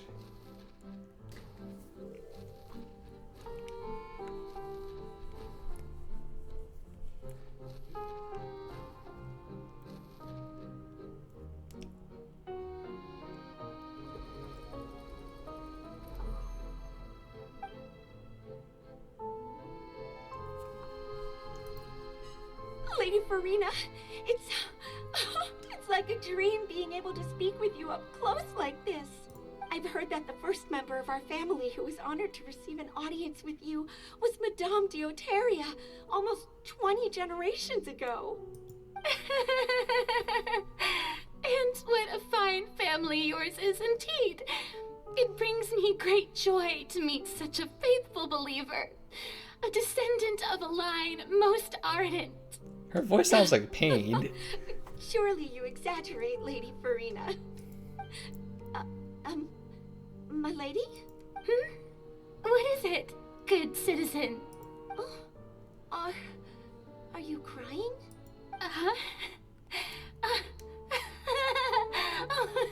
Really now? I didn't even notice. This must be the overflow of hydro from my person. Well, can't quite help being the god whose dominion is the waters, can I? No wonder. No wonder. How do people buy that? Archon, I am honored to have witnessed it. Yes, I do possess the power of Hydra. Watch this.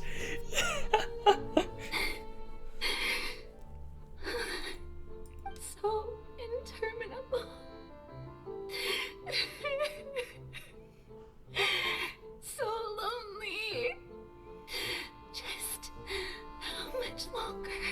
Hundreds of years must have passed by now. Perhaps the show must go on for hundreds more.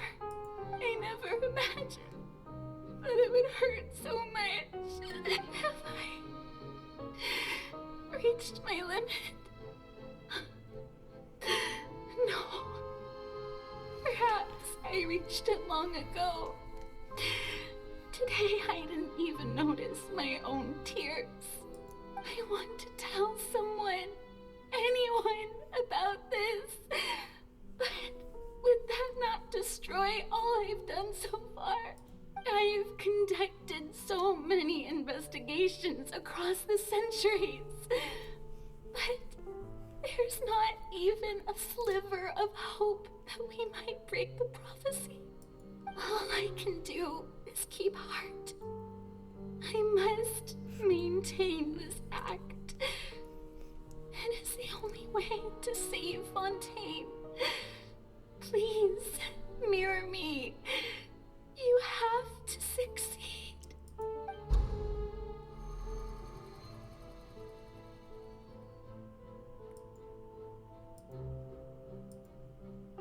I can't read that. It says and who? Oh, is it Farina, you don't have to shoulder this burden alone.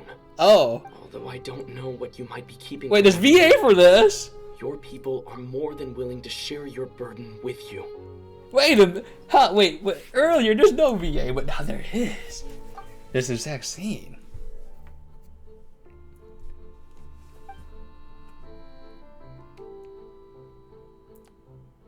Share my burden.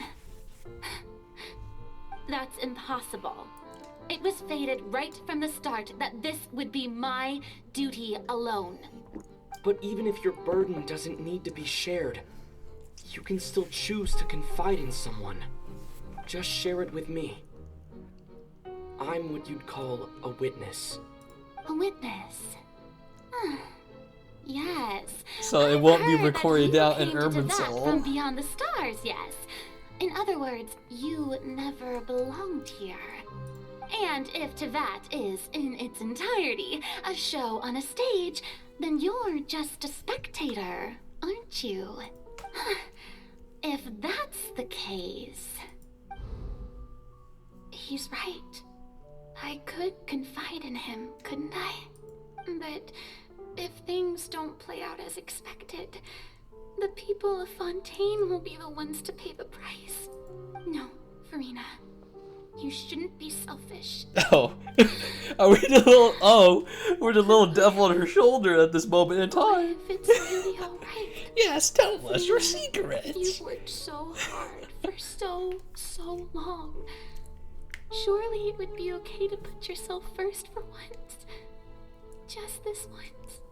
Is it such an outrageous thing to do anyway? To find someone in whom you can confide your frustrations and sorrows? Surely it could not hurt.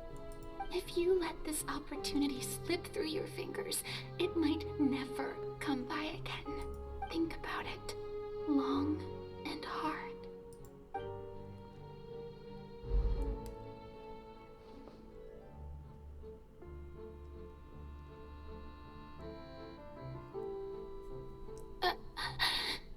And that's when the magic box opened up. No, I have nothing to say.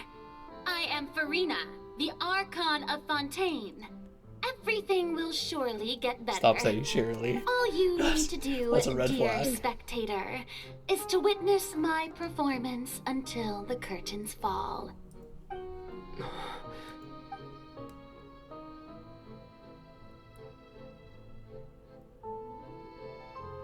Fine.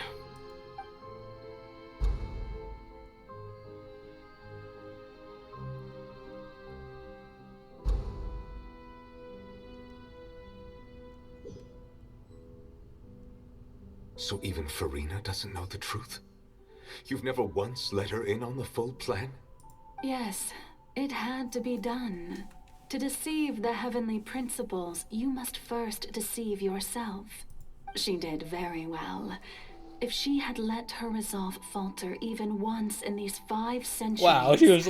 Okay, good. would have been doomed to the most tragic fate. Ooh. It seems People went on. that trusting humanity was the right decision after all.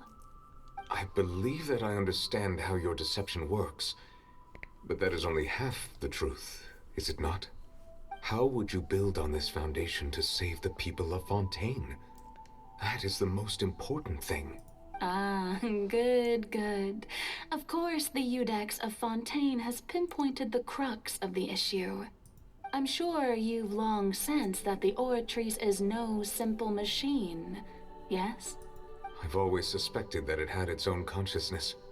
And Lenny did mention that he heard a human voice within the core chamber. It now seems that that person was you, hidden within the machine all along. Am I right? And then I became one with the Oratrice, taking Fontaine's gnosis with me. Yes, it would seem so, wouldn't it? Okay. Alas, So she your had understanding of this device still lacks sufficient depth. In truth, took a guess it on is that. no enactor of justice. It is, in fact, a device created to kill the god of justice. I beg your pardon? Oh, you have it. And to be more precise, not only will the Oratrice take down the god of justice, it will also take down the divine throne upon which she has been placed. I mean, did you think I would be the sort to enjoy peaceful repose while Farina suffered? My work over these last 500 years has been to constantly accumulate indemnitium within the Oratrice. But really, some have already discovered that only a small fraction of the energy generated by the device was ever used to provide power to Fontaine. The vast majority had to be accumulated to enact this death sentence. It was all part of your plan then? Both the trial and the sentence? Indeed. This power, accrued over 5 centuries, could have sustained Fontainians for millennia had it only been used for that purpose. Almost all of it has now been stored within the Oratrice. But only power of this magnitude could hope to destroy the Hydro Archon's divine throne, shaking the rules established by Celestia and breaking through the institution that is the Seven. So the Oratrice's call for death was for neither Farina nor Focalor, but for the Hydro Archon. The destruction of that divine throne. If I do not misunderstand your intent, you must be... Returning what's rightfully yours to you, of course. In other words, this was all done to return the authority of the she's Hydro destroying the Archon Gnosis. to the Hydro Dragon of this planet. But...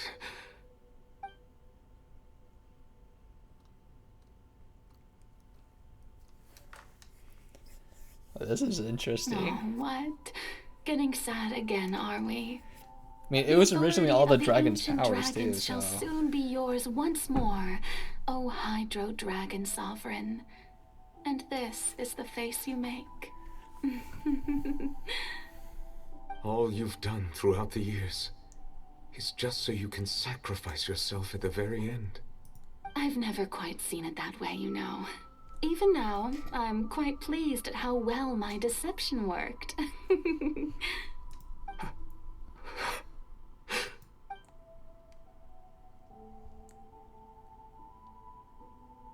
Hydro Dragon, don't cry. I must say, had it been within my rights, I would have loved to judge the heavenly principles themselves. Were they not guilty of essentially the same crime? Egeria stole the power of the primordial sea, and the heavenly principles stole the power you ancient dragons possessed. That is actually very for true. My part, am the god of justice. And is it not just that your original powers should be returned to you? Speaking of justice, I have always believed that justice lies in the process of pursuing human existence itself. So, if the theft of the primordial sea's might was Fontaine's original sin, then, leaving matters of procedural right and wrong aside, the descent of the Fontainians as humans and their right to exist in this world would be Fontaine's original justice. In other words, existence was Egeria's justice, and to me, justice is the continuation of that existence. Defying the prophecy and ensuring that Fontaine's people shall live on, that should be the justice enthroned over all others. At this point, we, whether it be myself or all other Fontainians, have shouldered the burden of this sin for far too long. Iudex Neuvillette, the highest judge in our land, when you regain your full power as an elemental sovereign, and that's why he's so good with his charge attack, because he gains his full powers. So when I was invited to the court of Fontaine to serve as Iudex, I see now that that was your idea too. At last, I now understand the true purpose behind this position. In the beginning, I was uninterested in human existence. But these 5 centuries of living alongside them have gradually brought about mutual understanding between us. And I have even attempted to feel as they feel. You are a devious one, Focalors. Wait, that was said in the trailer! Things being as they are, surely you know that I could never declare them to be guilty.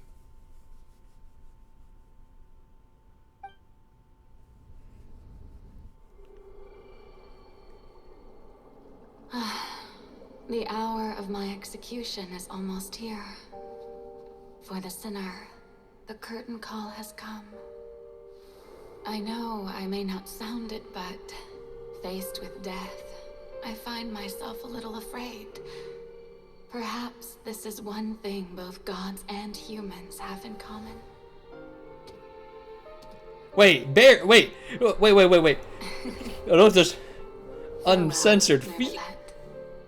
I hope you've enjoyed the part you played these 500 years.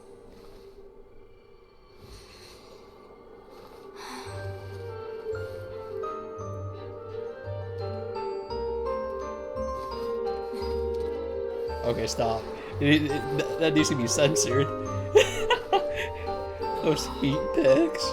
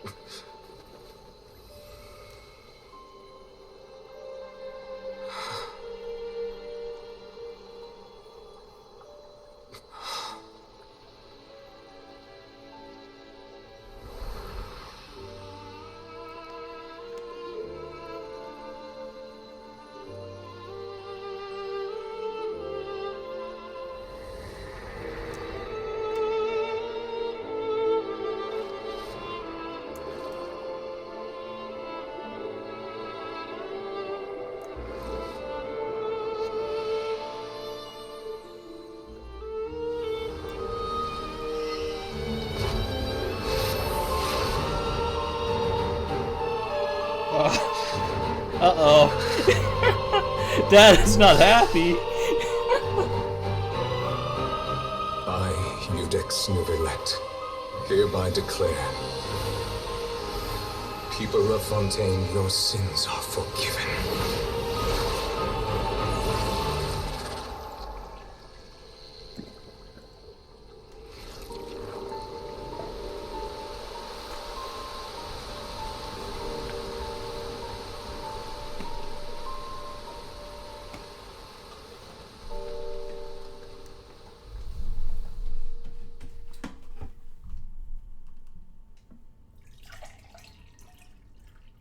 Yeah, so I'm pretty sure we're just getting all the 7 nations to gear up against the Celestials at this point. What just happened?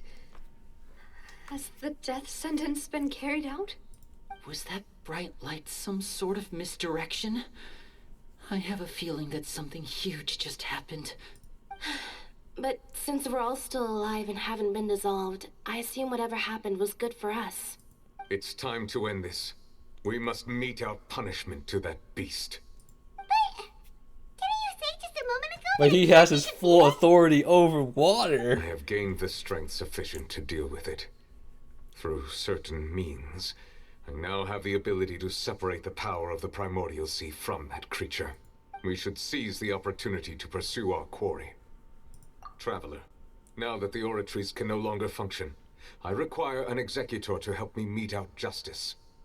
The root of the calamities befalling Fontaine, the beast that enacts the prophecy. Its name is the all-devouring narwhal. Come with me, traveler. The hour of execution has come. Makes sense why we're going in. We're learning not Fontaine, so we won't dissolve. Wait, let me change my units. Wait. This is my exploration team. Wait. Please let me change. Alright, we're fucked. Alright, Cushing's the only one that's gonna be able to do any damage. Fuck. Ellie! We're going to execute it? But how are we going to do that? It's huge! I've already done my best to separate Fantastic, it doesn't take any damage. from the whale. Considering the size of the beast, I cannot reach the power source. Unless we can find a way to attack it from within. I shall share a part of the ancient dragon's power with you. We shall look for an opening together. It feels like no damage. Jesus. I can't even hit it though. It's like swimming everywhere. I can feel its sorrow turning into hostility.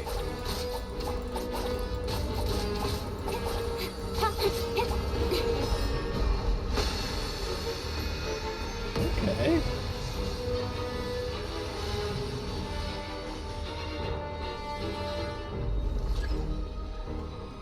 Speed of light! Hey! Chip on them! The all-devouring narwhal cannot resist its instinct to devour. Oh. Continue to trigger its hostility, and a chance will present itself. Interesting. So you have to use a Fontaine. I see why they give you a Lynette for free. Because you literally can't do this mechanic without like suffering. Interesting.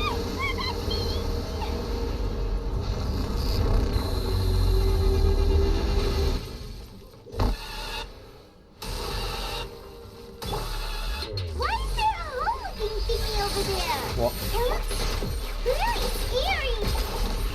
we're not going to talk about how there's like a freaking seed of ideals freaking enemy right now.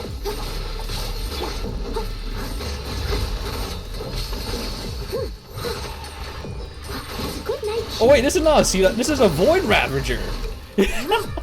Wait, this is literally a void ravager. My protection. Do not fear. Seize the moment and use my power to suppress its root from within.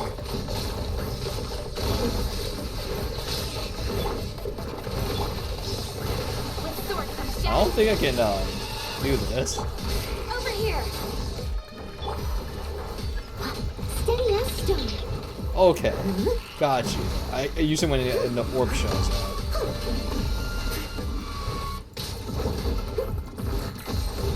I'm sick. This is like a pure mechanic fight. What the frick? Like you do like no damage to it at all. Quietly now. Yeah, fucking void ravagers is wild.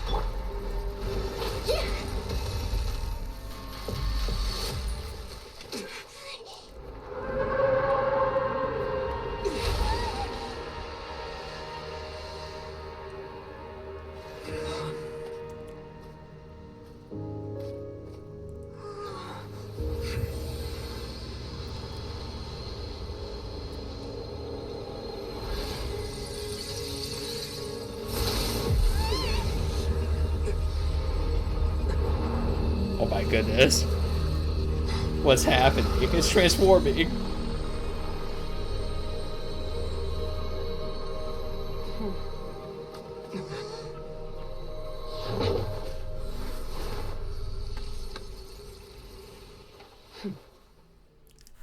Oh, fucking song.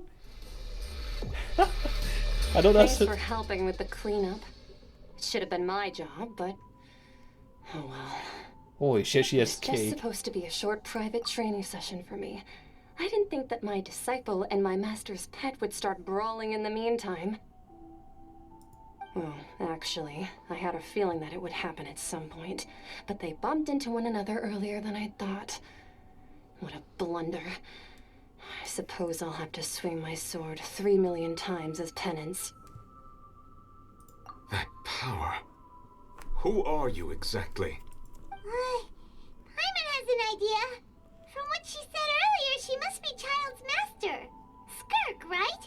It's just that he gave us the impression that she was the less talkative person.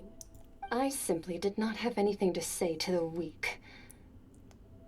But you, on the other hand, managed to defeat the all-devouring narwhal without using power from beyond this world. So you may speak to me as equals. I have to agree. It's a strange use of a planet's primordial waters just to raise an all-devouring narwhal. That kind of power is wasted on it. It's not cooperative. It eats too much. And I have more important things to do with my time than pet sitting. The only thing that creature has going for it is its looks. All in all, it fails as a pet. Miss Skirk? I think you might have missed the point. The point being? Well, being that this pet almost destroyed an entire nation. So what sort of person is your master? Jesus, her legs are all spacey. Wow. Oh, right. So you don't know him. Sorry, I assumed you did. His name is Sertologi. Who? I am unfamiliar with that name. Huh. So Master isn't sufficiently famous. How should I describe him then? Have you heard of the name The Fowl? The Fowl? Still nothing? Well, how about the Visionary? Oh, well, I do know Gold. Vennerfulnir then? Or Gold Rhindaughter? Ooh, that one we've heard. Rhindaughter's part of the Hexen Circle. She's Albedo's mom, right? Oh, so you do know that name. To be honest, I also heard all of those names and titles from my master. I don't actually know them either. But I suppose you understand now, yes? My master is likely a similar sort to Rhindaughter. They are both pursuing some form of perfection. Wait, didn't you also mention a visionary person? Paimon didn't quite catch their name. It's Mona's freaking teacher, right? Actually, never mind that. I believe it expedient to inform you that the all-devouring narwhal used up nearly all its strength fighting you. Such roiling hydro energies will prove difficult for the planet's deep seas to digest. As such, the Fontaine back on the surface has most likely been thrown into chaos. In other words, the prophecy that you've been fretting over should now be in full swing. What?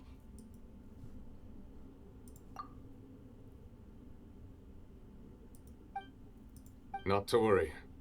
Focalor has already managed to deceive the heavenly principles. In the end, the people will all be dissolved into the waters, and only Farina will remain, weeping on her throne.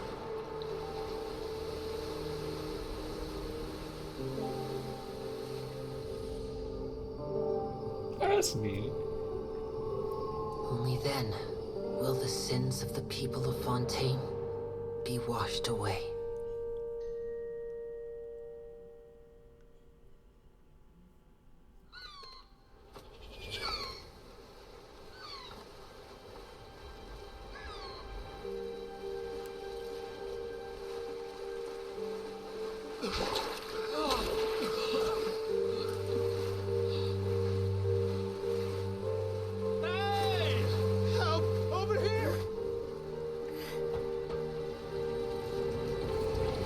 So basically, they changed their prophecy from like everyone dissolving into the water.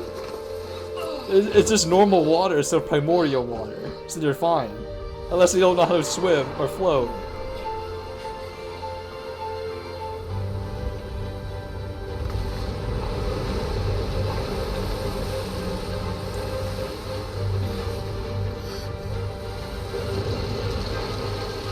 Oh, and a ship from, what is it? From the prisons here, too. All hands, initiate emergency rescue! Oh, the payoff! Let's go! Hurry!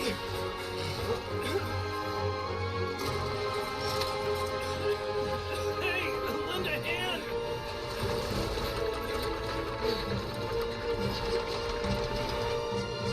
Does it really have to be a crane? Question mark. Could have just been like regular ropes with a little like standing plate underneath them or something.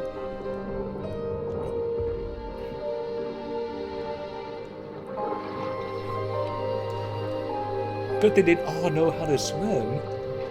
I mean, it'd be really embarrassing if like an ocean-turned human forgot to swim. The water's receding!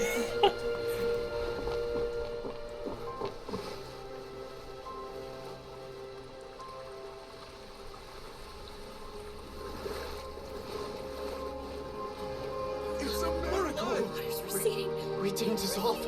The prophecy was wrong. The prophecy was wrong.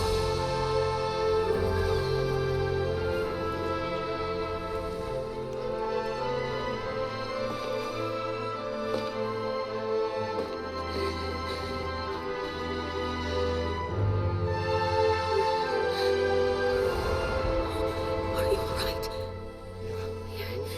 We're saved. The prophecy was wrong.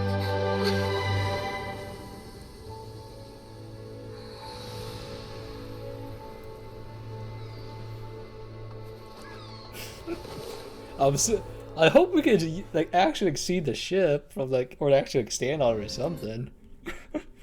I don't think they would, because it makes no sense. But yeah, Skirk really looks like, what is it? Origin design, so I don't think I'm hoping she isn't. The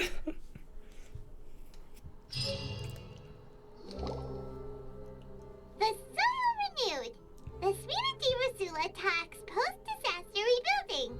I recently visited Poisson to meet with Miss Navia, spokesperson of the Spina Rasula, and we spoke about Poisson's present and future. Old soil can still give birth to new bloom, Miss Navia stated. Hope is like seeing a small cookie when you're starving late at night. You just need a little of it. Skyship Winglet, lunar brain of the Fontaine Research Institute. The various disputes that have arisen on account of Mr. Edwin have suddenly become a shield over the Institute, with Jurier turning out to be a once overlooked hidden gem. People always call the first researcher mad, but few know what to call the second. And should that latter person achieve a miracle, they would find it all the harder to find a word with which to classify him and his team. Wow! Paimon barely recognizes the people in the reports. Are those really Jurier and Navia? They sound like real big shots. What do you think? But it's, Pretty like, enthralling, huh? for Rhea could just say, "Hey Idea guys, was pretty simple. I know you guys can't disaster figure out just that I'm human in We would trial." print a free edition But packed actually, the the margins Archon. with good news to calm people down. The value for these big scoops lies in their inevitable follow-ups. We'll publish further reports and go into the stories behind those people. Edwin's assistant, Jurier, created a true flying ship, while Navia is leading people in the reconstruction of their home. I'm sure that these stories could draw even your well-traveled eye. Paimon's curious too! Wait a minute. Didn't we watch everything happen from start to finish? What's there to be curious about? And that's exactly why I'd like you to come conduct interviews with me. You're the best incubators of news, if you haven't noticed. And also, with you around, I'm sure I'll get to see that Duke. Are you sure? Hasn't he turned you down several times already? Oh, this time will be different. Come on, let's head to Poisson first, and then make a trip to the fortress. There are some things you'll only know when you get there. Jesus. I will say the budget for that last animation was quite poggers. Oh, the water looked really gross though. And then again, I can't fault them on water animation because water is literally the most difficult thing to animate in any medium. So, 2D and 3D, it is a pain in the ass.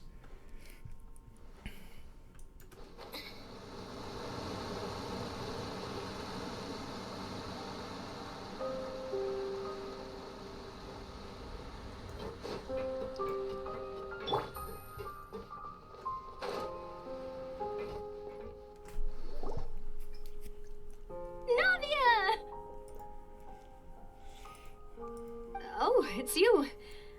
What brings you all here? Hey, we're just having a look around. I'm here to update myself on how things are going here. Oh, the Fatui are here too. Let me introduce you. This is Mr. Garunt Snezhevich. He represented the Knave in sending us a large amount of supplies, and is helping with our work. Our residents are hard at work as well. Thanks to everyone, work is progressing nicely. We've lost a lot of people. Oh, wait, did it actually not? Oh, well. That will have to be the enough. boys ain't coming back. Hello, Miss Charlotte. I'm a big fan of yours. I especially like that article you wrote last year about Fontaine's stray cats. Ah, he's a cat person. Very good. But if you don't mind, Which color could you not though? emphasize our role too much in your report? It's not The charity orange we're cats doing are out. here. Oof. We just happen to share the same interests as the They Spina. have no brain I cells, get where you're only coming chaos. from. Keep it as simple as possible. Or would you be willing to feature as friendly neighbors? That would be fine. Thanks. Oh, you're back too. How are things? We finished laying down the construction materials. It'll be another hour before the workers are able to go over there. Huh? You're here too, Clarence? Well, her reputation's greatly risen after that whole duel business with Miss Farina. So she's here in Poisson to wait out the heat. All right. She really came here to help me out. There's too much to consider in the reconstruction of Poisson. The Spina has need of more decision makers. And, well, I do already happen to be connected to Mr. Callis. Oh, wait just a moment. Do you mind me asking a few questions?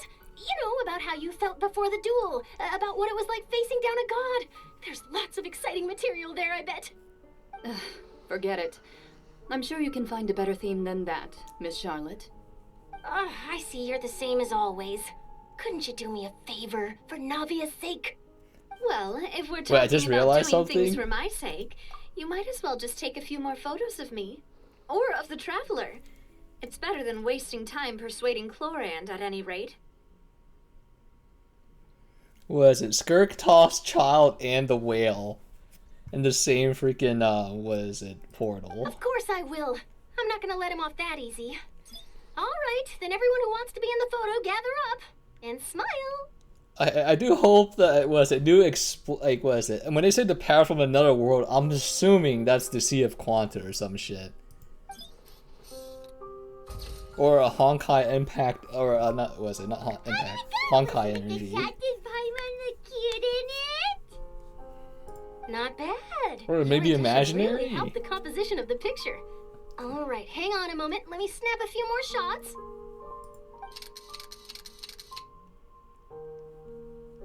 All right, that should do it. I'll be back here later anyway, so let's call it a day. You're very quick. Speed is of the essence when it comes to the news, and freshness is the key. Also, not to brag, but I'm pretty good at building connections. Who knows? I might eventually get that interview with you after all, Miss Chlorand. Wow, you really do have that never say die spirit. I'm impressed. I'll hazard a guess that this is how you got that interview at the Fortress of Maripede. Whoa, you're well informed. Let me make a guess too. I asked Sijuin who told Monsieur Nervillette, and he told you, right? That's a very complete information chain. In truth, all Monsieur Neuvillette asked me was, when did the fortress become so friendly towards the media? I told him that it was best not to speak too soon.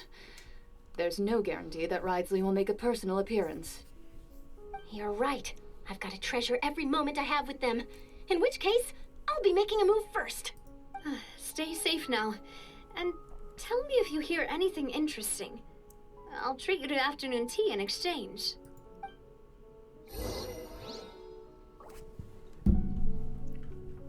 You seem curious about the fortress. Of course. That Risley. I still remember going down to the fortress to grill him for information on my father's case. Boy, did he take me for a ride. Without telling me anything, of course. But he did invite you to tea, didn't he? 2 large pots of it, in fact. It was good tea, though. I have to agree. The tea there is very good. Speaking of that, would you like to have some today? I mean, you've got time, right? Well, I'd be partial to some shortbread. Wow. It's I like how we've the got a two menu guys or just sitting here something. like... Sure. Good. What flavor of biscuits would you like, Mr. Oh, there it Snezhevich? is. I was like, wait, he's going to join this Me? conversation. I'm fine with anything. But I would prefer chocolate, should you have it. All right. Leave it to me. I'll go over the newly arrived supplies with you later, Mr. Snezhevich. We should be able to finish the preparatory work today. That works great for me. Huh. Is it just me, or did you get a new lipstick? I did. It was a gift from Sijuin. Want to give it a try? I think Why is there color so would much... suit you too. Who's going to press E on this? That's freaking crazy.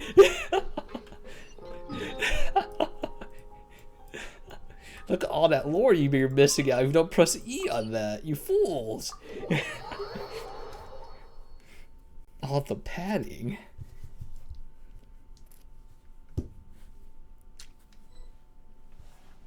One moment.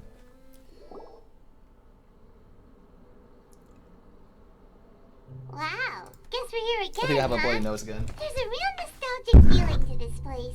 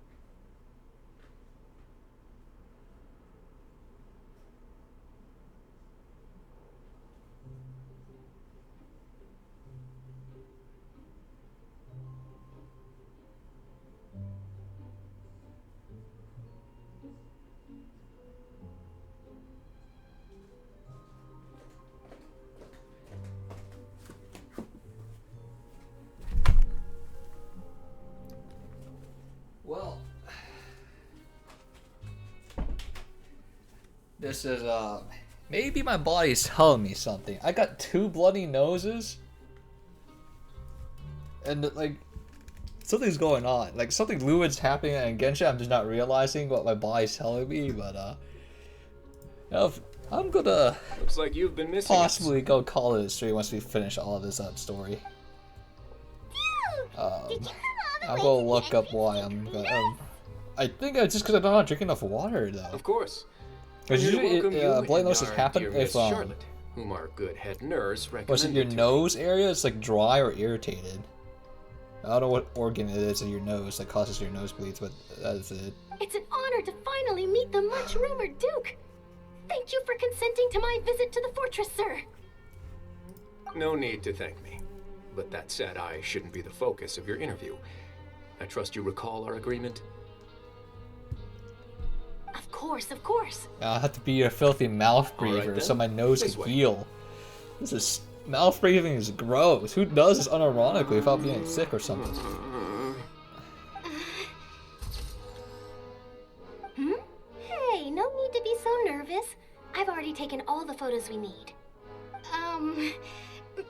Miss Charlotte, do these pictures really need to be published on the cover of the Steambird? It would seem that Miss Lorvine doesn't want her face to appear beside that of Mr. Jurier, Sir, please don't say things like that. But it looks like dear Mr. Jurier denies it. Might this interview be very important to you then? No, I just... This is my first time being interviewed, and I'm very thankful to the Steambird for... Now, I might not look it, but I actually did meet Mr. Edwin once. And I'll be honest, I enjoyed chatting with you more. You've definitely got more of that genius vibe going on. The boat that brought about a miracle, the ark that saved the people.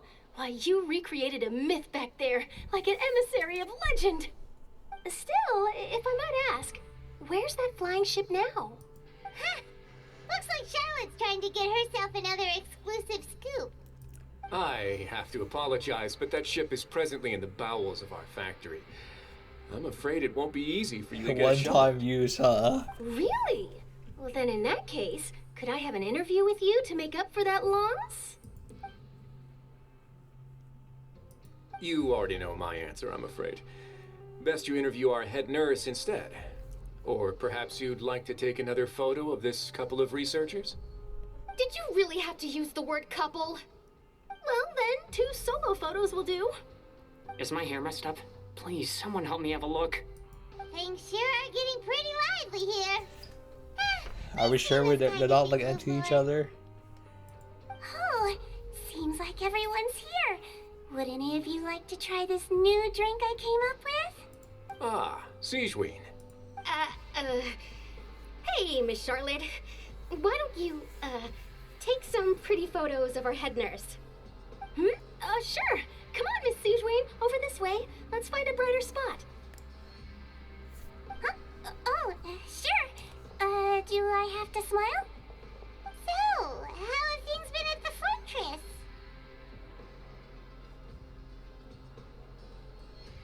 Same old, as you can see.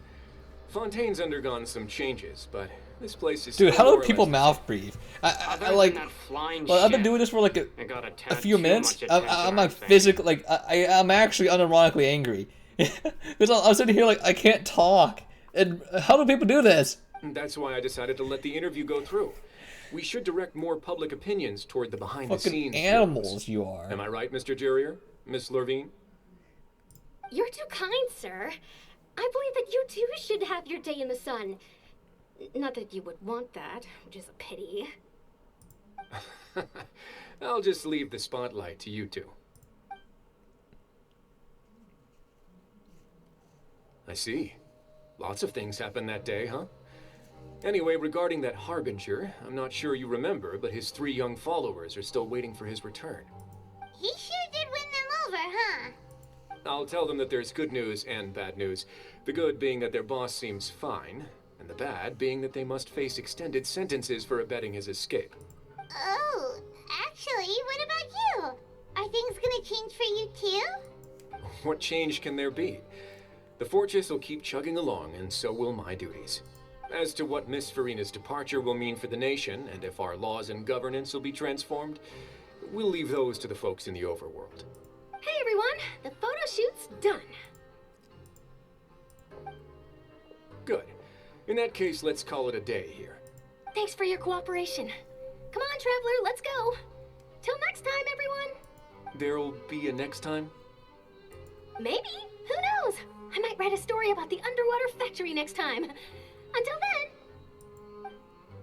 All right, last stop, the docks.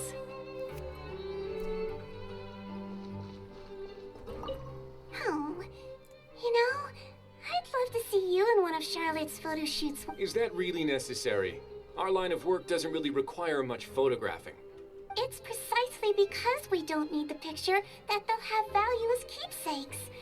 You don't really look all that opposed to the idea, you know. Maybe I'm just happy that I managed to once again avoid the spotlight. I think this interview went well either way.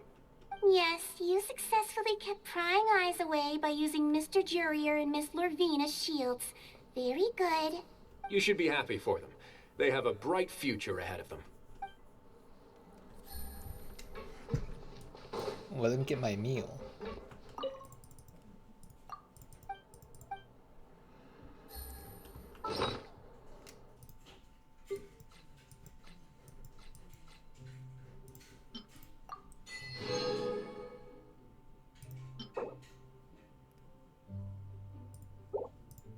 Suspicious steak. No!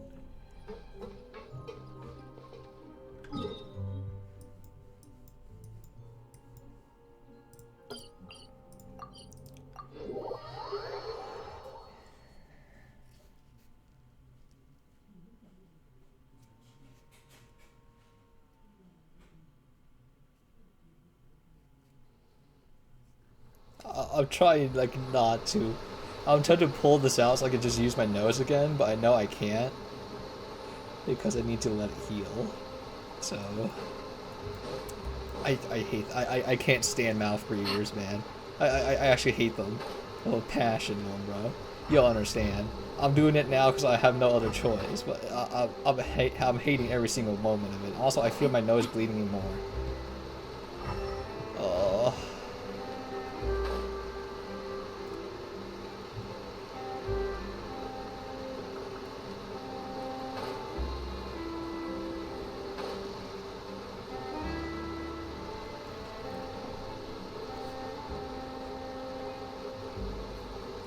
Holy shit. I didn't see them! They really are here! How did you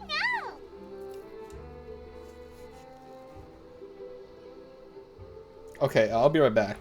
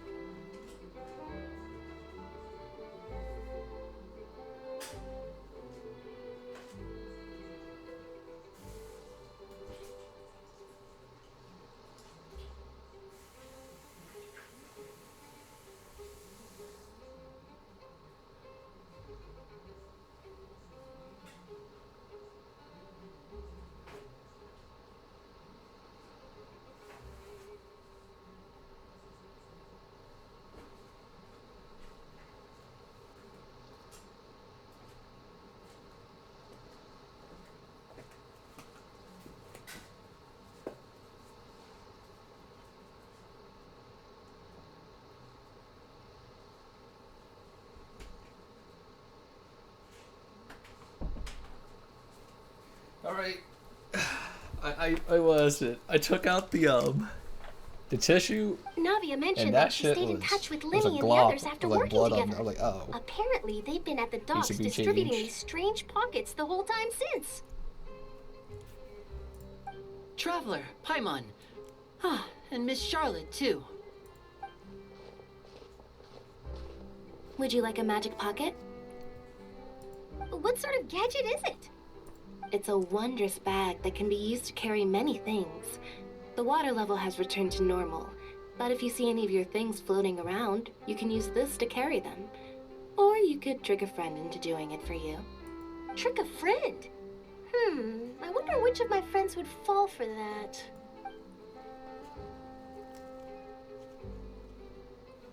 You could just make a friend like Fremine here. Isn't that right, Fremine? Is this what you meant by, I'll help you make some more friends? To be honest, that sounds pretty sweet. Could I have your contact, please? Sure. Please, write down my address. You sure are working hard to help Fremine socialize. He was the one who proposed doing this. He even wants to assist in our magic shows. Yes, I was planning to first introduce Pear as an assistant, and later Fremine himself. In the future, I think we can leave underwater escape magic to him too. That said, would anyone want to see a diver escape underwater? Oh, it'll work out. Every journey begins with the first step. He'll become a part of our show eventually. Lynette, could you come over? Miss Charlotte says she wants to take a picture of us. Got it. My, that Charlotte is rather perceptive. She got rid of everyone the moment she realized I had something to say to you. So, how have things been, Traveler? Father says that you did a great deal during the latest events. She's very grateful for your contributions to Fontaine. That's all right. We were more than happy to help. So, what's she doing now? Oh, I guess you haven't heard.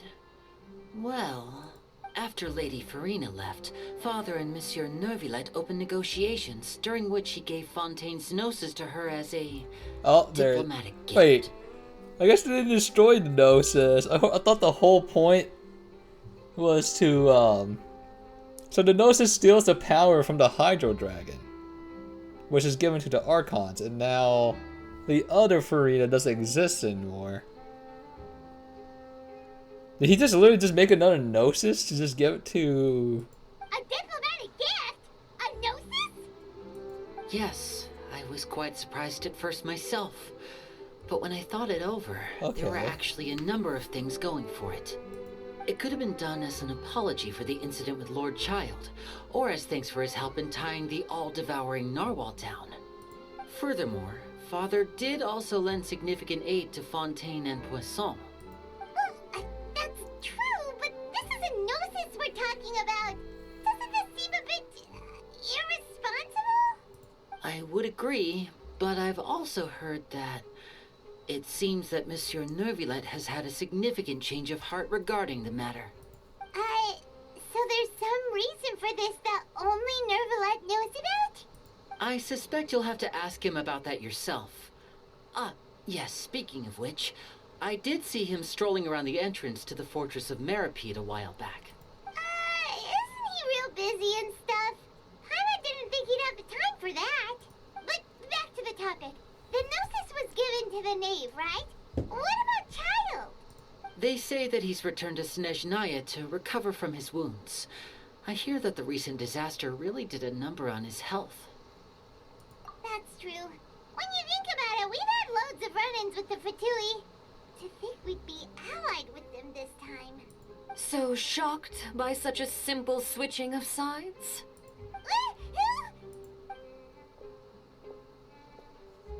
Father!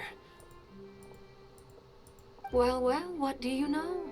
Come to the docks to see how my children are doing and meet the Traveler by chance. Please do not pay my accomplishments in Fontaine too much mind. I would have done them regardless. Are you going to take the Gnosis back to Snezhnaya? That is our duty as Harbingers, yes. Don't be too preoccupied with sides. The goal of the Fatui concerns not a single place or person, but the entire world. With such a grand goal in mind, it is inevitable that we must wear many masks. Switching my masks is something I've always done.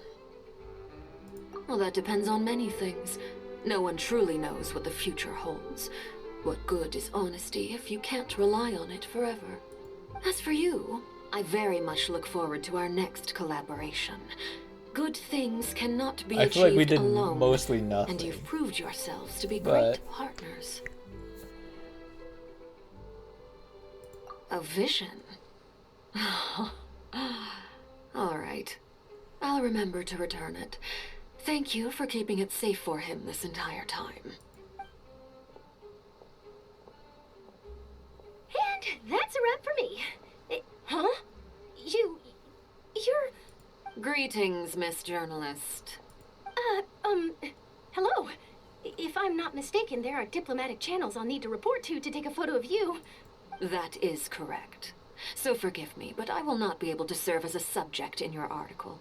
However, feel free to write as much as you'd like about our dear magicians and our upcoming rookie talent. I will.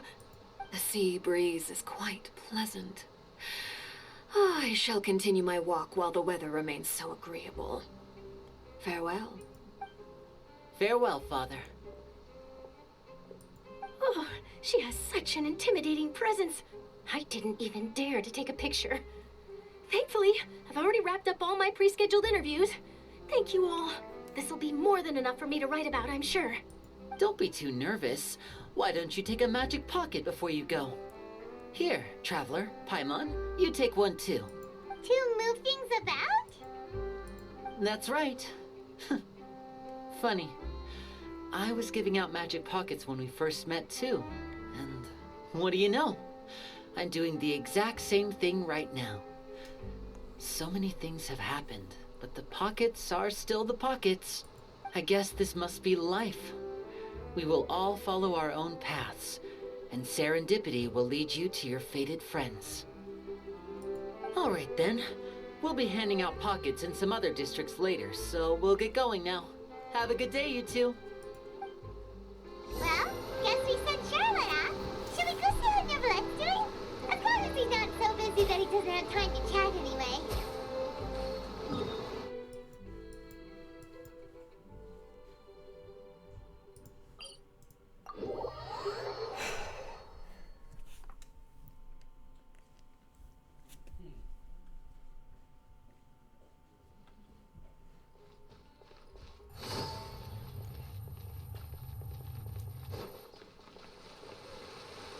I believe I can only donate one item.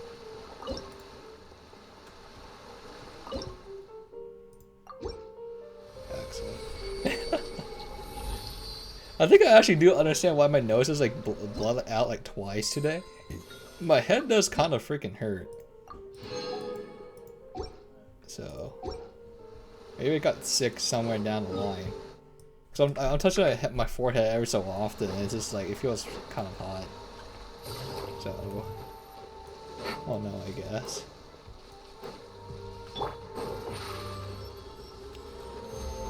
Also, could have sworn there's an easier way to travel on this, isn't there? Speed of light. I think I'm just being Pepega. I think I'm supposed to walk up the stairs some more. And then I can just walk around it, I think. Let me try it one more time. I don't want to freaking climb around this. Yeah, I see it. Okay.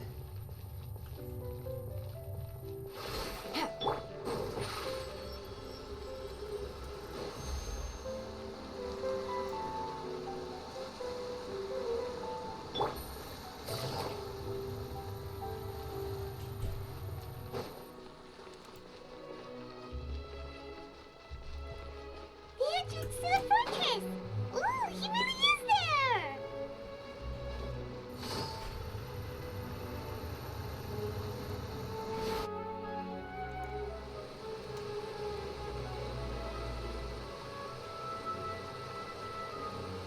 So, you really are here, Neverlet! I didn't think you were going to have free time this hour of the day. Really? Oh, I suppose you must have met Mr. Linney. He took the time to greet me earlier when he passed this way. In any case, you came at a good time. I was just considering reaching out to you to set up a meeting, so I may explain some things that I haven't had the time to before. Aw, Paimon's glad that you remembered. Thank you for keeping us on your mind, what with you being busy and all. Alright, let's have it then. How was Fontaine actually saved? The whole business is still quite the mystery to us. It is strange how words can often leave a bitter taste in the mouth when it finally comes time to say them out loud.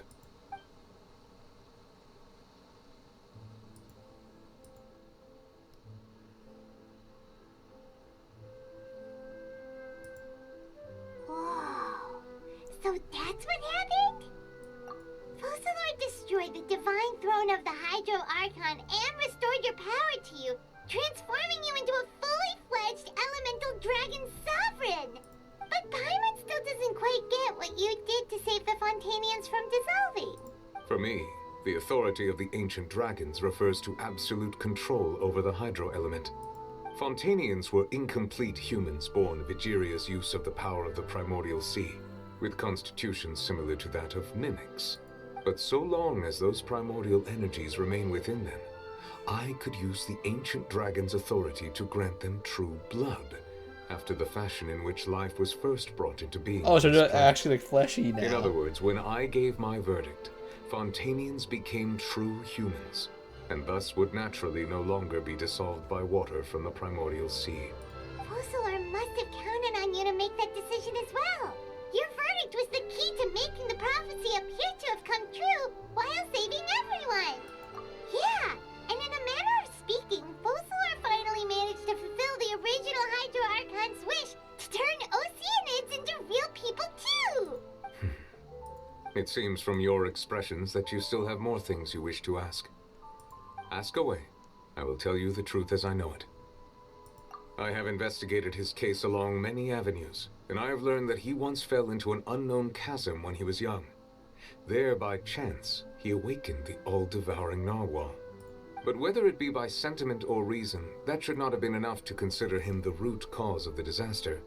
At most, he would have had tangential liability. That is true. As for the judgment passed by the Oratrice during the trial, whether it was due to that liability by association, or Focalor deliberately using him to buy time for us on the assumption that he would be able to hold the creature off, I cannot say.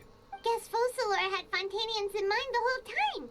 In the end, it was thanks to her that they finally became real humans. Hang on a second. Paimon suddenly got another question. Back when Fontainians hadn't yet become real humans, were the children they had also transformed Oceanids? Life has always flowed like water. Do you recall how Fontainians would often come to the Fountain of Lucine to pray for children? Yeah, Lynette said the fountain is where all the waters in Fontaine converge. In truth, even those couples did not know that such prayers were no mere custom, but instead a form of ritual. Those Oceanids who were blessed within the spring water would later descend as new humans in the coming months. Paimon, Oh, so they can't get preggers. They just. Either way, it seems like this ritual will Oh, be it just poof, new water. live on as a local custom. Ask away. I will tell you the truth as I That's know. that's kind of freaky. Yeah, about that. Risley said Farina has already left. What's that all about? Ah, Lady Farina. The people are only aware that her death sentence has not been carried out. She abdicated the post of Hydro Archon and left affairs related to that title to me, before leaving the Opera House. I related Focalor's words to her faithfully and completely. After hearing them, she seemed neither saddened nor comforted. She simply said that she was tired and needed to rest.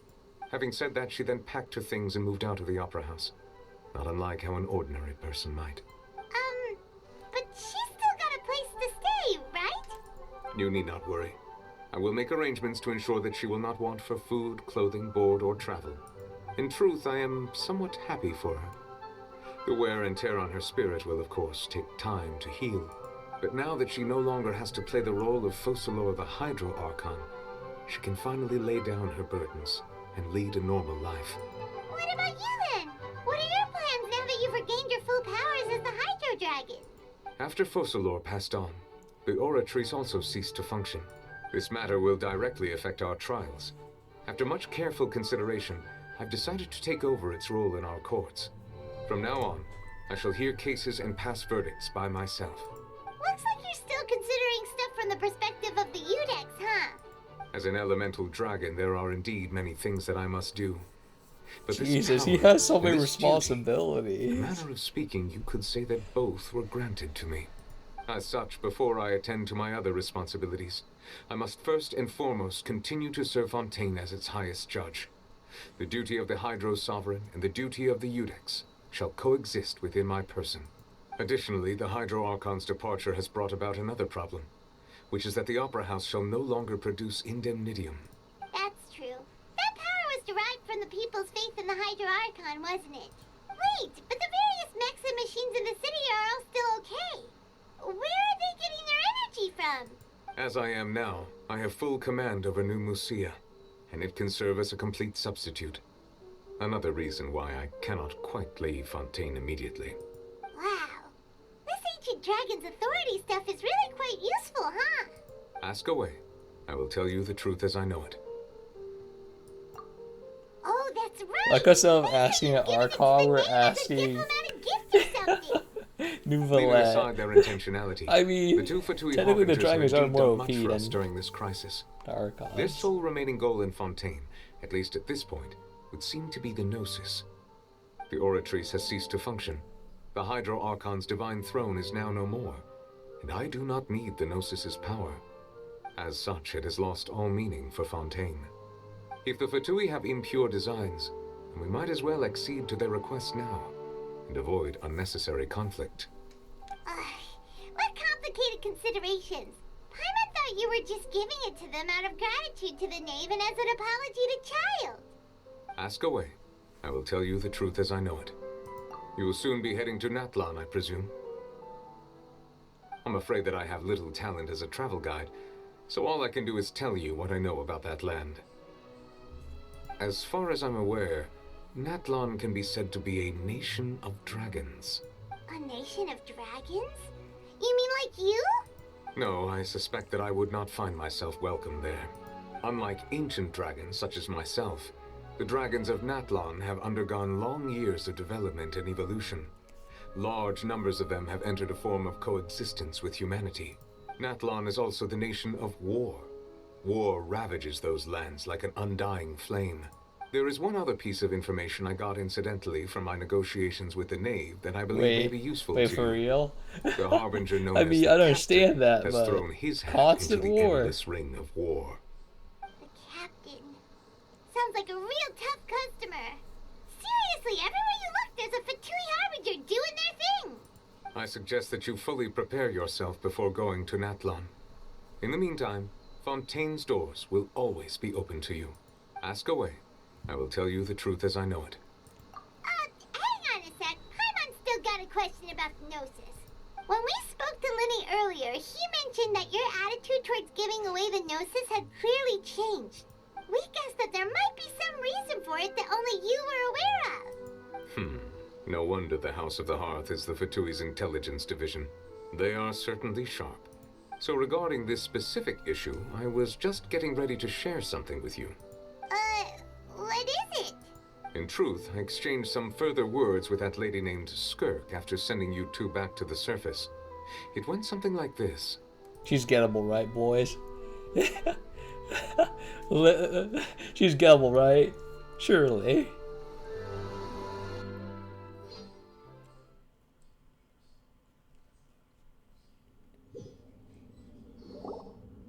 Well, we're going to head topside to see what's going on. You hurry over soon as well, all right, Nervalet? What next? The all-devouring narwhal isn't here, so I'm no longer getting any interference. I can finally catch the scent of your power, what it's made of. It is the authority of the planet's primordial dragons, but with something very similar to a god's curse mixed in. It's quite a novel blend. I'm sure I've encountered something like this before. What was it again? I do not know what you speak of. Ah, of course. How could I forget? You should have the remains of the third descender on your person, yes? Wait, this third? Remains? I've never heard of any such thing. Huh. According to your parlance, I believe it may be called a gnosis. Well, that much is true. After Focalor's divinity faded, she handed her gnosis to me. But I fear I have never heard of it described in the manner that you just did. I've been training with my master, the Fowl, ever since I was young, and I have never returned to the surface since. So most of the information I possess, I got from him. It is only natural for those who are greater than humanity to possess a different sort of common sense, which is why there are so many problems in our attempts to communicate with humans. Regardless, you should probably get rid of objects of misfortune to prevent any disasters from befalling you. To live in itself is a blessing. But once a person dies, the bonds he once had with this world shall all turn to curses. What do you mean by that? No need to fret. These are just my personal thoughts. And my reason for no longer wishing to return to the surface. Despair? This third descender you refer to, who are they? And when did they die? Master never mentioned them to me. Perhaps it just wasn't that important for me to know. If you're interested, though, I could ask him. I'll be sure to pass the answer on to you next time. Next time? You believe we will meet again? I do. Wait. I have a disciple of my own, don't I? He can be the messenger then. She's gonna be like, child, I have an errand for you.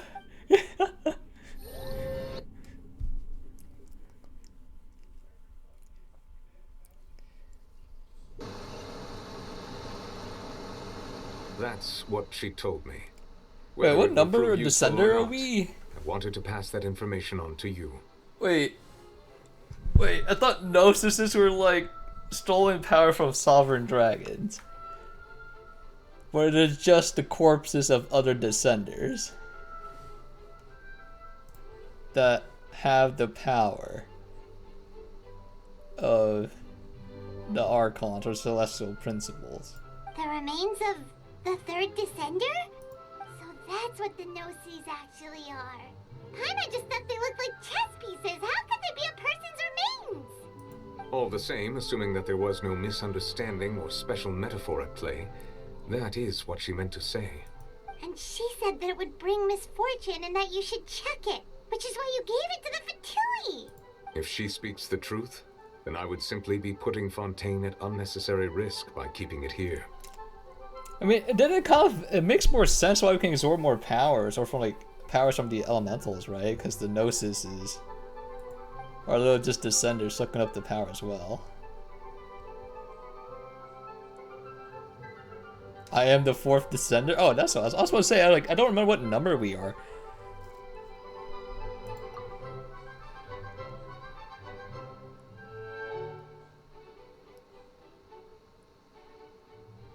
I guess that you might already be familiar with this concept, but I did not expect you to be one of them. Wait.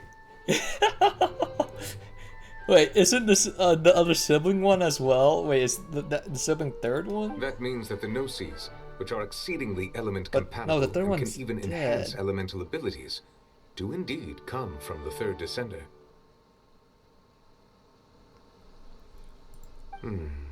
I wonder, does your body also possess similar properties? Like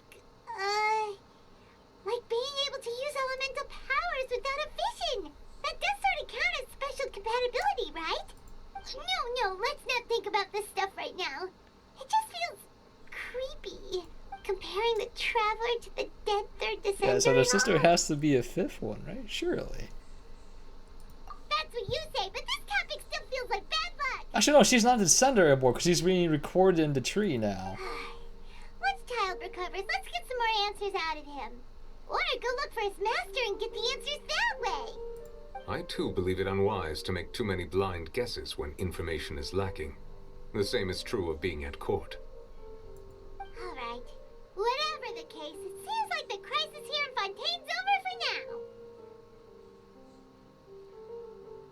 Wait, there's a gap of information we're missing. If the Gnosis are made from corpses of freaking descenders, and we're the fourth one, so does mean like whatever other number of like the other seven. What?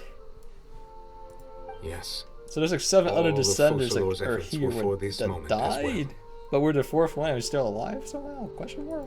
But She sacrificed herself in the end as a god, and she suffered through all those years as a human. Was that really what she wanted? I suppose that would be the mystery of a god's will. I suspect not. But once in a while, I too would guess that if wishes were like the clouds in the sky, they will one day return to the earth as raindrops. Life flows like water, and rain is the final answer. The water levels may sometimes tilt one way or another, but the rain falls fairly upon all. And what, ultimately, is the difference between the rains that fall upon all of us?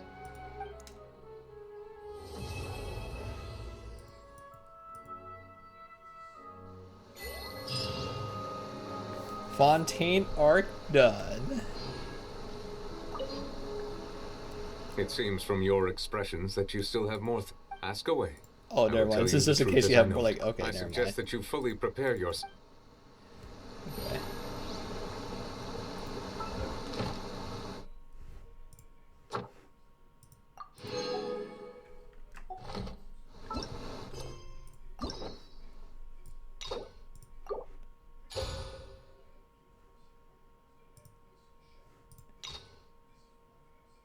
I like how you can accept this now. That's freaking great.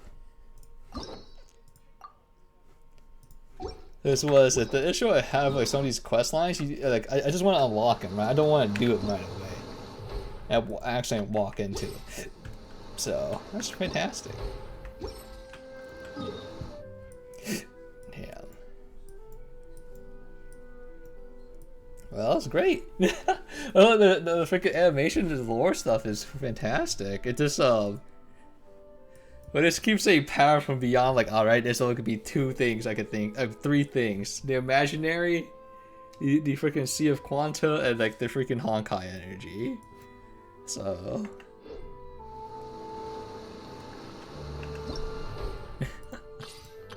Also, I like how Skirk low-key called Child weak. It's just like, they're like, Child said you're like really quiet. And she's like, I have no words for the weak. I'm like, oh. My boy. Just getting freaking flamed. It was real funny.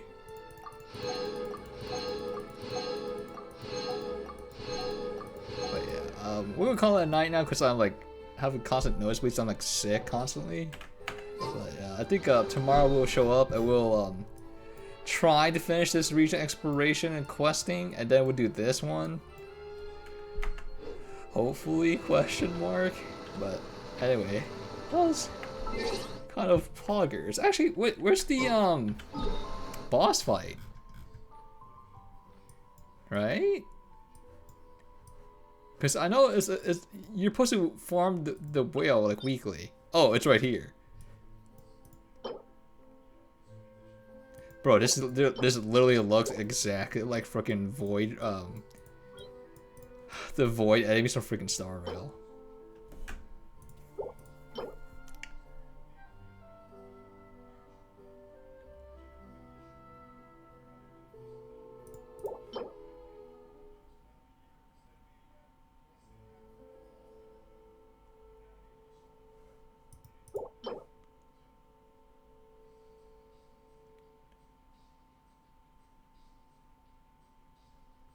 Actually, let me try find this for real. Let's see how bad is it for real. With an actual team. Damn, looks fucking cool. Shadow of Another Universe.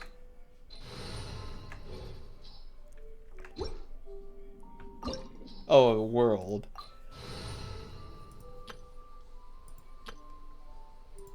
I'm assuming it's resistant to water.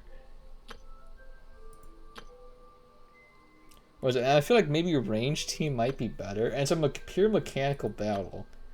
Like it doesn't matter how much DPS I do.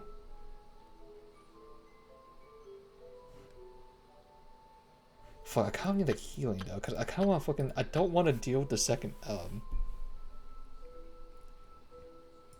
I don't want to deal with the fucking Void Ranger with the Great Sword, man.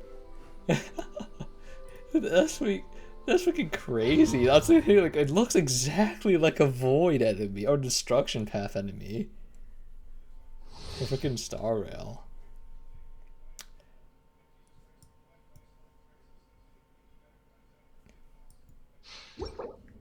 Though, bro, I kind of forgot that I kind of forgot I need a Lynette for this. I kind of forgot. Fuck.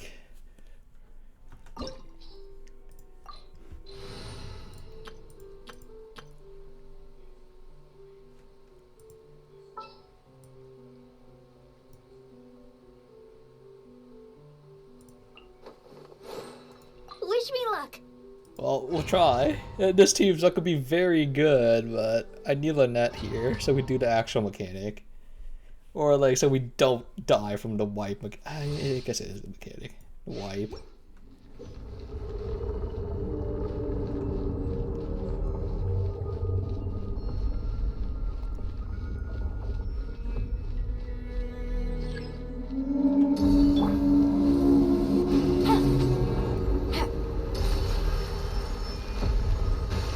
Jesus.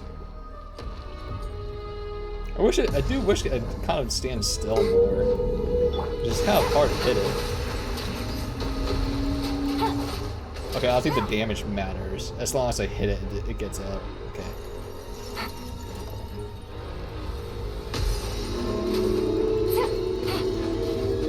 Yeah, it doesn't look like the damage actually matters. As long as you hit it.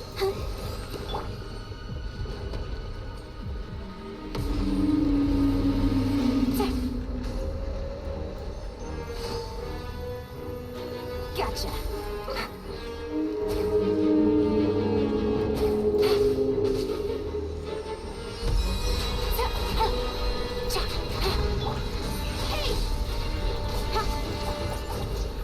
Jesus, the light beams, man.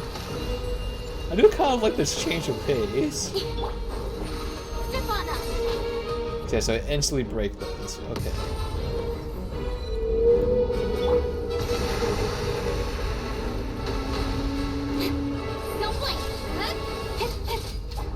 I mean, it does hurt once I, like, maybe you can like skip doing the mechanic, but I feel like that kind of ruins the romance of the fight. You know what I'm saying? Incoming. Let the magic begin. Things are about to get crazy. Nowhere to hide. Speed of light. I do like the freaking Virgil move he has, where he cuts the air and then it slowly fractures open.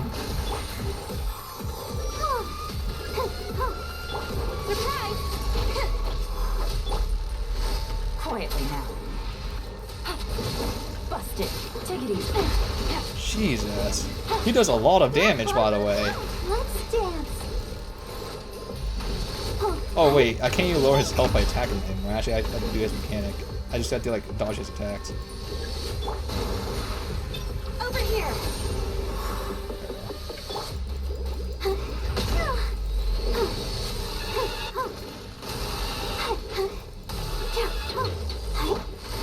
Gotcha. This is so cool. There's a Void Ranger, but it actually wields a giga badass great sword. Surprise!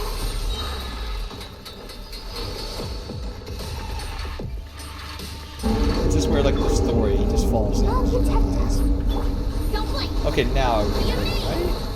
Game's up. Fun is over. With sword comes shadow. Okay, there we go. So you do actually need DPS. There's not just pure mechanics.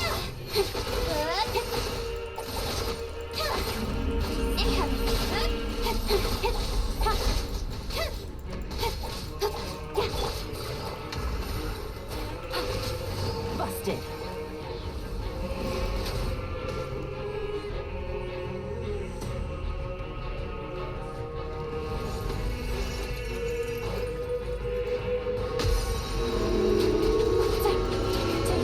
Wait. So how do I knock it down again?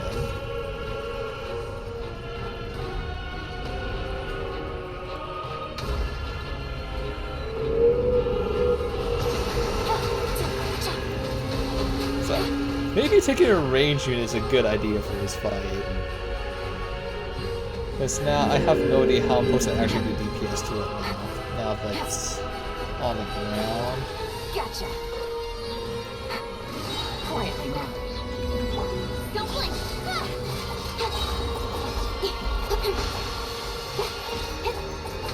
So I don't think it's gonna eat me again. Because we can't do the fear mechanic anymore.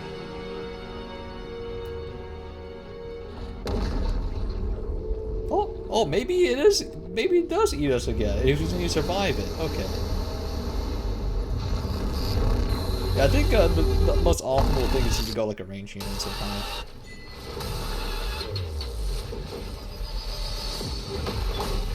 Yeah, it looks like this Void Ranger has like half his like stats now too.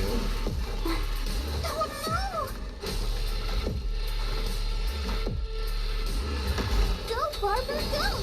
Let the show begin.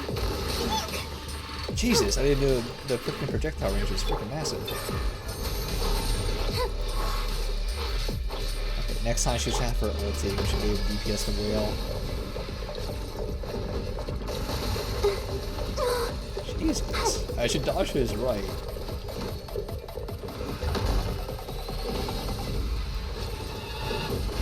I forget the AoE for that's huge.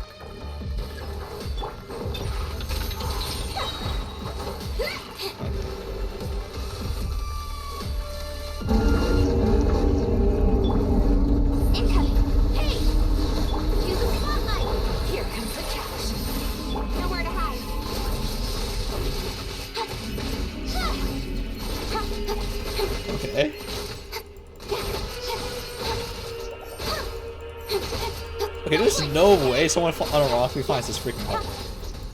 Like, it's just purely like a mechanical fight. Or like, just like, you have to be absolutely dumb to not see the freaking attacks on the ground. It literally shows you on the ground where it hits. Like that.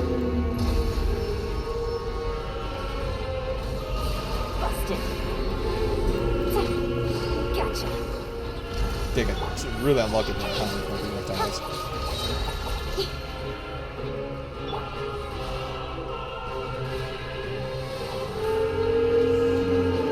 Jesus.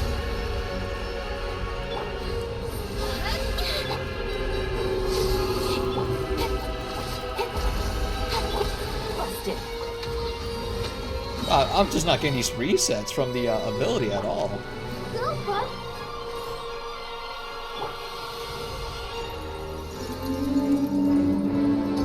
I want to see where it's crashing from. There it is.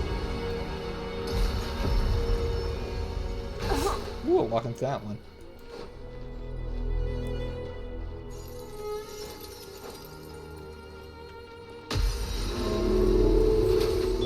Incoming. Hey! Over here! I tagged it, but it's not enough.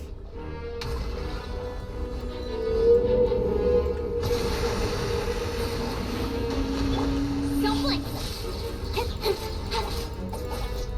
Yeah, it's like 1 HP. Please don't eat me. There we go.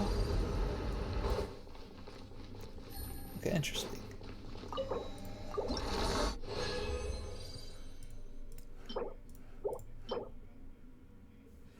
Flat stat, unfortunately. Damn. But that was an interesting. I mean, I'm glad it ended it there. Where like we beat the Void Ravager inside of him once, and it fell over. I said, guys, I'm tired." Guys, that was everything. I spent like 500 years consuming this energy, and I just get clapped by a big angry daddy dragon.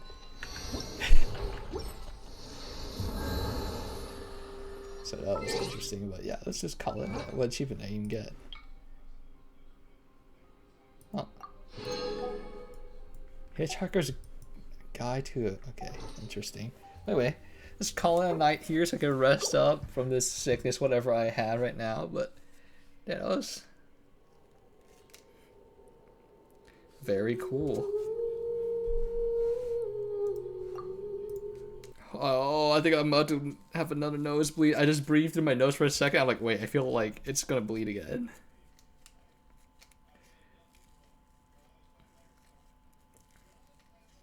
Freaking. I kind of feel bad for calling Farina a useless water god. That's why we have like more like of her lore. I'm like, oh, that explains why she can't do anything. She's not actually the water god. She's just like a human. That makes sense. But anyway, good night. I'll see everyone tomorrow for world exploration and the new region expansions. Peace.